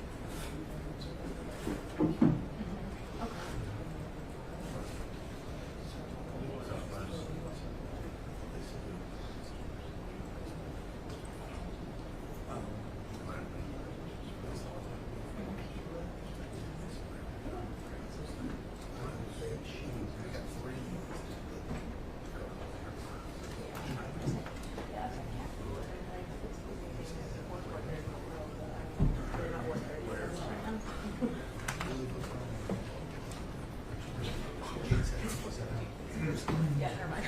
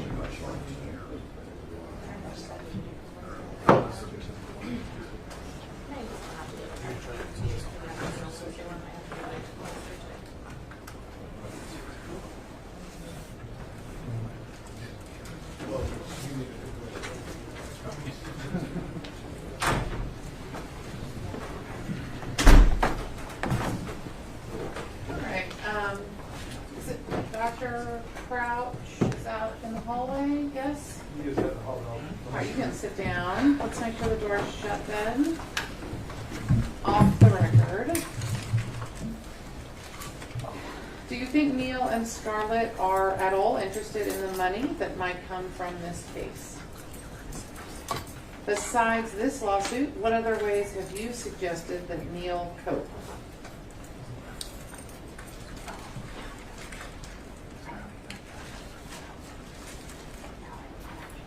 As a member of the Trauma Recovery Network and your association with the Sandy Hook community, are you familiar with any other parents or teachers or first responders, very complex question, who have been targeted with threats or actual violence by persons that claim Sandy Hook was a hoax?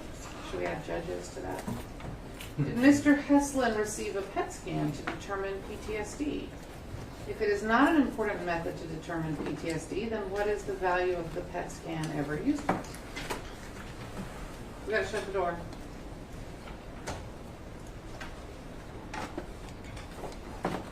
Are you still treating families from Newtown from this tragedy? I mean, he's still treating Mr. Heslin, right?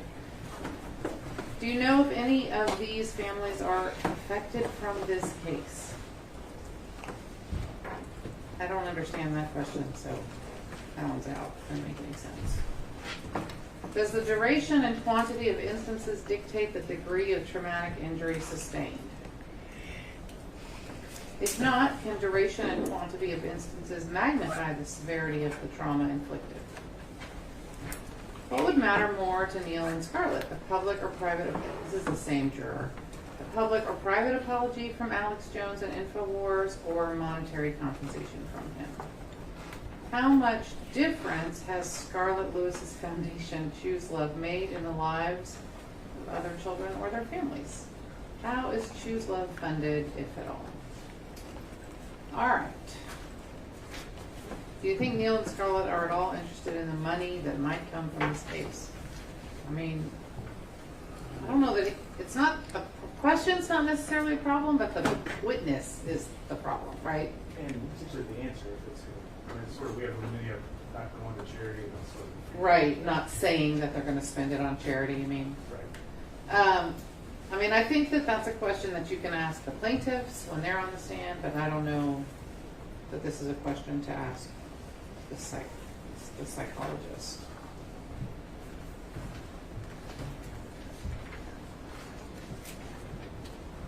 Besides this lawsuit, what other ways have you suggested that Mr. Heslin cope?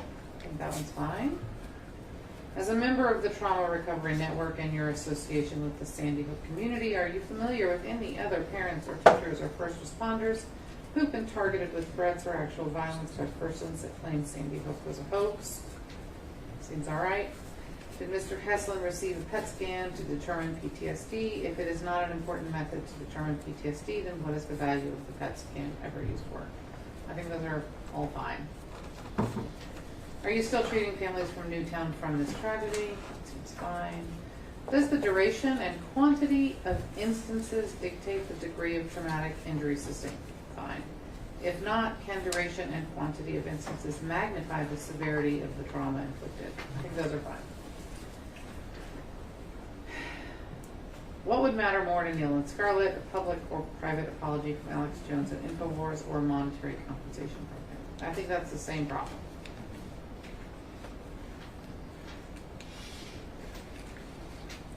How much difference? I don't know. How much difference has Scarlett Lewis's foundation Choose Love made in the lives of other children or their families? I just don't think he has any information about that. This is not the proper witness. Agreed. Okay. And then how is Choose Love funded, if at all? I feel like, again, I mean, maybe we'll ask her, but I don't think we ask him. Okay. Those are the only questions.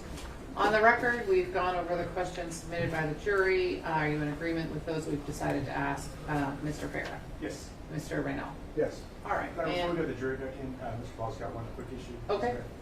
Just, we're really close to the end of the day. We were going to call Jesse Lewis. That's what Jesse Lewis, JT. And JT Lewis, long story short, we're not. And we didn't think that we were we thought we were going to be at the end of the day, so we'd like to just, if we have another 15 or 20 minutes, something like that, work on the jury charge, something like that. You want to let the jury go home early today? Yeah. Okay. Start again tomorrow. We do need to talk about the jury, so I think that's probably fine. So you're not going to call him at all, or you're not going to call him today? We're not going to call him at all. Okay, that's probably good. All right. I am assuming, while we're sitting here talking about it, that we are not going to, we've gone through all the depots. We have a witness for the second phase, right, that economist. Correct, Your Honor, yes. We're not calling. And then we have 2 more witnesses left in our first phase. Okay. So, I mean, so the rest of your witnesses you're not planning to call, just Mr. Heslin and Ms. Lewis? That is correct, Your Honor, and I don't expect for them, at least from the direct, to be on for any extended period of time. So I think that we would be finished with our case in the first phase tomorrow by, noon at the very latest, the absolute latest, and then probably before that, really. All right. And will you be calling any independent witnesses of your own, Mr. Reynolds? Independent, you mean other than my client, Your Honor? I mean, other than, are you going to call any witnesses in your phase of the case? This first phase? I still haven't decided. If I called a witness, it would be my client. Okay. Well, Your Honor, we need to know who's being called. Yeah, I mean, I make them tell everyone. So you have till 5 to decide. How's that? But I can tell that if I called any witness at all, it would be him. Well, you have until 5 to tell us what your plan is for tomorrow. Okay? Just like I've made them every single day, tell us who's going to be up next. That's the rule in this courtroom. All right, let's bring back the witness and the jury.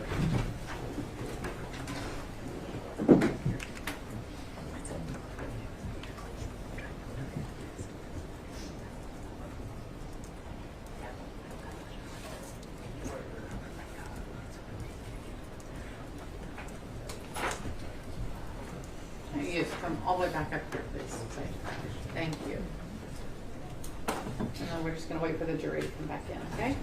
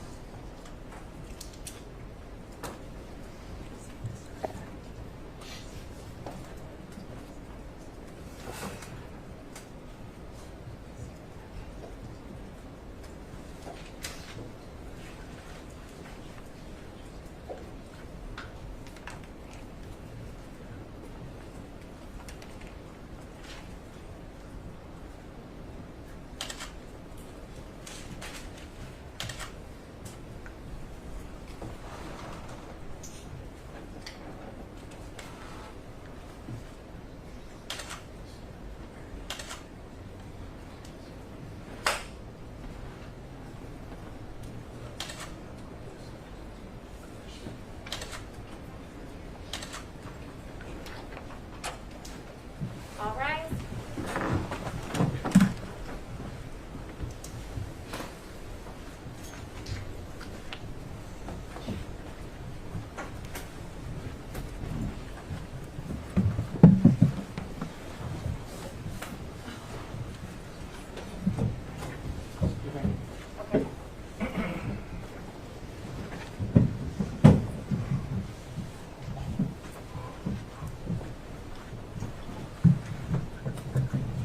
You may be seated. All right, so Dr. Crouch, I'm going to read some questions for you to answer, and I need you to just listen to the question and answer it for the jury. And let me know if you don't understand it. We'll try to move on, something like that. Okay? Jury, same instructions as always. If you don't hear your question, that's because I made that decision, and you can direct your frustration in my direction. All right. Ready? Besides this lawsuit, what other ways have you suggested that Mr. Heslin cope? Wow.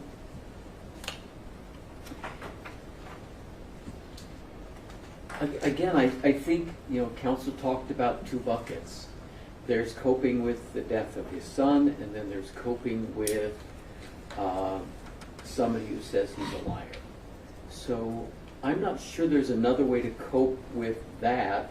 I think he's tried to cope with when he talked to Megan Kelly. He tried to cope. He tried to say, please stop, and that didn't work. So in terms of that logjam, I don't think there's another way to cope. In terms of the death of his son, I think that the grief is complicated, and I think that we will return to EMDR when the logjam is out of the way. And hopefully we can find a way to get him to re-enter his life. And the same thing with Scarlett, to find some balance for him or her. As a member of the Trauma Recovery Network and your association with the Sandy Hook community, are you familiar with any other parents or teachers or first responders who have been targeted with threats or actual violence by persons that claim Sandy Hook was a hoax? Only in dealings with the parents, and as a co-coordinator of the Trauma Recovery Network, there are other clinicians who struggle with that, who have dealt with the belief that they're liars, that this didn't happen. And I think that they are all watching what happens in this trial. Did Mr. Heslin receive a PET scan to determine PTSD? No, he did not. No, that's okay. I was going to say there's a second part. If it is not an important method to determine PTSD, then what is the value of it? What is it used for? It's not that it's not an important way of determining PTSD. It's one of the many ways. We can do a PET scan, and you can see that there's a block, and it's relatively new.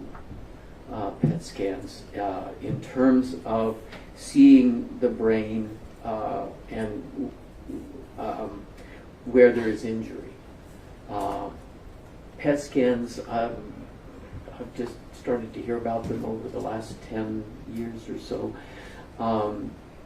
If EMDR has been around since the late 1980s, PET scans are relatively new. I don't use them, one, because it costs money, two, because if you listen to the symptoms, you know that someone has been traumatized, and to what level they are. Does the duration and quantity of instances dictate the degree of traumatic injury sustained? Could you read that again? Of course. Does the duration and quantity of instances dictate the degree of traumatic injury sustained?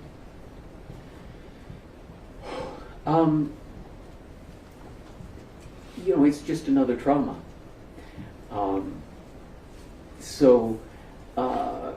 And it may be different. As a car accident, it's the same as another form of trauma. Sexual abuse. The death of a child is one trauma. I think I testified to that. The belief that you're a liar and that Jesse didn't exist is another trauma. And that will require treatment for that specific incident, right? Can duration and quantity of instances magnify the severity of the trauma inflicted? I would say yes, that if there are numerous instances of the same trauma, for instance, in sexual abuse, if it went on for a number of years, then yes, I think the trauma is more severe, as opposed to a single instance trauma. So yes. Dr. Krebs, those are the questions that I have for you. I want to thank you for your time and your testimony. Thank you, and you're free to go back down. So we the lawyers and I had a brief conversation during the break. We are expecting, we have some expectations about how the day tomorrow will go. And to get there, we have some work that we need to do outside the presence of the jury. Given the late time of day, what I've decided to do is just release you today to go home, and we'll start again tomorrow. So I'm hoping you'll arrive at 8:45 just like normal, ready to go. Remember all of my instructions. No news, no social media, no conversation, no research. Thank you, and I'll see you tomorrow. All rise.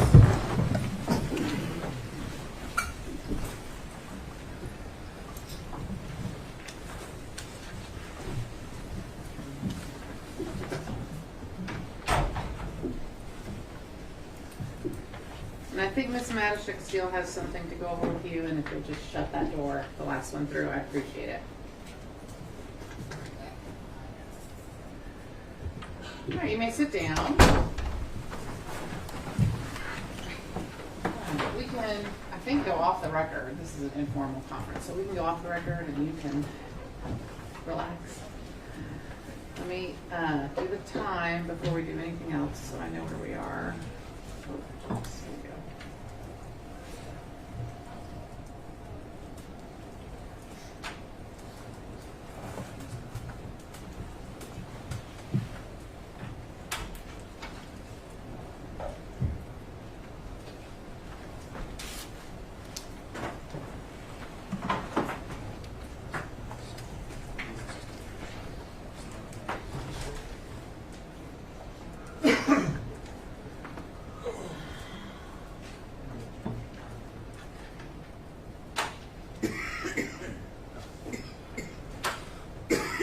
Water.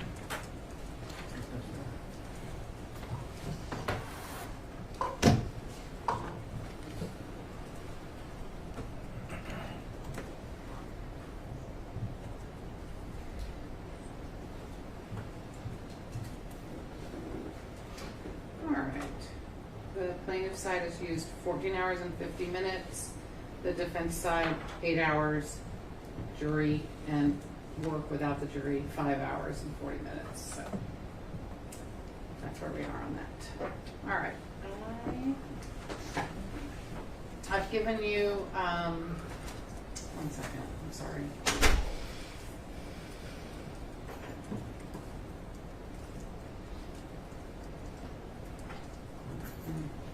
I'll finish that later. All right. I've given you version 1. You'll see down at the bottom, I make a little V dot whatever version 1, so that we are always all in the same one. So make sure yours says V.1 down there in the footer. Charge of the court. This is my current proposal. So I don't know if you have feedback or. As far as the text of the entire charge? Yes. Love it. Have no problems. Okay. Sorry, no objections. Well, that was easy. Yeah, from our side, that's pretty easy. I did want to raise one instruction, or to instruct the jury on an element of law that I think has been confused, and particularly in this last series of witnesses. And one is the idea that in pain and distress that the plaintiffs may have suffered due to participating in advancing the lawsuit itself is somehow not the defendant's fault, and that either we inflicted that on them or they inflicted that on themselves. But the defendant is responsible under Texas law for all damages which are reasonably foreseeable from its wrongful conduct, and that would include the vindication of that conduct in a court of law. We would like an instruction that says something along the lines of, and we may need to work on this, but is that damage caused by participating in this litigation were foreseeable to Mr. Jones from the defamation and IED he committed. We think otherwise we're going to send the jury back into that room with a false impression of Texas law that they did this to themselves by bringing this lawsuit. Can you say all of that?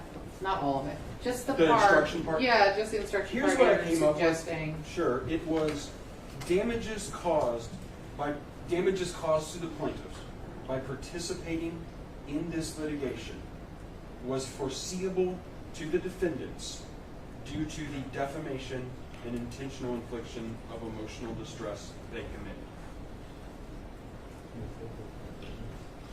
And again, yeah, we would say, and is therefore part of the compensable damages of the plaintiff. Okay.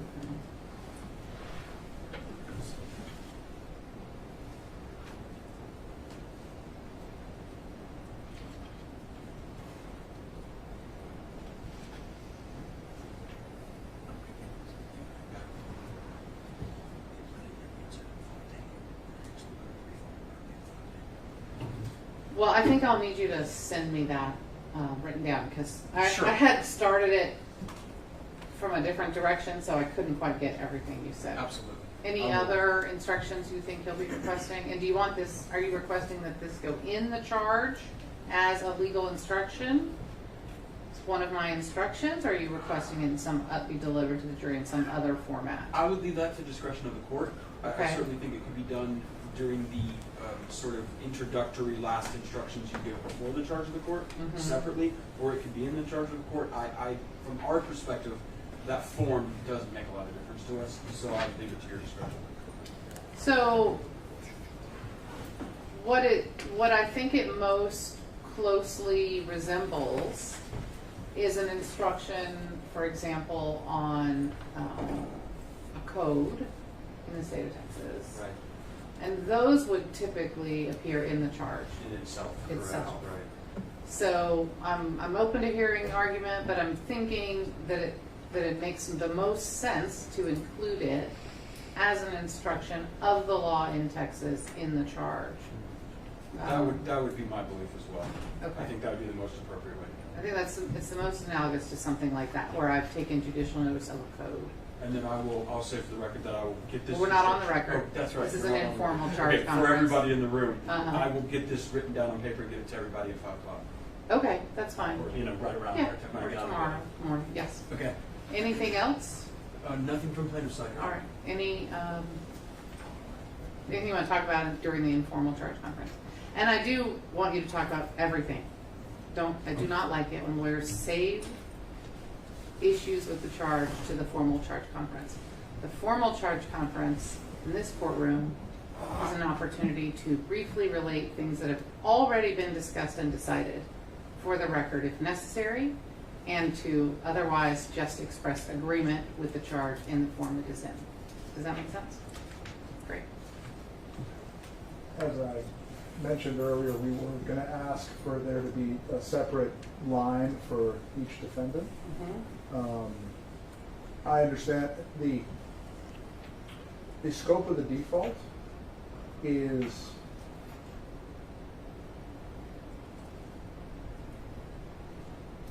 within Your Honor's discretion. I'm not sure, just looking at the page itself, that the default has the alter ego finding. Your Honor will decide. Right. I thought we had already discussed this in pre-jury trial conversations, where I made it clear that in fact it was part of the petition, it was part of the default. Alex Jones equals free speech systems. Understood. Okay. Well, the other thing I'd just like to say about that, hopefully it'll clear it up and we won't have to do anything on the charge conference, is the default most certainly includes the conspiracy claim. And under the conspiracy claim, once they're both found for the conspiracy of defamation, now they're jointly and separately liable. And so there would be no reason on the charge to separate it. And that's where we looked into why we didn't do that in our submission. Right. Well, we also have a joint venture, joint enterprise. Right. We have all of all the capacity. business language. That's Exactly. right. That's right. Okay. Yeah, so under either, we believe. What We're else, jointly and Mr. separately. Reynolds? I have nothing else to say. Okay. Do you have a response to Mr. Bankston's suggestion regarding the instruction as to Texas law and damages that a juror may think come from bringing suit?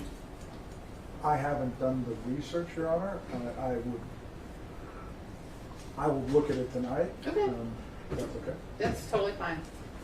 And I don't know that we will, but if we finish with evidence tomorrow, and I guess it's not 5, but it's pretty close. If you do not put on Mr. Jones, that's who I assume you're mentioning, you mean when you say my client? Correct, Your Honor. Okay, you're not planning to put on somebody else for the corporation? No, Your Honor. Okay, other than Mr. Jones? Correct. All right. So if you put on Mr. Jones, I don't think we'll finish in time for closings tomorrow. But if you don't, we might. I don't know. We might not. But let's say we do. We will close. So that might restrict a little bit of the time. So I'll need you to tell me how much time you need and want for closing. Because what I hate to do, I hate to waste 2 hours. But I also worry, based on openings and all the other stuff, that 2 hours might not be enough for closing. So, I don't know. You have thoughts about that? Either side. Oh, also, who's doing open and who's doing closed?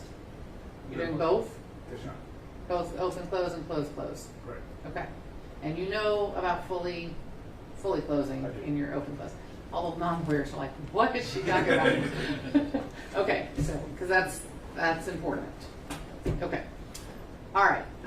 So, I didn't mean to interrupt. I'm sorry. That's okay. Do you have a time restriction between the open and the close?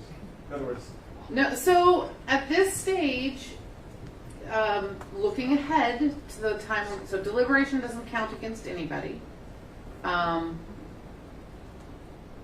We've got, so tomorrow is Tuesday. Let's just assume closings are Wednesday morning. Okay. So they take the whole morning. So then there's a day and a half of attorney trial time for the second phase. So with that, I would say, if you just keep that in mind, you keep the numbers I've been giving you in mind, I'm not going to limit you. I will give you whatever time warnings you like, but I'm not going to tell you your closing is 30 minutes and that's it. I'm just not going to do that. You've got the time you've got. You can use it how you want to use it. That's your job. My job's not to let you go over the total time, and I won't. So. and my question was a little bit different. Oh. I know some judges say, for instance, if you're going to use an hour for the opening and close, you can only do 10 minutes, like 10% or 15%. And that was, I know you'd fully close, but as long as I fully close, there's no limit on that.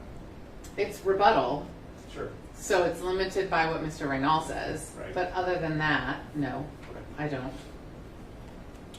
Any questions about closing?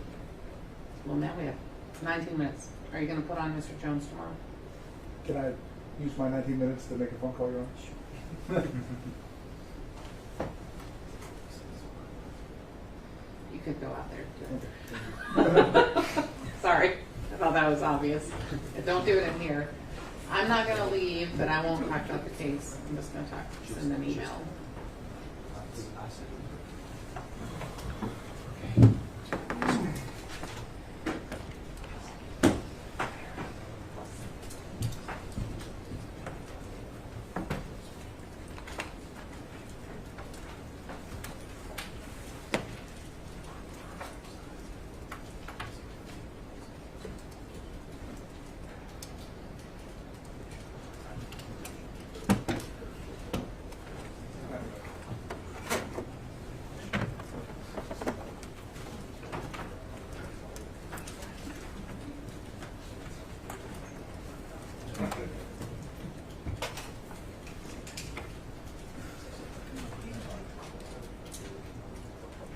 Jones,